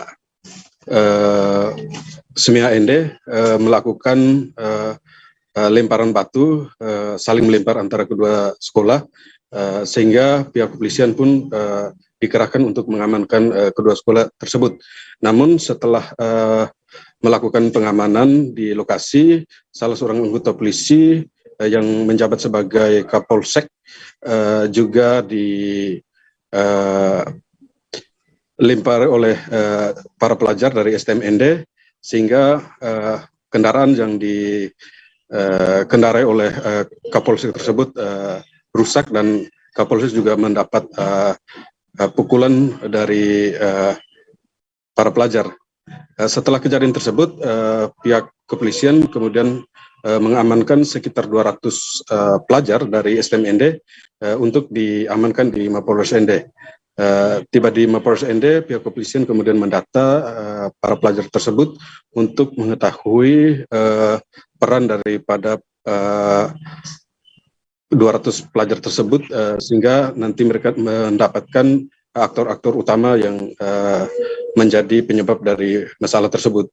Sehingga nantinya ketika ada ditemukan kejadian anarkis yang dilakukan oleh para pelajar, sehingga mereka akan melakukan penegakan hukum dengan tetap mempertimbangkan hak-hak anak.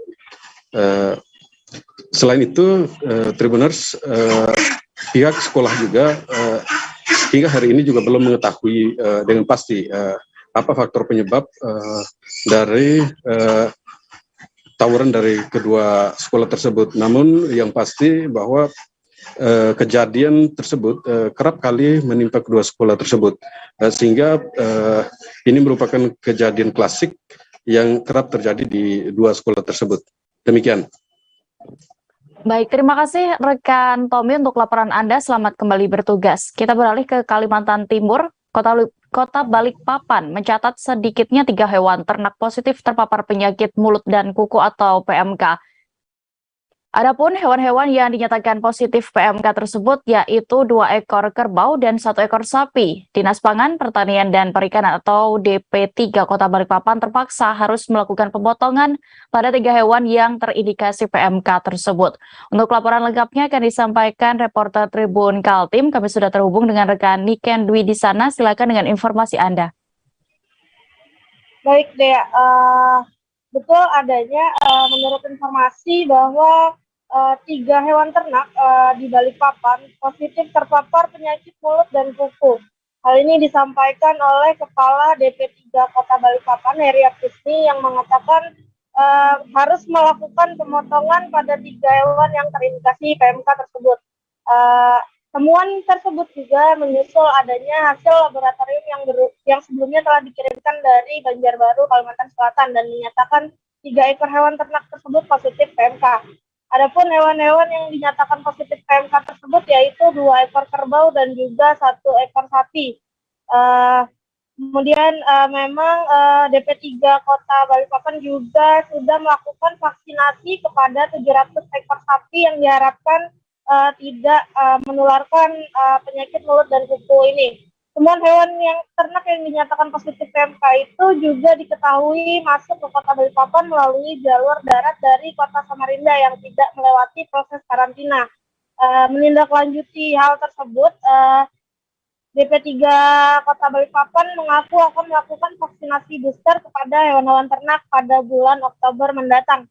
Sedangkan dalam hal pengawasan sendiri, pihak DP3 Kota Balikpapan juga akan bekerja sama dengan penyelenggara karantina hewan, sehingga hewan-hewan ternak yang akan masuk ke Kota Balikpapan ini nantinya sudah mendapatkan rekomendasi dari penyelenggara karantina hewan ternak tersebut. Demikian, Dea. Baik, terima kasih rekan Niken untuk laporan Anda. Selamat bertugas kembali. Kita beralih ke informasi berikutnya, Tribuners. Pembangunan SDN 009 Kota Tarakan di Jalan Kamboja, Kelurahan Karanganyar, mandek. Informasi lainnya ternyata sebagian lahan di atasnya juga yang sudah berdiri gedung SDN 009 ternyata aset milik Bandara Juanda Tarakan, yang itu artinya di bawah penguasaan Kementerian Perhubungan. Untuk informasi lengkapnya akan dilaporkan rekan Andi Pausiah, reporter dari Tribun Kaltara. Silakan dengan informasi Anda. Ya, baik rekan Dea, selamat petang Tribuners, bersama saya Andi melaporkan dari Tarakan, Provinsi Kalimantan Utara. Ya benar, ada pembangunan SDN 009 yang berlokasi di Jalan Kamboja, Kelurahan Karanganyar, di RT 31, saat ini dihentikan sementara alias belum berlanjut. Ini dikarenakan karena terkendala kepemilikan aset lahan. Diketahui lahan yang saat ini, sebagian lahan yang di atasnya berdiri SDN 009 ternyata dimiliki oleh pihak Bandara Juanda Tarakan, yang dimana di bawah penguasaan Kementerian Perhubungan, sehingga untuk menghindari terjadinya nanti kesalahan audit atau dan adanya kesalahan administrasi, sehingga pembangunan di stop sementara sampai kepemilikan lahan jelas apakah bisa dimiliki Pemkot atau tidak. Lalu kemudian dalam hal ini sebagai solusinya Wali Kota Tarakan menawarkan tukar guling lahan di lokasi tersebut. Adapun tukar guling yang dimaksud yakni yang akan ditukarkan oleh Pemkot, yakni yang ada di wilayah di daerah Depo, tak jauh juga dari lokasi SDN 009. Kemudian ini juga dibenarkan ke Kepala Disdikbud Kota Tarakan, Bapak Budiono, bahwa pihaknya juga sudah melakukan pertemuan dan sudah mengundang pihak bandara, pihak Badan Pertanahan, dari pihak Pemkot Tarakan juga untuk membahas solusi ini, dan hasilnya memang dari pihak bandara juga sudah merespon dan pihaknya juga siap mendukung untuk mengajukan usulan tukar guling lahan ke pusat. Kemudian dikatakan oleh Budiono, memang saat ini yang lahan yang ada di SDN 009 Kota Tarakan di Jalan Kamboja yang dimiliki atau di bawah penguasaan Pemkot Tarakan hanyalah sekitar 516 meter persegi. Kemudian untuk lahan yang dikuasai oleh bandara mencapai luasannya 1.665 meter persegi, sehingga untuk tukar gulingnya sendiri, apakah itu dalam bentuk sama-sama saling hibah atau tukar guling, pihaknya akan menunggu jawaban dari pusat dan saat ini sudah diajukan usulannya. Dan kembali saya sampaikan memang untuk lokasi tukarannya juga sama luasannya, yakni seluas sekitar 1.665 meter persegi yang ada di wilayah Depo, masih di dalam satu kelurahan Karanganyar. Demikian rekan Dea. Baik, Tribuners, terkait permasalahan ini, rekan kami juga sudah mendapatkan keterangan dari Kepala Disdikbud Tarakan, Budiono, berikut liputannya. Ini tukar guling, Pak. Tukar guling. Berapa kali berapa, Pak?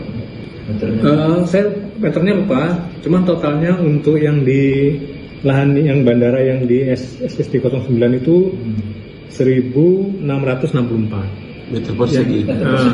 Iya. Artinya apa?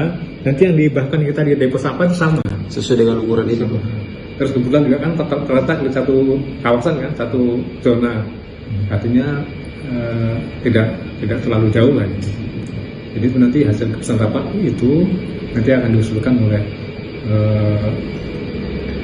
hasil rapat ini kan kita buatkan notulennya, nanti akan kita buatkan surat wali kota untuk kita teruskan lampirannya notulen ini plus petapatannya itu kita teruskan ke Kementerian Perhubungan untuk proses hibah itu. Terus kalau untuk pembangunan sekolahnya Pak itu sudah berlanjut sekarang? Ya, jadi kemarin juga karena ini dikejar waktu kan, karena sudah kontrak sudah berjalan. Kita beralih ke informasi berikutnya, Tribuners. Di Sumatera Selatan, kesadaran masyarakat pengendara untuk tertib berlalu lintas di Kabupaten Musirawas Utara atau Muratara ternyata masih sangat minim.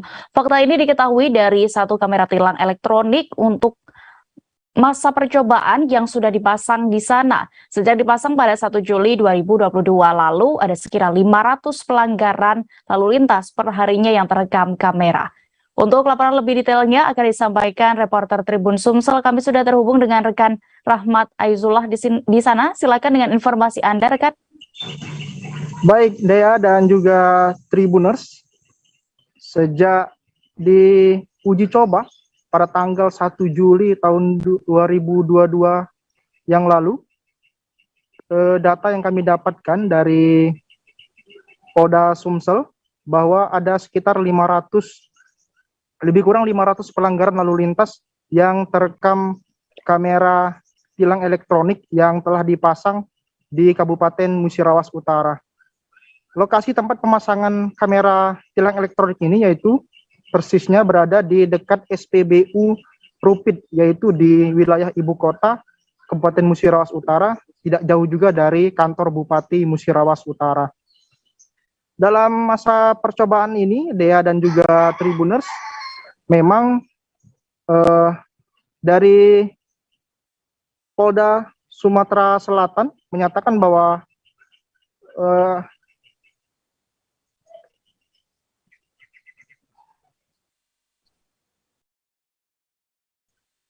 Halo, rekan Rahmat.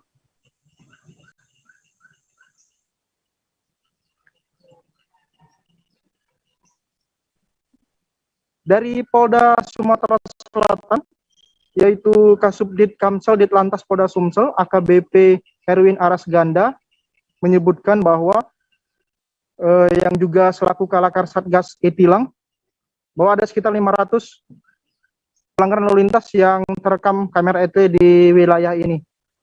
Kemudian informasi yang kami dapatkan juga, Tribuners, dari pemerintah Kabupaten Musirawas Utara, untuk anggaran pengadaan kamera ET sudah disetujui oleh DPRD setempat. Jumlahnya nanti ada 1 titik untuk di tahap awal ini. Sementara 1 titik yang sudah dipasang di lokasi ini, yaitu kamera milik Direktorat Lalu Lintas Polda Sumsel untuk uji coba trafiknya. Karena sebelum dilaksanakan penerapan e-tilang nantinya, diawali dengan ada namanya pra-etle. Dari pihak Polda Sumatera Selatan juga berpesan kepada masyarakat Kabupaten Musirawas Utara untuk segera balik nama kendaraan, Karena ketika ada pelanggaran etle nanti, konsepnya adalah yang tercapture kamera, itu surat pelanggarannya dikirim ke alamat STNK. Apabila sampai hari ke-7, surat yang dikirim tidak ada konfirmasi, maka hari ke-8 akan diblokir oleh sistem Tribuners. Masalah yang akan muncul nantinya pada saat membayar pajak Tribuners. Jadi AKBP Erwin dari Polda Sumsel menyebutkan bahwa beliau juga mengingatkan bahwa dari segi basic memang kamera etle ini basicnya nomor plat, tetapi sudah dikembangkan untuk mendeteksi wajah pengendara sehingga tetap bisa ditindak. Demikian, Dea. Baik, terima kasih rekan Rahmat Aizullah untuk laporan Anda di Sumatera Selatan. Selamat bertugas kembali. Kita beralih ke informasi berikutnya di Kepulauan Riau. 2 pelaku pengiriman pekerja migran Indonesia atau PMI ilegal dari kota Batam menuju Malaysia ditangkap. Mereka mengaku meminta uang sebesar 7 juta rupiah untuk setiap PMI yang ingin bekerja ke Malaysia. Saat itu kedua pelaku pun langsung berhasil diamankan di halte Masjid Raya Batam Center. Untuk laporan lengkapnya akan disampaikan reporter Tribun Batam. Silakan rekan Beres Lumantobing dengan informasi Anda. Oke, baik. Selamat sore Tribuner, selamat sore rekan Dea. Jadi perlu kami informasikan bahwa aksi penyelundupan PMI di Batam memang sudah tak lagi asing begitu. Bahkan dalam sepekan dan sebulan terakhir penangkapan PMI mewarnai pemberitaan di Kota Batam. Nah, kali ini kepolisian sektor kawasan khusus pelabuhan kembali melakukan penangkapan terhadap 2 laporan perkara begitu ataupun 2 LP.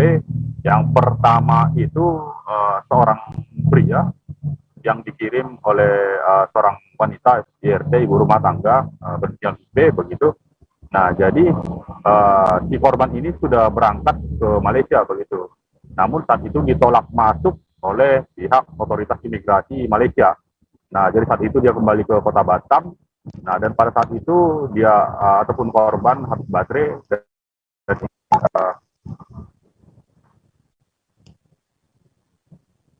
dan ingin melakukan mengecas handphone begitu.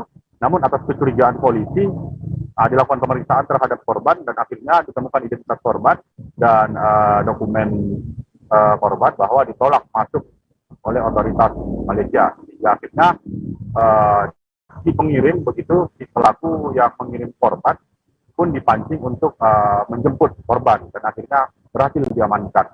Nah, sementara untuk TKP kedua itu bermula itu ada 4 orang PMI yang dicurigai begitu masuk ke dalam pelabuhan dan akhirnya dilakukan pemeriksaan dokumen hingga akhirnya ditemukan bahwa korban merupakan calon PMI yang akan dikirim secara ilegal ke Malaysia dan akhirnya pihak kepolisian mengamankan korban dan juga pelaku. Nah, jadi modusnya itu para korban ini diiming-imingi pekerjaan yang cukup bagus di Malaysia. Ada yang jadi ibu rumah tangga, ada yang jadi pekerja kebun. Nah, dengan imbalan gaji yang cukup menggiurkan begitu. Hal ini pula yang menjadi daya tarik bagi PMI dari berbagai negara. Nah, untuk PMI kelima PMI yang diamankan ini dominan mereka dari luar Batam, ada yang dari NTB begitu, Jawa dan lain sebagainya. Nah, saat ini kedua pelaku pengiriman ini sudah diamankan kepolisian sektor pelabuhan. Nah, untuk dilakukan pemeriksaan lebih lanjut. Ya, mungkin demikian rekan Dea, terima kasih. Baik, Tribuners rekan Beres juga sudah mendapatkan keterangan dari Kapolsek KKP Batam AKP Awal Syaban. Berikut liputannya. LPA nomor 7 kejadian tanggal 28 September 2022 sekitar pukul 06.10 WIB di Pelabuhan Batam Center. Peran tersangka bahwasannya tersangka IP mengurus, membantu, memberangkatkan dan menyediakan semua kebutuhan korban selama berada di penampungan Kota Batam. Kronologis kejadian pada hari Rabu tanggal 21 September 2022 sekitar pukul 12.00 WIB datang seorang pria ke pos polisi pelabuhan Peri Internasional Batam Center, Kota Batam dengan niat menumpang mengecas handphone. Pada saat itu petugas polisi yang bertugas di pelabuhan langsung menanyakan mau kemana, kenapa ada di sini. Pada saat itu petugas polisi mencurigakan bahwasanya pria tersebut sebagai salah satu PNI. Kemudian petugas pos melakukan interogasi dan mengecek terhadap dokumen yang dibawa pada saat itu, mengaku bernama Sahdan, dan petugas pos mendapati satu lembar kertas yang menyatakan ditolak masuk ke negara Malaysia. Identitas tersangka IP, seorang perempuan berumur 48 tahun, korban S, seorang laki-laki berumur 29 tahun. Barang bukti satu buah paspor atas nama Sahdan. Wakil Gubernur Sulawesi Utara Stephen Kandau mewakili Gubernur Oli Dondo Kambe mengajukan sekaligus memberi penjelasan terkait rancangan Perda APBD tahun 2023. Penyampaian rancangan APBD 2023 ini sendiri digelar di ruang rapat paripurna DPRD Sulut, Gedung Cengkih, Jalan Manado Bitung, Kairagi, Kota Manado pada Kamis 29 September 2022 kemarin. Terkait apa saja Tribuners yang disampaikan akan dilaporkan oleh rekan kami, Riono, reporter dari Tribun Manado. Silakan rekan. Ya, terima kasih rekan di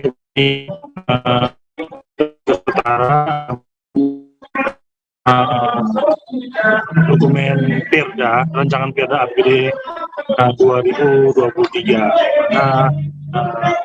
Wakil Gubernur Sulawesi Utara mewakili Gubernur Oli Dondo Kambe menyampaikan penjelasan sekaligus mendengarkan pandangan umum dari 5 fraksi di DPRD Sulawesi Utara terkait pandangan mereka terkait rancangan APBD yang diajukan oleh pemerintah Provinsi Sulawesi Utara, di mana pada tahun ini untuk tahun depan diproyeksikan pemerintah Provinsi Utara akan mendapatkan 3,8 triliun pendapatan, kemudian akan mendapat belanja mencapai 3,4 triliun, kemudian ada penerimaan pembiayaan sebesar 35 miliar dan pengeluaran pembiayaan sebesar 354 miliar. Jadi untuk APBD 2023 ini memang ada sedikit penurunan dari tahun sebelum tahun 2020 ini, di mana pada tahun 2020 ini ada sekitar 4 triliun yang jadi pendapatan di APBD 2022.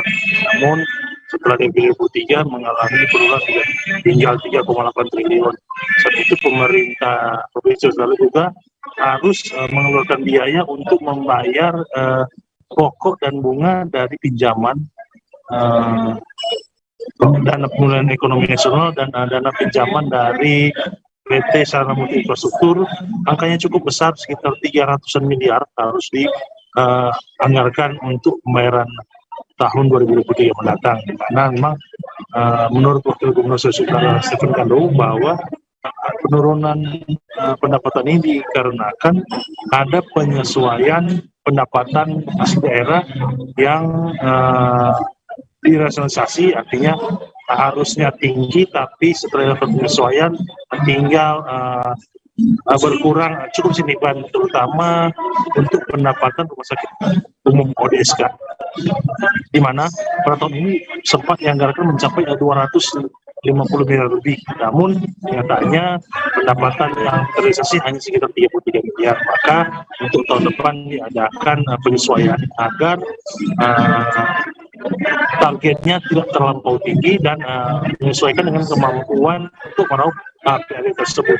Sejauh ini pemenangan umum dari fraksi-fraksi di Sulawesi Utara, 5 fraksi sepakat untuk setuju membahas lebih lanjut APBD 2022 membawa ke tingkat lebih lanjut, karena masih akan dibahas di anggaran pemerintah daerah dan badan anggaran DPRD Sulawesi Utara sebelum disahkan menjadi Perda APBD 2023. Demikian rekan dia. Baik, terima kasih rekan Rionur untuk laporan Anda. Selamat bertugas kembali. Kita beralih ke Papua, Tribuners. Rapat koordinasi atau rakor pendataan awal registrasi sosial ekonomi atau REGSOSEK tahun 2022 resmi dibuka di Kota Jayapura. Rakor secara resmi dibuka oleh penjabat Sekretaris Daerah atau Sekda Kota Jayapura, Robi Kepasawi, pada salah satu hotel di kawasan Kota Raja, Distrik Abepura. Selengkapnya Tribuners terkait kegiatan ini akan disampaikan oleh rekan Aldi Bimantara, reporter dari Tribun Papua yang sudah bergabung bersama kami. Silakan rekan. Ya, baik Dea dan juga Tribuners, dilaporkan dari Kota Jayapura, Papua. Badan Pusat Statistik Kota Jayapura menggelar rapat koordinasi ataupun rakor pendataan awal registrasi sosial ekonomi atau REGSOSEK 2022 yang telah resmi dibuka di Kota Jayapura dalam mewujudkan satu data kependudukan di Indonesia untuk mengentaskan kemiskinan ekstrim. Dea dan juga Tribuners, berdasarkan pantauan kami, awak media, acara tersebut berlangsung dengan lancar dan diikuti oleh para stakeholder yang tentunya berkepentingan dalam pendataan awal registrasi sosial ekonomi atau REGSOSEK tahun 2022. Dan rakor tersebut secara resmi dibuka oleh penjabat Sekretaris Daerah Sekda Kota Jayapura, Robi Kepasawi, di salah satu hotel di kawasan Kota Raja, Distrik Abepura. Dalam sambutannya yang kami ikuti, Dea dan juga Tribuners, Robi mengatakan bahwa sebagai pilar utama reformasi sistem perlindungan sosial, REGSOSEK 2022 ini mendukung penuh komponen reformasi lainnya. Robi menyebutkan komponen reformasi tersebut antara lain adanya perlindungan sosial adaptif, integrasi berbagai program perlindungan sosial, dan digitalisasi penyaluran bantuan sosial. Dea dan juga Tribuners, pihaknya juga mengatakan bahwa dengan adanya data REGSOSEK ini dapat mendukung proses identifikasi sehingga bantuan yang tepat dapat disalurkan dengan metode tercepat begitu. Dan dikatakannya pula bahwa masyarakat harus paham bahwa REGSOSEK 2022 ini ialah basis data yang perlu dimutakhirkan kembali secara berkala. Partisipasi aktif masyarakat dan pihak yang berkepentingan sangat penting dikatakannya dalam pembaruan data secara berkesinambungan. Dea dan juga Tribuners, pihaknya juga menyampaikan bahwa REGSOSEK 2022 yang nantinya akan dilakukan ini juga merupakan salah satu upaya pemerintah mewujudkan satu data kependudukan Indonesia sehingga keterhubungan dengan berbagai jenis ataupun basis data ini akan menciptakan sistem REGSOSEK yang berinteroperabilitas dan berfaedah tinggi begitu. REGSOSEK ini juga menjadi bagian dari reformasi sistem perlindungan sosial yang konsepnya telah dirancang sejak tahun 2020. Dan dalam waktu dekat ini, Dea dan juga Tribuners, ya, Badan Pusat Statistik Kota Jayapura juga nantinya akan melakukan pendataan melalui serangkaian pelatihan dan juga penurunan petugas begitu di berbagai rumah-rumah penduduk yang ada di Kota Jayapura, Papua untuk melakukan pendataan kependudukan dalam kaitannya dengan REGSOSEK tahun 2022. Demikian Dea dan juga Tribuners, laporan singkat saya terkait dengan pembukaan rakor awal REGSOSEK tahun 2022 dari Badan Pusat Statistik. Dari Kota Jayapura, Papua, Aldi Bimantara, Tribun Papua melaporkan. Kembali ke Dea di studio. Baik, Tribuners, rekan Aldi juga sudah mendapatkan keterangan dari penjabat Sekda Kota Jayapura dan juga Kepala BPS Kota Jayapura. Selengkapnya kami tampilkan. Ya, terima kasih buat kegiatan hari ini tentang rapat koordinasi Kota Jayapura bersama pemerintah, stakeholder, bersama para statistik Kota Jayapura dalam rangka membicarakan persiapan untuk pendataan registrasi ekonomi sosial tadi. Tujuan daripada kegiatan hari ini, pemerintah hadir untuk memberikan dukungan bahwa memang kegiatan ini adalah kegiatan nasional yang harus didukung sesuai dengan koordinasi kita dan kerja kita. Karena PPS dalam menyiapkan data ini dipakai di tahun depan untuk semua kementerian lembaga, baik pertanian, kesehatan, tenaga kerja, sosial, jadi dinamakan satu data nasional. Oleh karena itu memang kewajiban pemerintah Kota Jayapura hadir karena memang kita selama ini mitra pemerintah. Hanya rapat koordinasi, kita mengundang semua stakeholder kita dari distrik, dari kampung, kelurahan, aparat keamanan dari TNI Polri untuk bagaimana ke depan kita bersama-sama bahu-membahu untuk melaksanakan pendataan registrasi sosial ekonomi di Kota Jayapura. Harapan kami ke depan teman-teman dari distrik, dari kampung kelurahan dari TNI Polri bisa membantu kami untuk mensosialisasikan kepada masyarakat bahwa bulan Oktober dan November nanti ada petugas yang akan turun ke lapangan untuk melakukan pendataan. Pentingnya pendataan ini untuk apa? Kita tahu bahwa selama ini permasalahan serius bantuan-bantuan sosial di bawah ini ada yang patut menerima tapi tidak menerima, ada yang juga mungkin harus menerima tidak menerima. Ini harus kita perbaiki. Jadi kita menggandeng semua stakeholder ini untuk bagaimana kita semua bahu-membahu untuk meyakinkan masyarakat bahwa siapa yang patut dibantu ini akan mendapat bantuan. Wali Kota Banjarmasin Haji Ibnu Sina launching senam kayuh Baimbai pada hari ini, Jumat 30 September 2022 pagi tadi. Kayuh Baimbai sendiri adalah moto kota Banjarmasin yang juga bisa diartikan mendayung bersama. Acara ini sekaligus untuk menyemarakan rangkaian hari jadi Banjarmasin sekaligus juga Hari Olahraga Nasional ke-39. Untuk selengkapnya terkait kegiatan ini, Tribuners, sudah ada rekan kami, Frans Rumbon, reporter dari Banjarmasin Post yang akan melaporkan. Silakan rekan.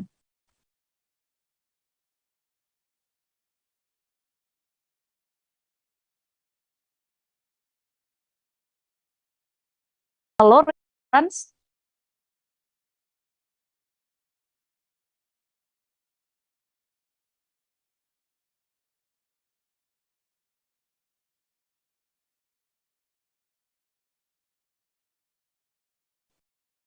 Rekan Frans bisa mendengar kami di studio?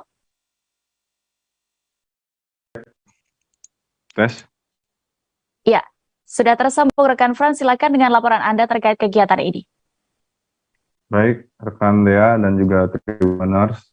Jadi pada hari ini bertempat di Balai Kota, di Balai Kota Banjarmasin, Bapak Wali Kota Banjarmasin yaitu Haji Ibnu Sina melaksanakan launching senam kayuh Baimbai.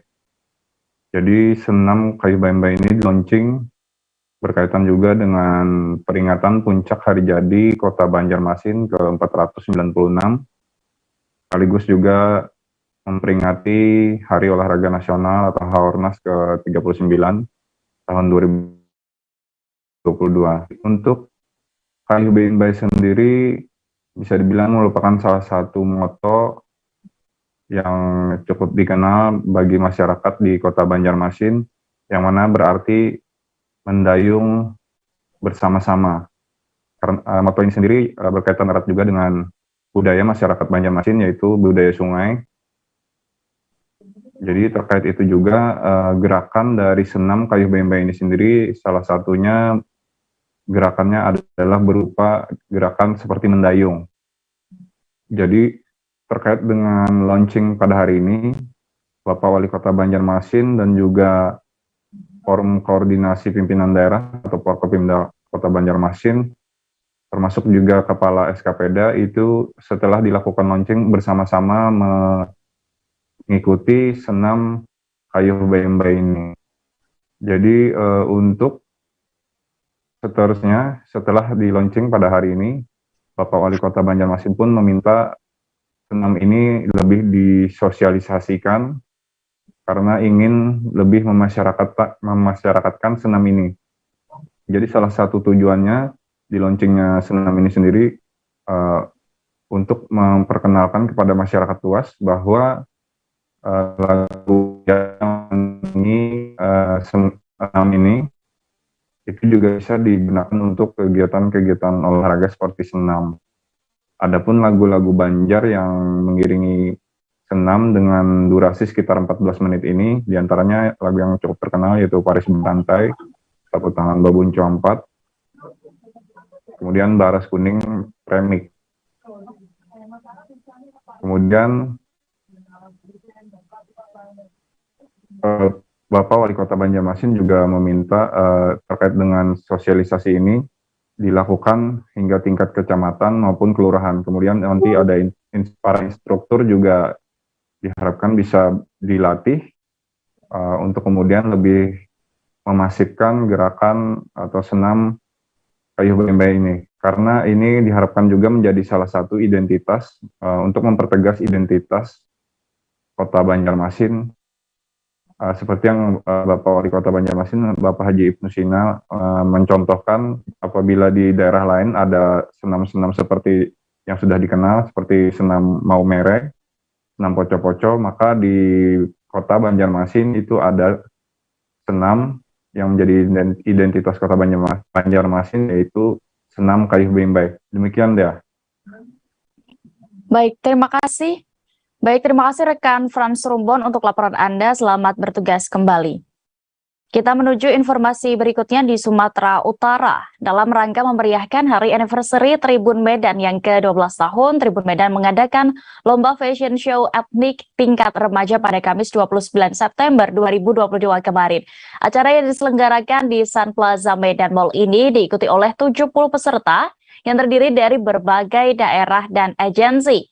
Untuk informasi terkait bagaimana pelaksanaan Tribuners dan juga pemenangnya akan dilaporkan reporter kami Diana Aulia, reporter dari Tribun Medan. Silakan rekan.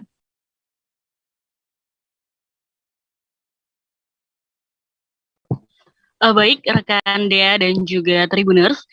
Ya, dalam rangka memperingati hari ulang tahun Tribun Medan yang ke-12 tahun, Tribun Medan tentunya menyelenggarakan acara yang luar biasa, yaitu acara yang diadakan di Sun Plaza Medan selama 5 hari berturut-turut, yaitu mulai hari Rabu hingga hari Minggu mendatang. Hadiah adapun grand prize yang diberikan yaitu 1 unit mobil dan juga 2 buah sepeda motor. Dalam rangkaian acara ulang tahun Tribun Medan ini, Tribun Medan juga menyelenggarakan acara fashion show anak dan juga fashion show remaja, di mana para peserta membawakan tema baju etnik atau busana Nusantara. Jadi pada acara fashion show ini kemarin untuk remaja dihadiri atau diikuti 70 peserta dari berbagai agensi di Kota Medan. Menurut informasi yang saya dapatkan juga seluruh agensi di Kota Medan turun untuk mengikuti perlombaan fashion show yang ada di Tribun Medan ini. Kemudian untuk antusias dari masyarakat juga cukup luar biasa. Hingga kini pembelian tiket juga masih berlangsung dan terlihat juga kemarin para penonton dan juga pendukung dari para peserta juga meriah, dan satu atrium dari Sun Plaza itu penuh dengan masyarakat Kota Medan. Kemudian nanti pada hari Minggu, undian juga akan diambil atau tiket yang telah dibeli dan akan diundi pada hari Minggu pukul 3 sore atau pukul 15 WIB, dan akan diundi langsung oleh Wali Kota Kota Medan, Bapak Bobi Nasution. Demikian Dea dan Tribuners.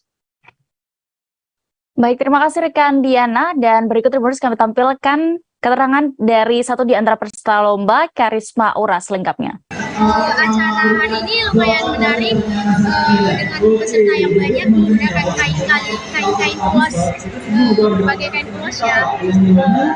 Sangat senang lah untuk mengikuti lombanya. Birthday Tribun. Kira-kira hari ini bakal menang nggak? Yakin nggak? Kalau menang kalahnya itu urusan belakangan sih. Intinya itu kita buat yang terbaik aja dulu. Kalau buat yang terbaik kan. Kita ke Nusa Tenggara Timur, Tribuners. Paroki Santo Tomas Morus Maumere yang berada di Kabupaten Sika, Pulau Flores telah menginjak usia 50 tahun atau usia emas. Merayakan momen memasuki usia senja, pastor dan umat Paroki Tomas Morus Maumere mengadakan misa syukur bersama. Untuk kegiatan ini Tribuners akan dilaporkan rekan Maria Mangkung, reporter dari Tribun Flores yang sudah bergabung bersama kami. Silakan rekan Maria.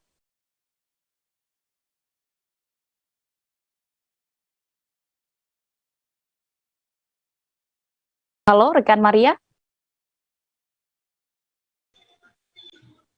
Halo, Dea. Iya, silakan rekan Maria dengan informasi Anda terkait kegiatan ini. Baik, selamat malam Dea. Maaf tadi ada kesalahan jaringan. Selamat malam sahabat Tribuners. Dapat saya laporkan dari Kabupaten Sika, tepatnya di Kota Maumere. Kemarin 29 September 2022, Paroki Santo Tomas Morus Maumere yang berada di Jalan Soekarno-Hatta, Kota Maumere, Kabupaten Sika, Nusa Tenggara Timur menginjak usia ke-50 tahun atau usia emas. Merayakan momen memasuki usia senja ini, Tentunya para umat, pastor paroki, dan juga ratusan umat lainnya mengadakan misa syukur bersama di Gereja Santo Thomas Morus Maumere. Puluhan pastor dan juga suster dari berbagai kolegrasi serta ratusan umat Katolik di Sika ikut terlibat mengikuti misa syukur dan memaknai hari ulang tahun paroki ke-50 tahun ini. Misa tersebut tentunya dipimpin oleh Uskup Maumere, Monsinyur Alphonsus Martinus Sedu, beserta didampingi pastor paroki Thomas Morus Maumere, Romo Laurentius Noi, beserta dengan puluhan pastor paroki lainnya yang berada di Kabupaten Sika. Misa dimulai pukul 5 waktu Indonesia Timur sampai selesai di Gereja Thomas Morus. Pantauan tribunflores.com pada Kamis 29 September 2022 sore sebelum perayaan misa, Uskup Maumere beserta puluhan pastor dijemput oleh beberapa umat dari lingkungan yang menanggung kegiatan ini dan mengadakan tarian tradisional yang berasal dari 3 daerah yang ada di Kabupaten Sika, ada di Kabupaten Ende, dan juga di Kabupaten Ngada. Yang berasal dari Kabupaten Sika, tarian Hegong, dan juga tarian adat Lio, Gawi yang berasal dari Kabupaten Ende, serta tarian Jai dari Kabupaten Ngada. Ratusan umat hadir tampak menikmati sentakan kaki yang dibawakan oleh para penari dari berbagai kabupaten ini.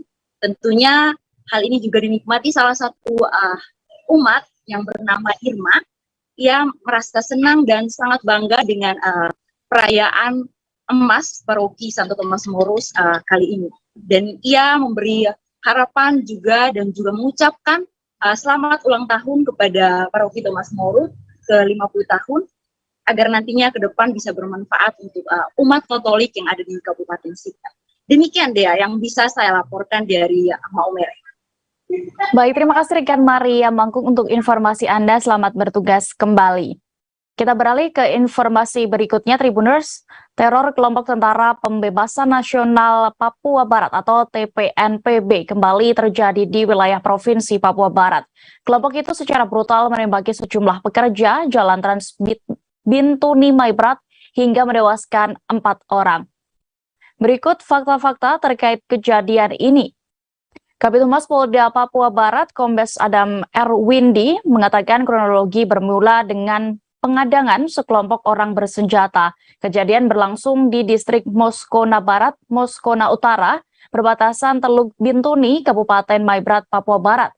Awalnya pihaknya mendapatkan laporan dari Pos Satgas Satuan Organik Yonif RK136 TS Kampung Mayerga pada Kamis 29 September 2022 kemarin sekira pukul 18.20 waktu Indonesia Timur.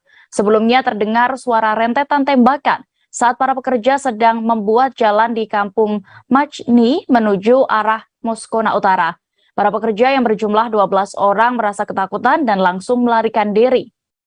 Autor penyerangan brutal dilakukan oleh TPNPB yang dipimpin oleh Arnoldus Yancen Kocu. Pengakuan ini disampaikan oleh juru bicara Tentara Pembebasan Nasional Papua Barat, Organisasi Papua Barat atau OPM, Sebi Sambon.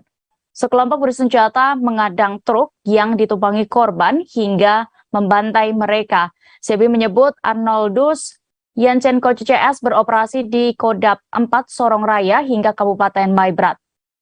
Sebi Sambon mengatakan pihaknya meyakini 4 pekerja yang tewas dibantai merupakan intelijen Indonesia. Selain itu, tentara OPM juga menembaki para pekerja saat hendak lari menyelamatkan diri. Bahkan pasukan OPM juga membakar 2 kendaraan truk dan alat berat ekskavator. Hingga kini jenazah para korban masih dalam penguasaan pihak TPNPB.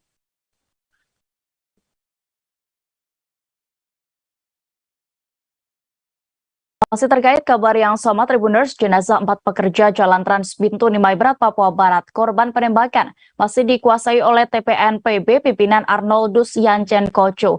Kelompok itu menegaskan tidak akan mengembalikan jenazah korban dan akan menembak mati siapapun yang mencoba datang ke lokasi. Pesan itu disampaikan oleh juru bicara TPNPB OPM, Sebi Sambon, melalui TPNPB pimpinan Arnoldus Yancen Kocu pada hari ini Jumat 30 September 2022. Arnold menuturkan mayat yang telah dibunuh itu tidak boleh diambil oleh pihak yang mereka anggap musuh. Hingga kini keempat jenazah pun masih di tangan TPNPB Koda 4 wilayah Sorong Raya. Tidak hanya itu, mereka juga akan mencari pemilik proyek Jalan Trans Bintuni Maibrat bernama Barnabas Orokoma. Maksud kami, Barnabas Orokomna. Terkait ancaman itu, Kabid Humas Polda Papua Barat, Kombes Adam Erwindi memberikan penjelasan yang memastikan pihaknya mendalami penembakan brutal yang menewaskan 4 pekerja Jalan Trans Bintuni Maibrat tersebut. Adam menyebut bahwa sudah ada tim yang dikirim ke lokasi untuk menyelidiki. Seperti diketahui, 12 pekerja Jalan Trans Papua Barat, Bintuni Maibrat, diserang di wilayah distrik Moskona Barat, Teluk Bintuni. Kejadian berlangsung pada Kamis 29 September 2022 kemarin, sekira pukul 18.20 petang waktu setempat. Beredar pula rekaman suara alasan penyerangan itu lantaran terdapat senjata tabung dan 12 butir amunisi di lapangan, sehingga kelompok separatis langsung mengambil langkah pembunuhan dan menembak hingga membakar 2 unit kendaraan truk dan 2 ekskavator.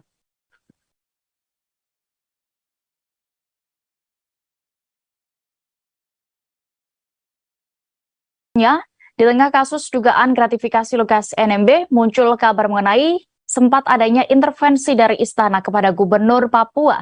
Intervensi itu menyeret nama penjabat Gubernur Papua Barat, yakni Paulus Waterpauw, yang akhirnya membeberkan klarifikasi. Informasi itu menyebut ada utusan Presiden Joko Widodo yang meminta Paulus menjadi wakil Gubernur Papua pada tahun 2021.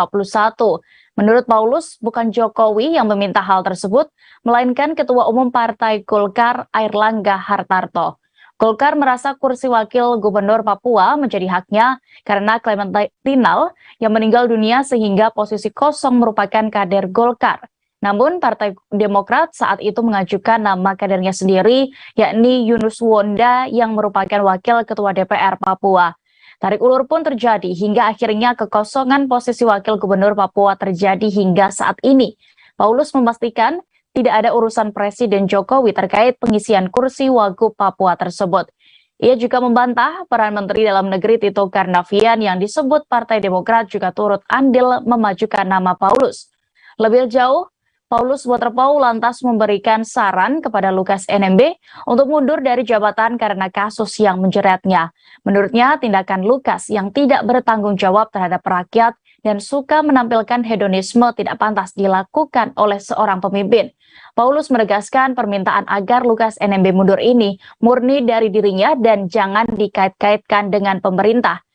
Sebagaimana diketahui, KPK menetapkan Lukas NMB sebagai tersangka kasus dugaan suap dan gratifikasi terkait proyek yang bersumber dari APBD pemerintah Provinsi Papua. Lukas sedianya dijadwalkan menghadap penyidik pada 12 September lalu di Polda Papua, namun dia absen dengan alasan sakit. KPK kemudian menjadwalkan pemeriksaan Lukas pada 26 September kemarin, tetapi Lukas tidak hadir dengan alasan yang sama.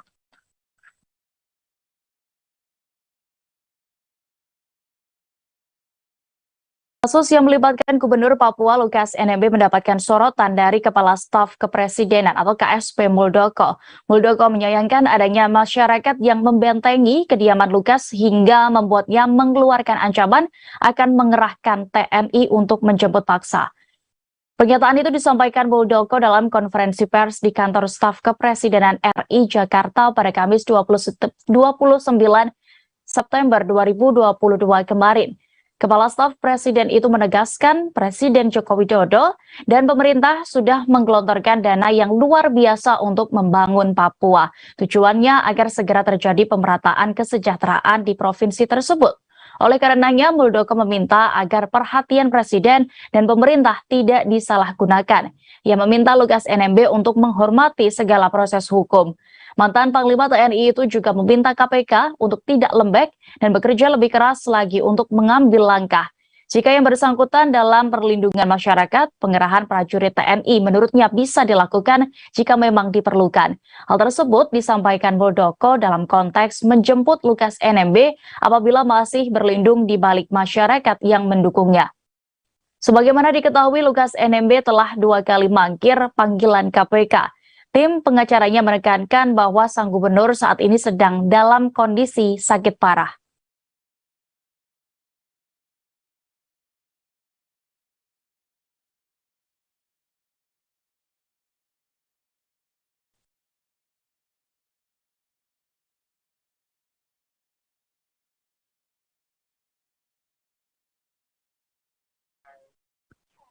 Halo Mas Samsul, aman ya?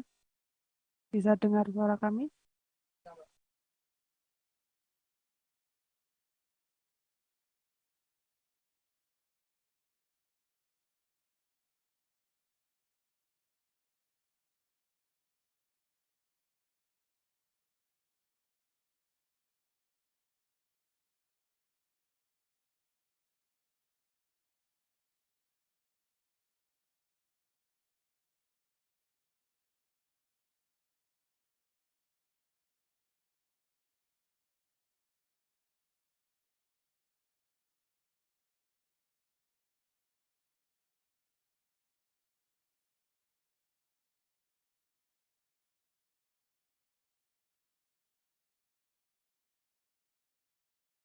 Kita beralih ke informasi selanjutnya, Tribuners.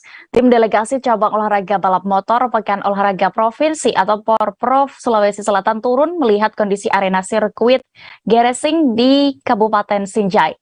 Kedatangan mereka untuk melihat kondisi arena lintasan secara langsung. Tim delegasi diwakili oleh Adifar memastikan bahwa arena balap motor siap untuk dipakai. Dan untuk informasinya lebih detail Tribuners, kami sudah terhubung dengan rekan Samsul Bahri, reporter dari Tribun Timur yang siap dengan laporannya. Silakan rekan. Baik, terima kasih Mbak Dia di studio Tribun News dan pemirsa Tribuners dimanapun Anda berada, bahwa kami langsung dari Kabupaten Sinjai, Sulawesi Selatan, di mana daerah ini, Kabupaten Sinjai menjadi tuan rumah pelaksanaan Pekan Olahraga tingkat provinsi yang ke-17 tahun 2022 ini. Kabupaten Sinjai menjadi tuan rumah sebanyak 21 cabang olahraga di daerah ini yang akan dipertandingkan.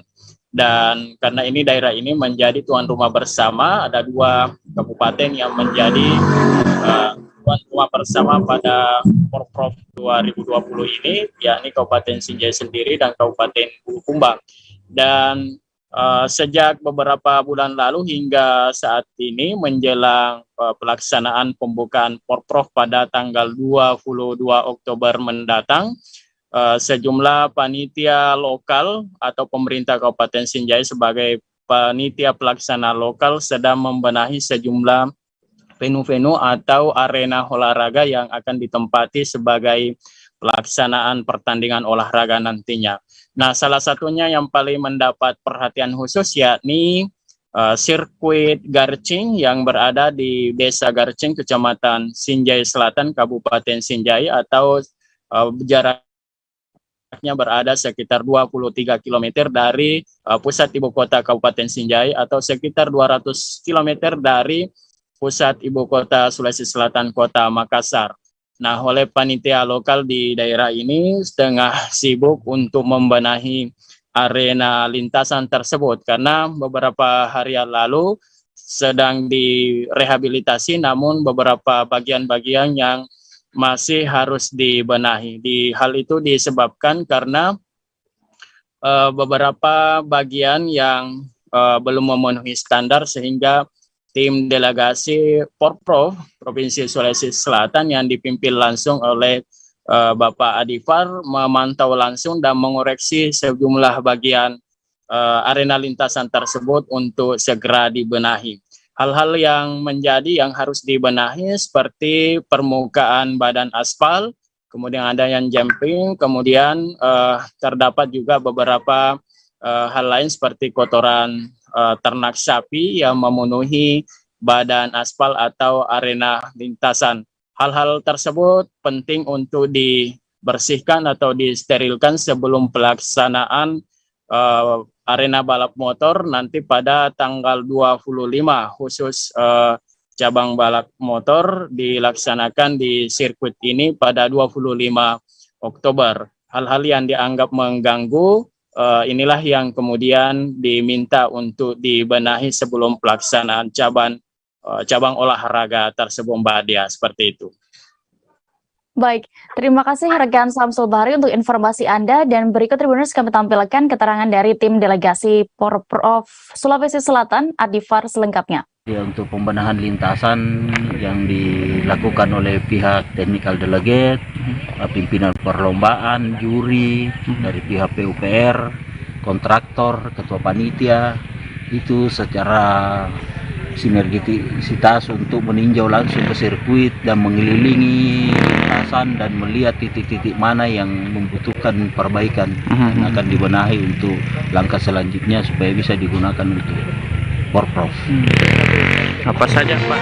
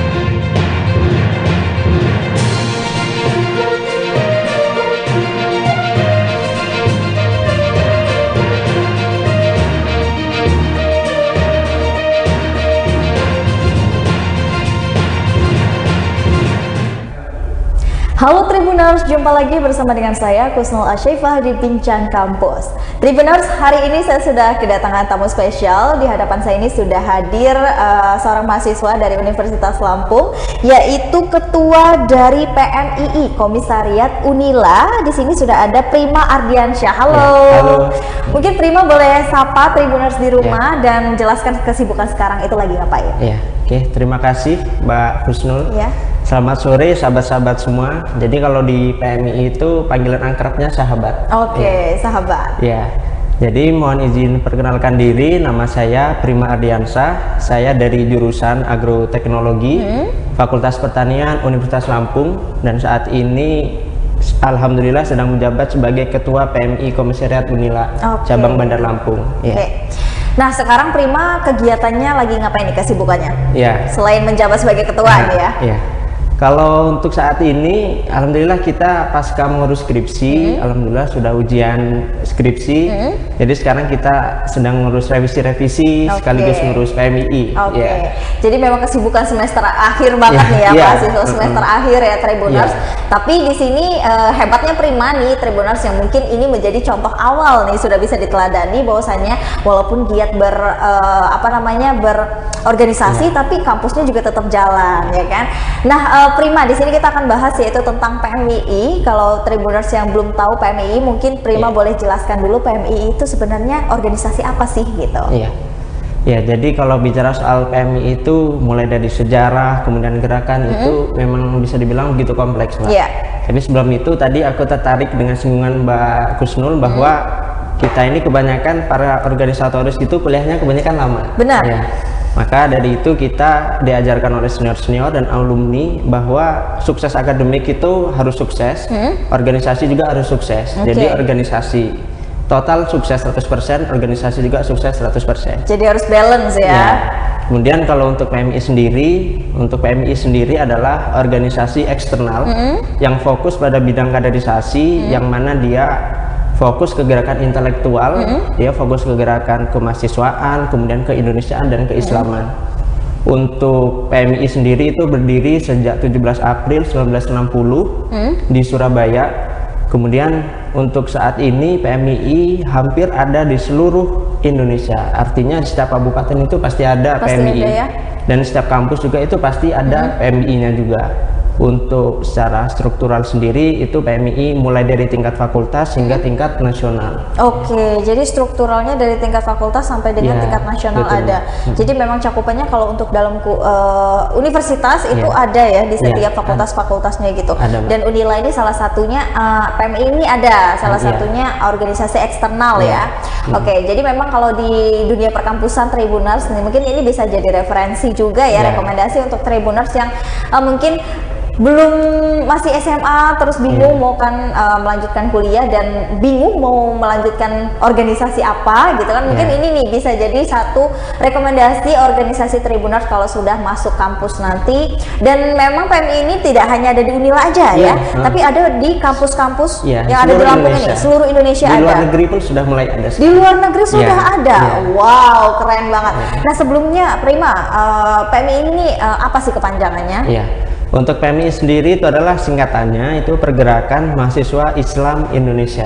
Iya, jadi kalau kita maknai itu pergerakan berarti manusia ataupun insan yang harus senantiasa bergerak, kemudian mahasiswa artinya yang masuk PMI itu harus mahasiswa, kemudian Islam, kemudian yang bisa masuk PMI juga pun ya memang hanya orang Islam. Kemudian untuk yang bisa masuk PMI juga harus orang Indonesia jelasnya. Ya. Nah, untuk PMI ini kan mahasiswa ya. Tapi kalau berarti selain mahasiswa tidak bisa masuk menjadi kadernya deh atau bagaimana? Ya, kalau untuk di PMI sendiri memang kalau tidak mahasiswa tidak bisa masuk PMI. Nggak bisa ya, jadi karena dari namanya juga kan PMI Pergerakan Mahasiswa. Jadi kalau misalkan Tribuners mau jadi anggota memang harus bagian dari mahasiswa, dan nanti kan kalau sudah mahasiswanya sudah jadi alumni ya tentunya gitu. Nah, Prima bisa jelaskan, mungkin Tribuners di rumah pengen tahu apa sih yang mengawali Prima itu bisa memilih PMI ini sebagai organisasinya gitu, bahkan bisa memilih dan menjadikan Prima sendiri yakin menjadi ketua di PMI sendiri gitu. Ya, jadi kenapa saya dan sahabat-sahabat seangkatan terutama ya memilih untuk masuk ke PMII, karena kalau beberapa organisasi eksternal itu kan memiliki karakternya masing-masing. Iya, benar. Dan menurut saya yang pas dengan karakter saya itu PMII. Itu karena sejak dahulu PMII memiliki komitmen untuk terus mengawal dan komitmen menjaga keutuhan NKRI, kemudian kita juga concernnya ke fokus ke bidang keislaman juga. Jadi kalau kita masuk PMII itu harus melaksanakan mapaba. Mapaba itu masa penerimaan anggota baru. Jadi bisa masuk PMII ataupun dapat disebut anggota PMII itu setelah memasuki ataupun melaksanakan mapaba. Oke, jadi memang alur rekrutmennya dari perekrutan dulu, lalu di mapaba. Mapaba itu kayak orientasi gitu. Iya, betul. Jadi seperti semacam orientasi pengenalan anggota gitu untuk Tribuners di rumah. Nah, selain itu untuk struktur organisasinya sendiri itu terbentuk dari apa saja susunannya? Iya. Jadi kalau untuk struktural itu kita kan ada di PMII itu namanya PO, peraturan organisasi. Jadi seluruh PMII di seluruh Indonesia itu sama strukturnya. Jadi kalau untuk di tingkat universitas, di tingkat universitas itu komisariat menyebutnya, itu ada ketua komisariat, kemudian ada bendahara umum, ada sekretaris umum, kemudian ada wakil ketua satu itu dia fokus ke internal. Internal itu nanti dia ada turunannya, nanti dia mengurus alkaderisasi dan lain-lain.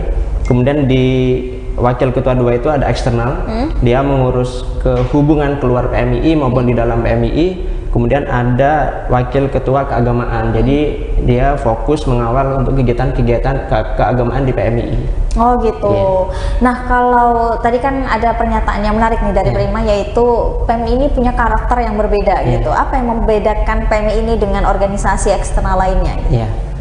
Dan juga kan PMII bukan hanya PMII ya, organisasi keislaman banyak gitu di Indonesia gitu. Apa yang membuat beda? Ya, jadi kalau menurut saya pribadi, dari kacamata saya pribadi, itu PMII itu yang pertama komitmen tadi. Kemudian kita tuh ada namanya Trimoto. Trimoto PMII adalah zikir, fikir, amal soleh. Trimoto ini ataupun prinsip ini harus selalu diikuti oleh setiap anggota dan kader PMII. Yang pertama zikir, fikir, amal soleh. Zikir itu kader PMII harus senantiasa ingat kepada Allah Subhanahu Wa Taala. Kalau menurut Imam Al-Ghazali itu dalam kitab Ihya Ulumuddin, itu berarti senantiasa mengingat ataupun kenal dengan diri kita sendiri itu siapa. Kemudian ada fikir itu berarti kita harus senantiasa berpikir, kemudian harus senantiasa semangat untuk menuntut ilmu. Kemudian ada amal soleh, setelah kita zikir, setelah kita fikir, nanti ada amal soleh, itu bentuk kita implementasi keilmuan kita yang fokus ke kemaslahatan umat. Itu kalau menurut teorinya Gramsci, bahwa mahasiswa itu selain bergerak di fokus di bidang keilmuan juga harus fokus ke pengabdian kepada masyarakat. Artinya ilmu kita untuk kemaslahatan umat juga. Ngomong-ngomong bicara masalah pengabdian nih ya Prima, apa sih kegiatan keseharian maupun kegiatan rutin gitu yang dilakukan organisasi PMII ini?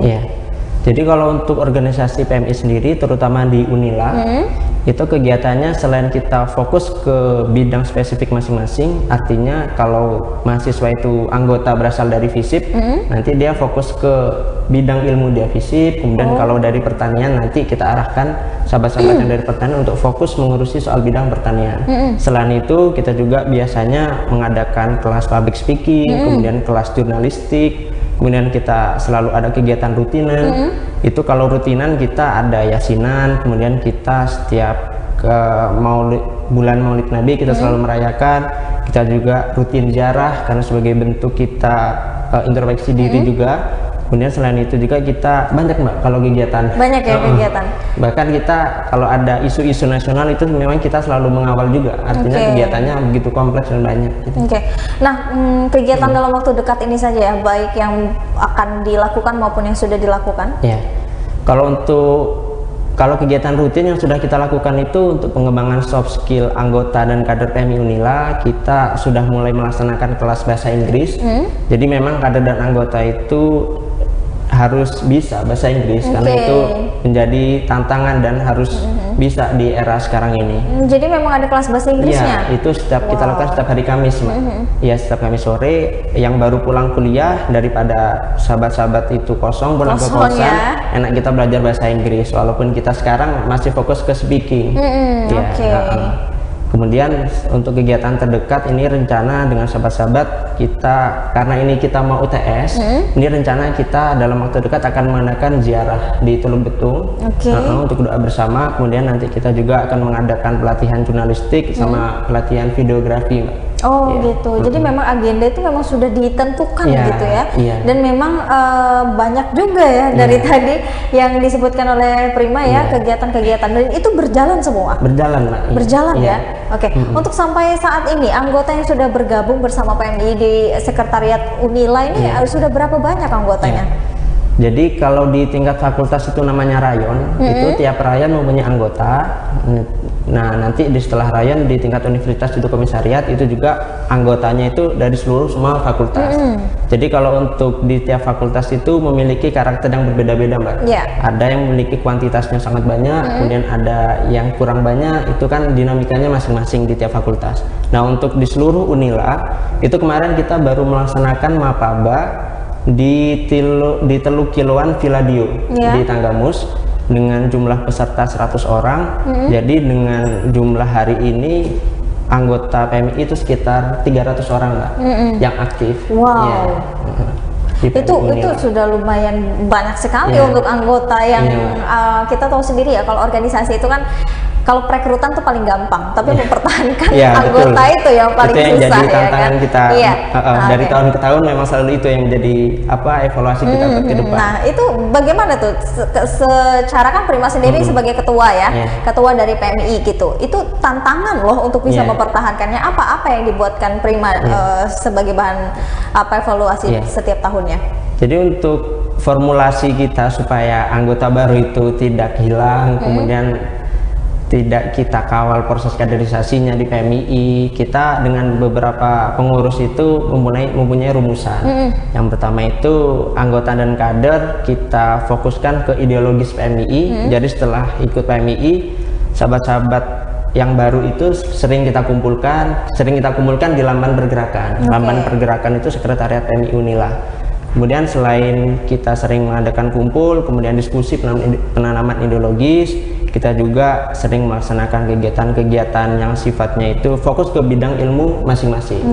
Jadi untuk misal dari Fakultas FKIP, nanti rayon FKIP itu fokus mengadakan kegiatan di rayonnya masing-masing dan fokus melakukan kegiatan yang sesuai dengan bidang ilmu dari fakultasnya masing-masing. Jadi misalnya pertanian nih, kemarin pertanian kita mengadakan hari tani, kemudian mengadakan pengabdian desa, kemudian di FISIP kita sudah mengadakan kelas jurnalistik untuk anggota baru. Jadi memang terus kita kawal gitu. Jadi memang terus dikawal, terus ada evaluasinya juga ya untuk bahan pertahanan dari anggota ini. Nah menuju ke tema kita nih ya Prima ya, PMI menuju role model gerakan mahasiswa nasional. Apa sih ini sebenarnya? Apa ini suatu kegiatan atau ini suatu apa nih gitu deh PMI ini? Jadi untuk tema kita pada sore hari ini itu PMI Unila menuju role model gerakan mahasiswa nasional. Itu saya sebenarnya ingin meluruskan sedikit. Jadi yang dimaksud dengan role model itu fokusnya kita ke kampus umum. Jadi Mbak, kalau di PMI itu memang untuk di kampus umum, terutama di Indonesia itu, kalau dibandingkan dengan kampus-kampus Islam seperti UIN, kemudian IAIN, itu secara kuantitas itu memang agak marginnya lumayan. Artinya kalau di IAIN itu jumlah kader ada 1000, kita ada 300. Jadi memang ini di kampus umum itu dinamikanya lebih kompleks. Lebih kompleks ya. Tapi alhamdulillah di PMI Unila, ini memang sudah berdiri sejak 1965. Yang mendirikan itu ada Bang Teddy, kemudian ada Ayah Lutfi dan sahabat-sahabat yang lain. Jadi memang kita itu alhamdulillah di PMI Unila itu jika dibandingkan dengan kampus umum yang lain itu bisa dibilang lebih maju. Lebih maju. Jadi kenapa kita bilang role model? Karena memang PMI Unila bisa disebut, dan saya sepakat dengan sahabat-sahabat bahwa PMI Unila hari ini bisa dikatakan sebagai role model kaderisasi PMI nasional. Ya karena dengan jumlah kuantitas yang banyak, kemudian kaderisasi yang sudah semakin bagus dari tahun ke tahun, artinya sudah cukup untuk dijadikan role model gitu. Oke. Apakah bukan hanya dari kualitasnya aja kan yang harus dipertahankannya, tapi perekrutannya seperti apa tuh untuk bisa menjadikan dia role model sebagai contoh yang baik itu? Ya tentunya untuk menjadikan PMI Unila sebagai role model, saya juga selalu berpesan pada sahabat-sahabat semua bahwa yang pertama kita harus memiliki kuantitas yang banyak. Selain kuantitas, kita juga harus memiliki ideologis yang bagus. Artinya dia kalau sudah masuk PMII memang harus betul-betul militan. Itu bisa militan dengan kaderisasi yang baik. Artinya 3 prinsip ini menjadi hal yang sangat menjadi sangat mutlak dan harus dilakukan untuk mencapai role model gerakan mahasiswa nasional, terutama di lingkup PMI sendiri, Mbak. Oke. Apa sih yang digadang-gadang sebagai role model mahasiswa nasional? Role model itu kan artinya kita bisa menjadi contoh ya.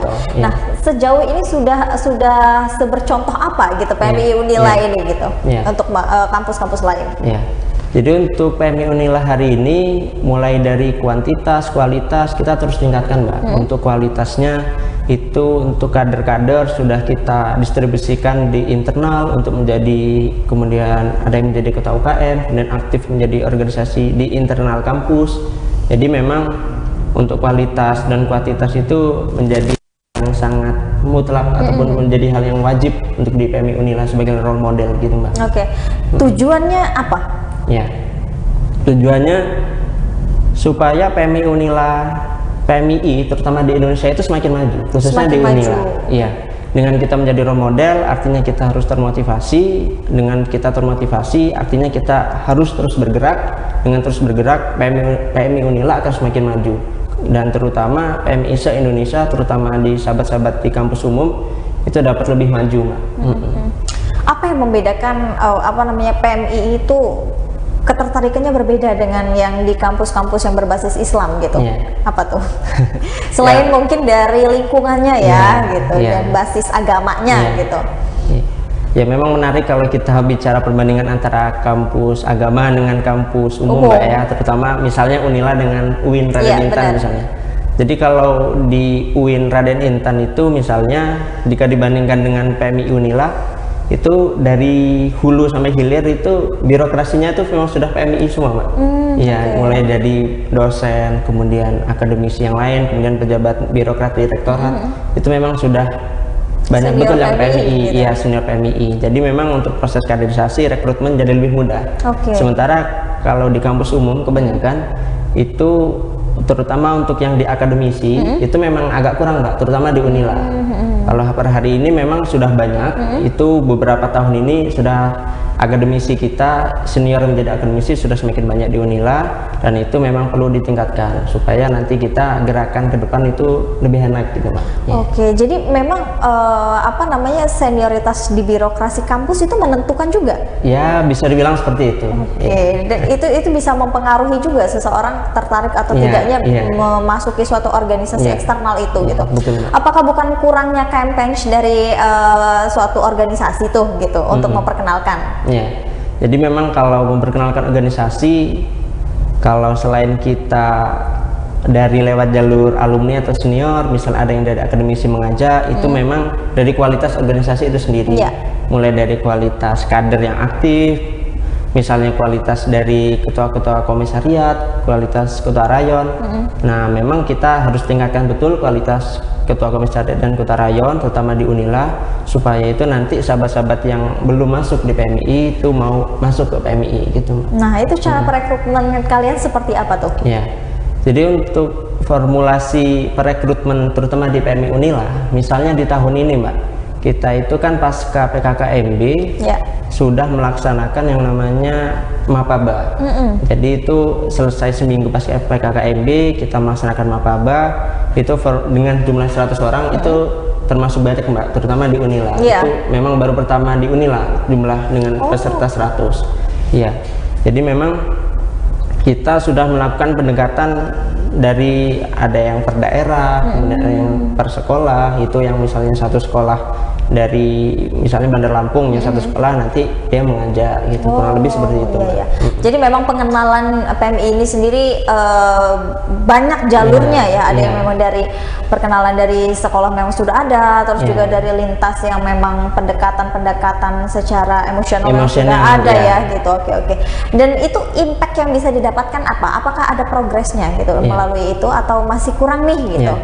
Ya, kalau bicara sudah cukup atau masih kurang, tentu sebagai kader dan sahabat-sahabat semua sepakat sebagai kader yang militan itu pasti akan terus merasa kurang ya. Iya, artinya nanti di tahun ke tahun dari tiap mapaba rayon kemudian di universitas itu jumlahnya harus terus ditingkatkan. Selain kita perlu meningkatkan kualitas, kuantitas itu menjadi hal yang mutlak, karena kalau di teori sistem itu dari input kemudian proses kemudian output itu menjadi hal yang mutlak, itu di inputnya, di kuantitasnya. Untuk itu kita betul-betul fokus di inputnya, kemudian nanti kita menjalankan proses kaderisasi di proses, kemudian nanti kita di outputnya itu menjadi kader yang militan itu.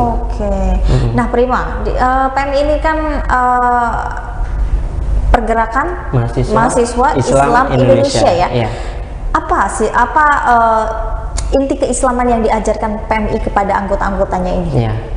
Kalau inti keislaman di PMI sendiri, kalau dari sejarahnya PMI berdiri itu, yang mendirikan itu memang mahasiswa-mahasiswa dari kalangan Nahdlatul Ulama. Ya, jadi antara PMI dan NU itu memiliki kedekatan yang sangat erat. Bisa dikatakan dan memang betul bahwa PMI itu lahir dari rahim Nahdlatul Ulama. Bisa dibilang juga elitnya Nahdlatul Ulama adalah PMI. Karena yang bisa masuk PMI adalah mahasiswa itu dikenal dengan intelektualnya. Makanya kalau keislaman sendiri itu di PMI seperti apa, kita melaksanakan dari ideologis itu ideologis Ahlus Sunnah wal Jamaah. Artinya kita ideologisnya sama dengan Nahdlatul Ulama, kita konsisten dengan Ahlus Sunnah wal Jamaah, kita melaksanakan Islam yang sesuai dengan ajaran Nabi, sesuai dengan ajaran Nabi. Jadi memang ajaran yang diajarkan di PMI ini juga yang berkaitan dengan ajaran NU tadi selaku dari yang merintis gitu ya dari awal.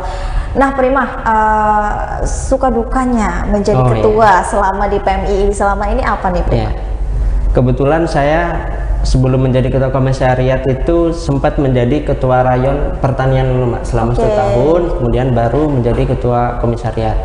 Kalau suka dukanya itu ya banyak ya. Tapi alhamdulillah banyak sukanya. Karena memang di PMI itu terutama di Unila itu kekeluargaannya sungguh luar biasa.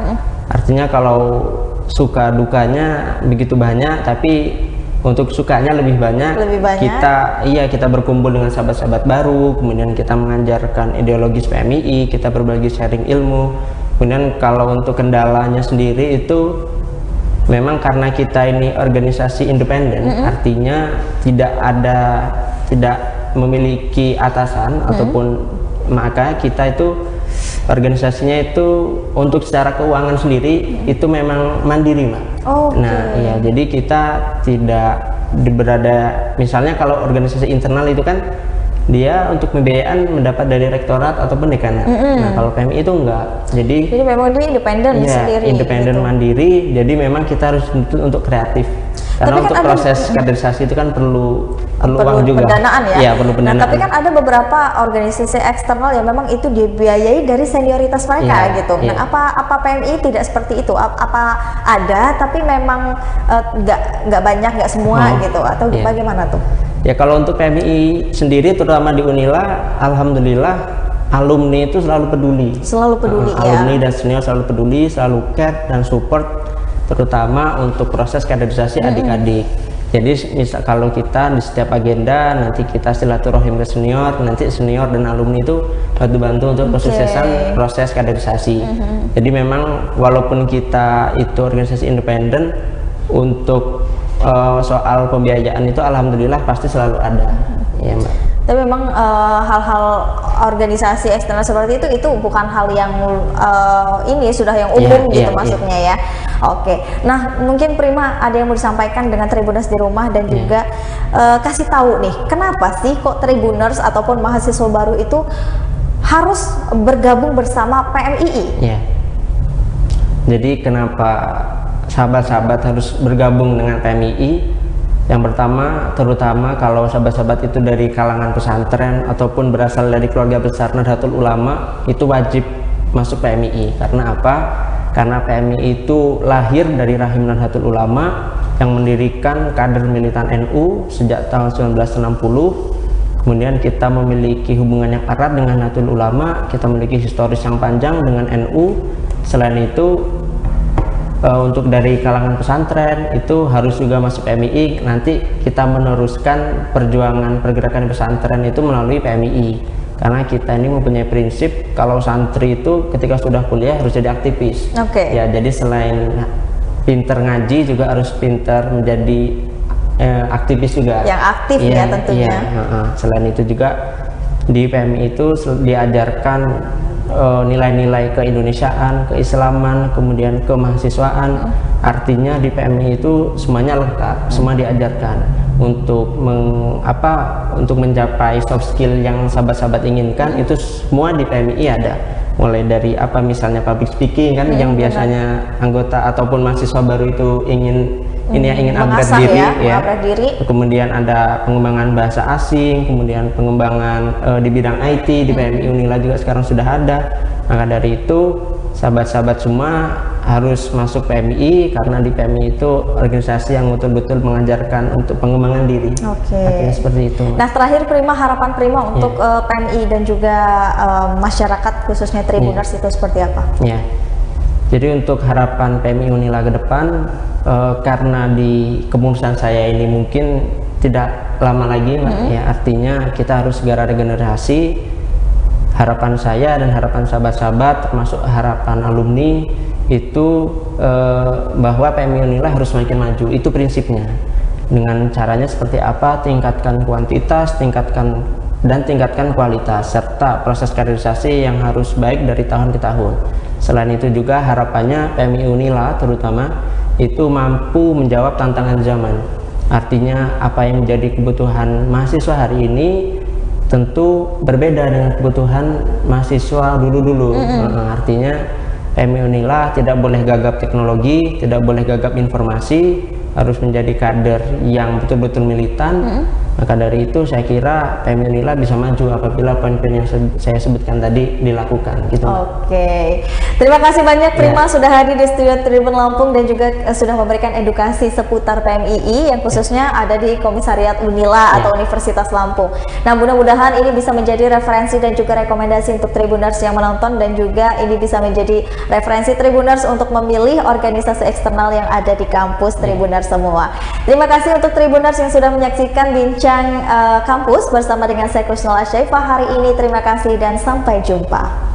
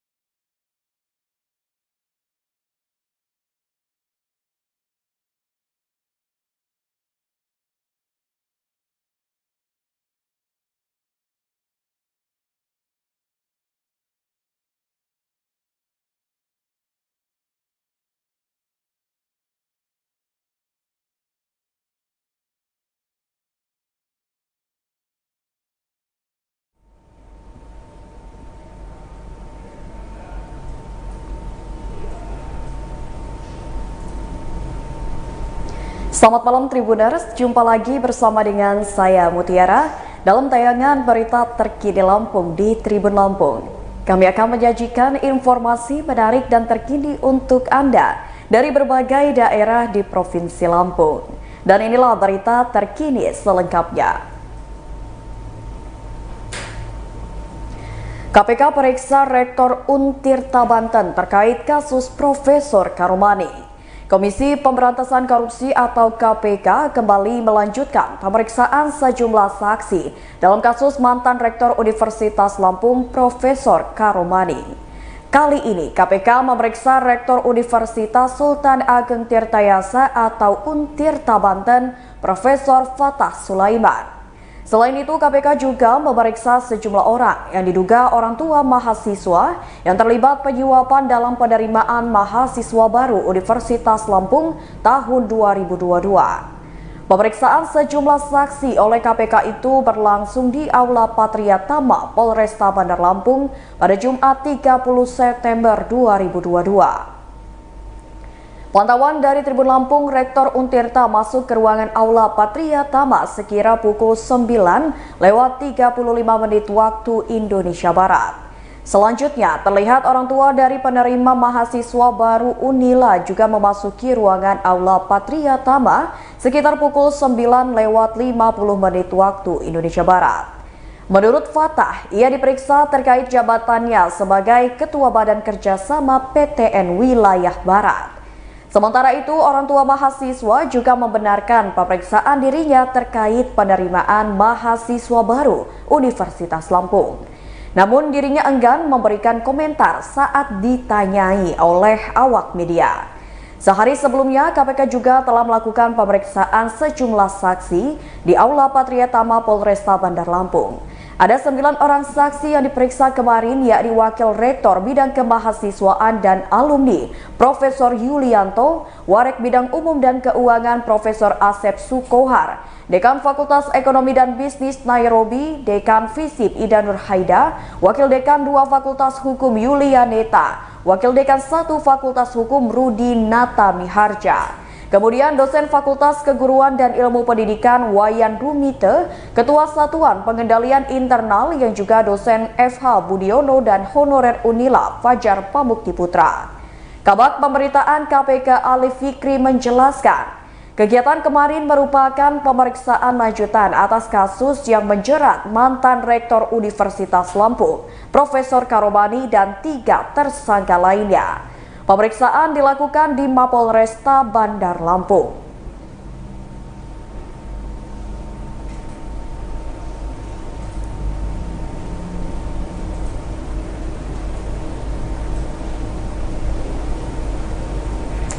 Berita selanjutnya, Polda tetapkan 5 tersangka kasus mafia tanah di Desa Malangsari, Lampung Selatan. Direktorat Reserse Kriminal Umum Polda Lampung menetapkan 5 orang sebagai tersangka dalam kasus mafia tanah. Kelima tersangka tersebut memasukkan sertifikat tanah di Desa Malangsari, Kecamatan Tanjung Sari, Lampung Selatan. Ditreskrimum Polda Lampung Kombes Pol Reynold Huta Galung pada Jumat 30 September 2022 mengatakan, pihaknya menerima laporan terkait kasus tersebut pada bulan April lalu. Menurut Kombes Pol Reynold, pihaknya menerima laporan dari warga bernama Supriyadi yang merupakan kepala desa Malangsari. Setelah 5 bulan pengungkapan, akhirnya polisi menetapkan 5 orang sebagai tersangka. Adapun kelima orang itu adalah SJO berusia 80 tahun yang merupakan pensiunan Polri berpangkat AKP. Selain itu, SJT, Kepala Desa Gunung Agung Sekampung Udik, Lampung Timur, dan RA sebagai notaris dan PPAT dengan wilayah kerja Kabupaten Lampung Selatan.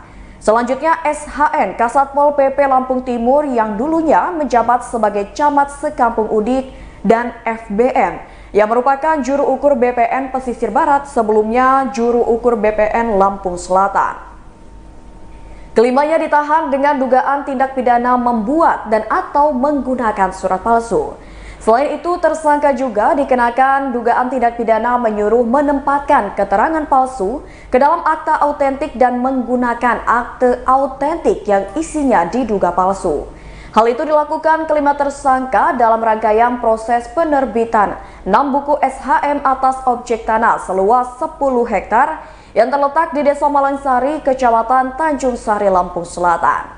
Para tersangka terancam dikenakan dengan pasal 263 JO pasal 55 KUHP dan pasal 266 JO pasal 55 KUHP dengan ancaman hukuman 6 tahun penjara.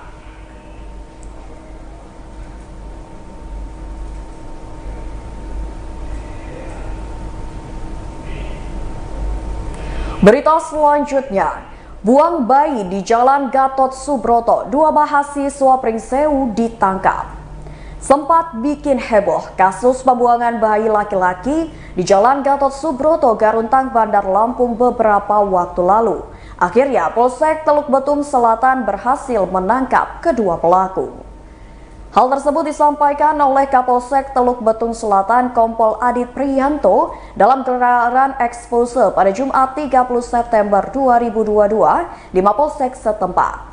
Kedua pelaku ternyata bukanlah suami istri, namun keduanya terlibat skandal asmara hingga hamil di luar nikah sampai akhirnya melahirkan seorang bayi laki-laki. Kedua pelaku adalah AZ berusia 22 tahun yang merupakan mahasiswa asal Pajaresuk Pringsewu dan RD berusia 20 tahun merupakan mahasiswi asal Talang Padang Tanggamus yang masih berkuliah di salah satu kampus swasta di Pringsewu semester 5. Menurut Kompol Adit, kedua pelaku adalah orang tua dari bayi yang dibuang di sekitar rumah dinas wali kota pada Minggu 11 Juli 2022 lalu sekira pukul 20:30 waktu Indonesia Barat. Sang bayi diletakkan di dalam kardus air mineral dan ditaruh di depan teras rumah Fahrizal Rifai di Jalan Gatot Subroto. Kompol Adis menjelaskan penangkapan keduanya setelah unit reskrim melakukan serangkaian penyelidikan terhadap perkara penelantaran bayi tersebut. Kemudian polisi melakukan gelar perkara yang mendapati identitas pelaku yang melakukan perbuatan tersebut. Kini kedua pelaku sudah ditahan di Mapolsek Teluk Betung Selatan. Setelah diperiksa, kedua pelaku mengaku tega menelantarkan bayi tersebut dikarenakan panik dan takut memberitahu keluarga masing-masing. Keduanya juga mengaku sudah pacaran selama 1 tahun. Bayi tersebut dilahirkan di Bedan di daerah Pringsewu kemudian dibawa ke Bandar Lampung. Setelah sampai di Bandar Lampung, bayi ditelantarkan begitu saja dengan dibungkus kardus berikut tut bayi, bedak, serta minyak telon di depan rumah warga. Kompol Adit menuturkan, kini kedua pelaku sudah dinikahkan setelah diamankan oleh Polsek Teluk Betung Selatan. Pelaku RD mengaku tega membuang bayi karena takut ketahuan orang tua sudah memiliki anak hasil hubungan gelap. Ia mengaku sudah berpacaran dengan AZ selama 1 tahun dan 1 fakultas dengan pacarnya.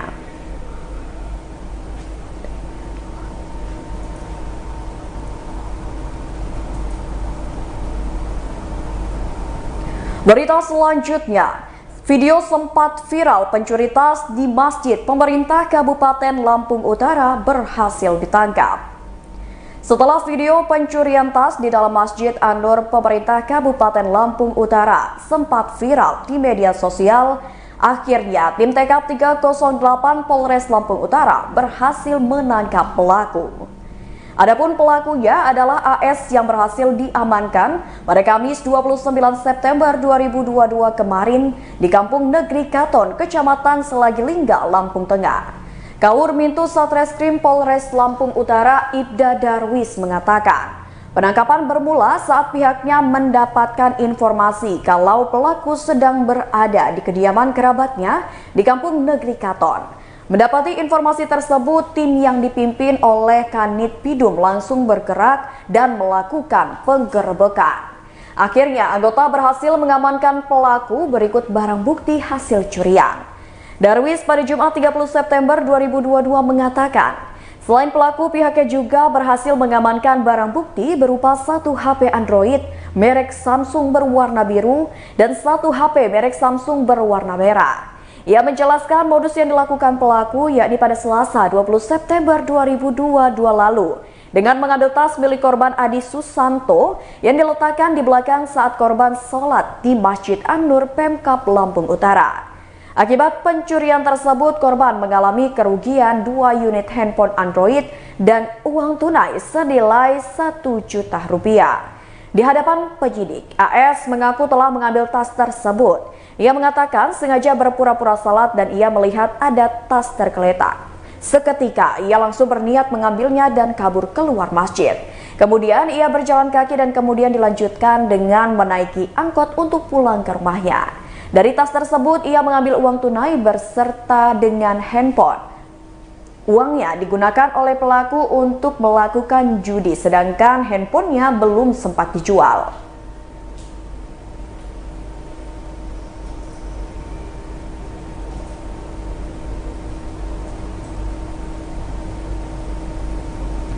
Berita selanjutnya, bertemu Mendak Zulhas, perajin tahu dan tempe minta subsidi diperpanjang. Gabungan Koperasi Tahu Tempe Indonesia meminta pemerintah agar memperpanjang penyaluran selisih harga kedelai impor untuk perajin tahu dan juga tempe. Hal tersebut dikemukakan oleh Ketua Umum Gabungan Koperasi Produsen Tahu Tempe Indonesia atau Gakoptindo Aib Syaifuddin saat kunjungan kerja Menteri Perdagangan Zulkifli Hasan di Bandar Lampung pada Jumat 30 September 2022. Menurut Aib, penyaluran selisih harga kedelai impor sudah berhenti sejak akhir Juli kemarin. Padahal menurutnya, realisasi volume penyaluran jauh dari target yang ditetapkan pemerintah sehingga masih banyak perajin belum mendapatkan pasokan subsidi. Katanya baru sekitar 3.839 ton dari total alokasi 40.000 ton untuk wilayah Lampung atau baru sekitar 3,839 miliar. Karena selisih harga yang diberikan kepada pengrajin olahan kedelai adalah Rp1.000 per kilogram. Sementara target penyaluran selisih harga kedelai impor secara nasional sebanyak 800.000 ton baru terrealisasi 80.000 ton atau 10% dari target. Untuk informasi, program tersebut sebelumnya telah dilangsungkan selama 4 bulan yakni sejak April hingga Juli 2022 lalu. Pada program tersebut, pemerintah memberikan kedelai impor yang mendapatkan selisih harga untuk pengrajin tahu dan tempe senilai Rp1.000 per kilogram melalui Perum Bulog. Bantuan itu merespon tingginya harga kedelai impor saat ini. Sementara itu, Menteri Perdagangan Zulkifli Hasan mengatakan, Kementerian Perdagangan nantinya akan memberikan selisih harga kedelai impor untuk para perajin tahu dan tempe. Periode pelaksanaannya dimulai Oktober hingga Desember akhir tahun nanti.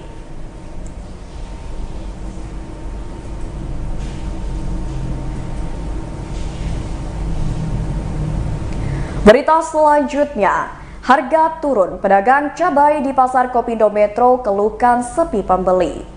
Pedagang cabai di Pasar Kopindo Kota Metro mengeluhkan sepinya pembelian cabai meskipun saat ini harga cabai rawit sudah menurun. Rina, salah seorang pedagang cabai di Pasar Kopindo Metro kepada Tribun Lampung mengatakan, penurunan harga sudah berlangsung sejak seminggu terakhir. Ia mengatakan harga cabai rawit turun dari Rp45.000 per kilogram menjadi Rp30.000. Meski turun, Rina mengatakan jumlah pembeli masih sedikit. Padahal biasanya ia bisa laku dari 15 hingga 20 kg. Sekarang hanya bisa menjual 10 kg saja. Ia mengatakan di lapak cabai miliknya tidak hanya menjual cabai rawit, tapi juga menjual cabai rawit merah dan cabai caplak. Untuk cabai caplak harganya naik yakni Rp60.000 per kilogram. Dalam sehari, Rina mengaku hanya menjual sekitar 3-5 kg cabai caplak. Hal senada juga diungkapkan oleh Tony, pedagang cabai di Pasar Kopindo Metro. Tony mengatakan jumlah pembeli cabai lebih sepi dibandingkan sebelumnya. Sedangkan untuk stok cabai, ia mengatakan sangat banyak. Tony khawatir sepinya pembeli mengakibatkan kerugian dan pendapatannya berkurang. Sementara itu, Kepala Dinas Perdagangan Metro Elmanani mengatakan harga cabai ini dapat berubah secara cepat dan untuk penurunan dapat disebabkan beberapa faktor seperti kebijakan nasional, faktor cuaca, dan faktor permintaan pembeli.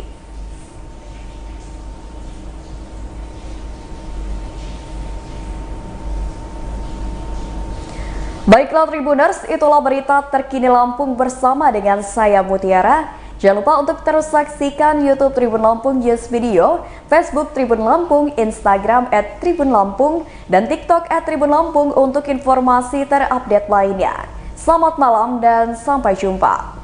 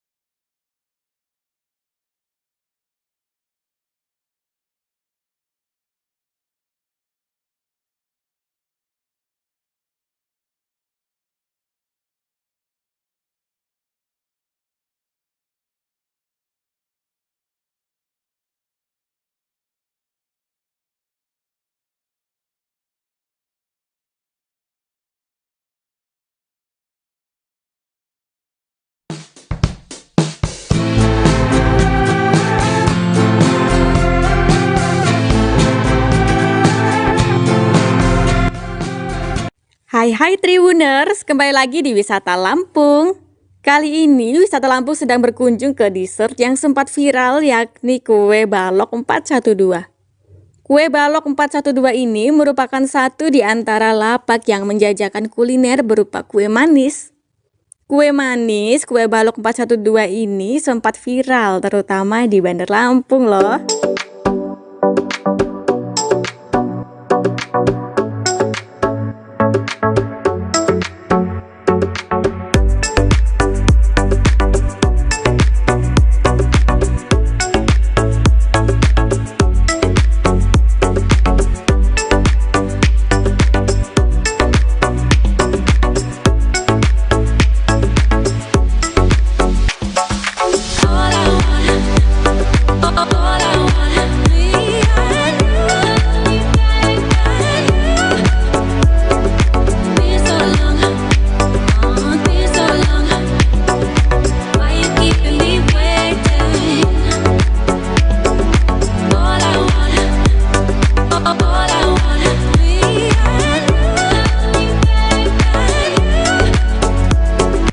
Kue balok 412 memiliki lapak utama di Jalan Kepayang, Kecamatan Raja Basa, Kota Bandar Lampung. Lapak lain juga bisa ditemui di Jalan Pulau Legundi, Sukarame, Kota Bandar Lampung. Kue balok 412 ini buka setiap hari loh, mulai pukul 9 pagi sampai pukul 9 malam. Sedangkan lapak kedua mulai buka pada pukul 15.00 atau pukul 3 sore sampai 21.30 atau pukul 9 malam.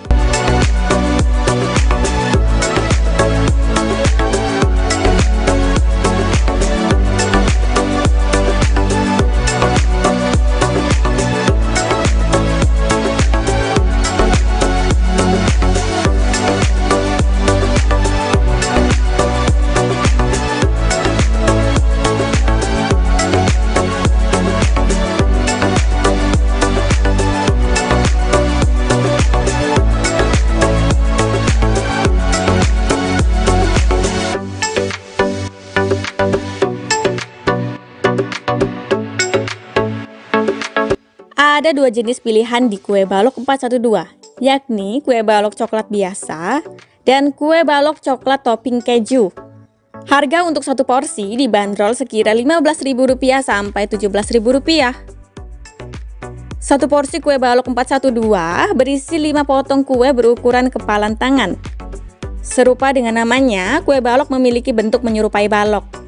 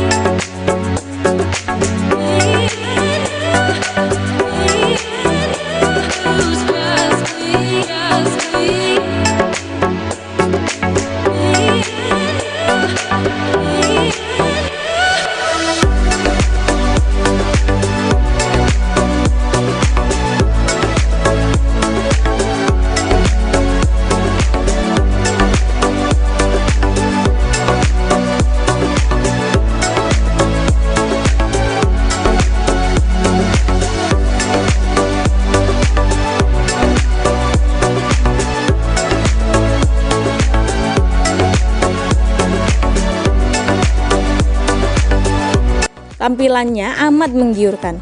Seluruh bagian kue berwarna coklat. Saat dibelah, kue tersebut langsung mengeluarkan lumeran adonan coklat dari dalamnya. Tekstur kue mirip seperti bolu, lembut dan juga padat. Sehingga menimbulkan efek mengenyangkan loh.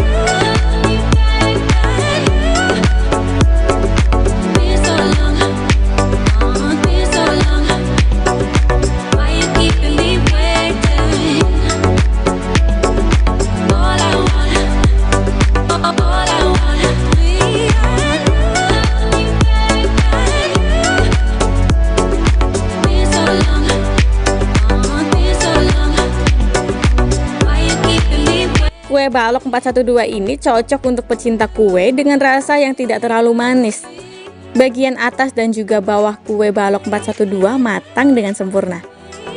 Hal itu karena kue ini dipanggang dengan menggunakan api kompor, sedangkan bagian atasnya ditumpuk dengan kotak panggang berisi bara api. Metode tersebut menghasilkan adonan lumer di bagian tengahnya.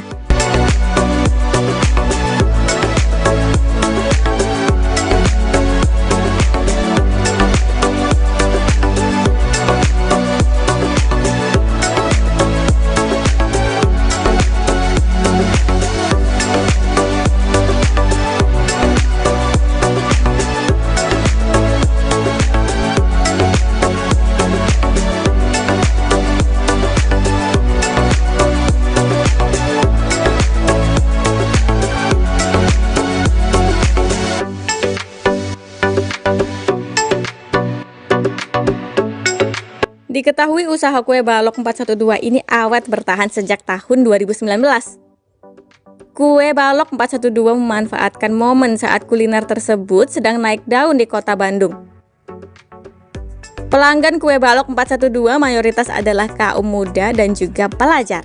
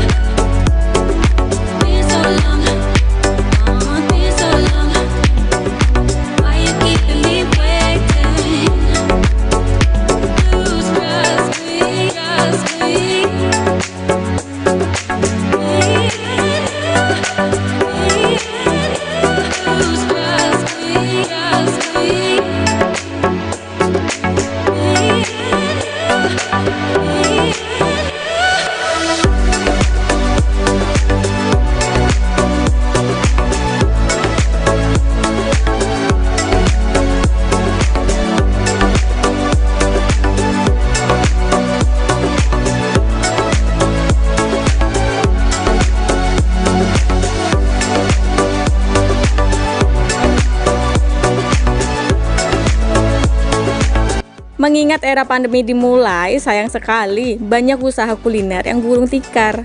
Tetapi kue balok 412 tetap masih bisa konsisten melayani pengunjung hingga sekarang. Melihat keadaan tersebut, kue balok 412 mampu bertahan hingga kini. Walaupun penurunan jumlah konsumen saat pandemi masih sedikit berdampak sampai sekarang. Informasi lebih lanjut bisa kunjungi laman Instagram @kuebalok412.bdl.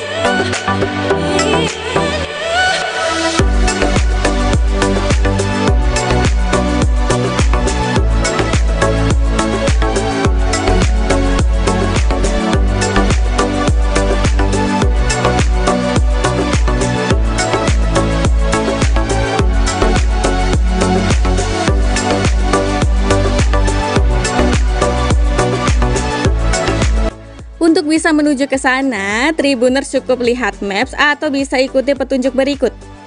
Bila Tribuners dari arah Terminal Kemiling, cukup menuju ke arah utara menuju Jalan Pramuka. Ikuti terus jalan tersebut sampai sejauh 2,6 km. Setelah itu, belok kiri ke Jalan Kepayang. Maka setelah 180 meter akan sampai di lapak Kue Balok 412 di sisi kiri jalan.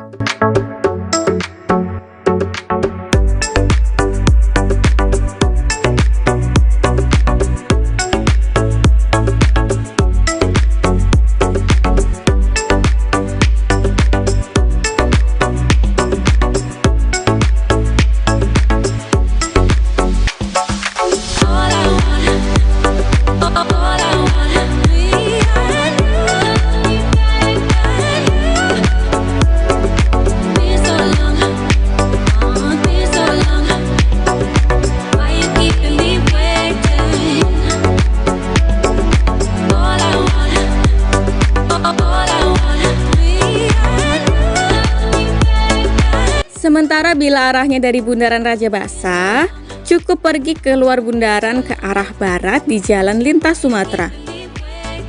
Lalu belok kiri ke Jalan Raden Gunawan, setelah 650 meter belok kiri ke Jalan Raden Gunawan 2. Lanjut setelah 950 meter kembali belok kiri ke Jalan Kepayang.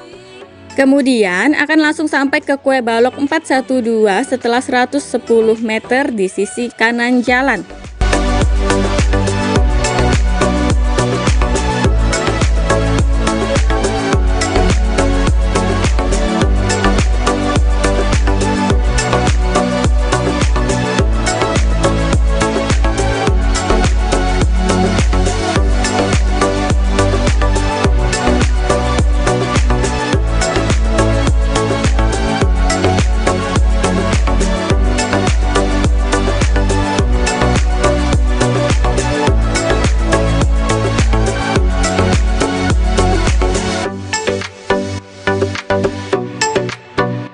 Baiklah Tribuners, itulah tadi informasi seputar Kue Balok 412. Sampai jumpa.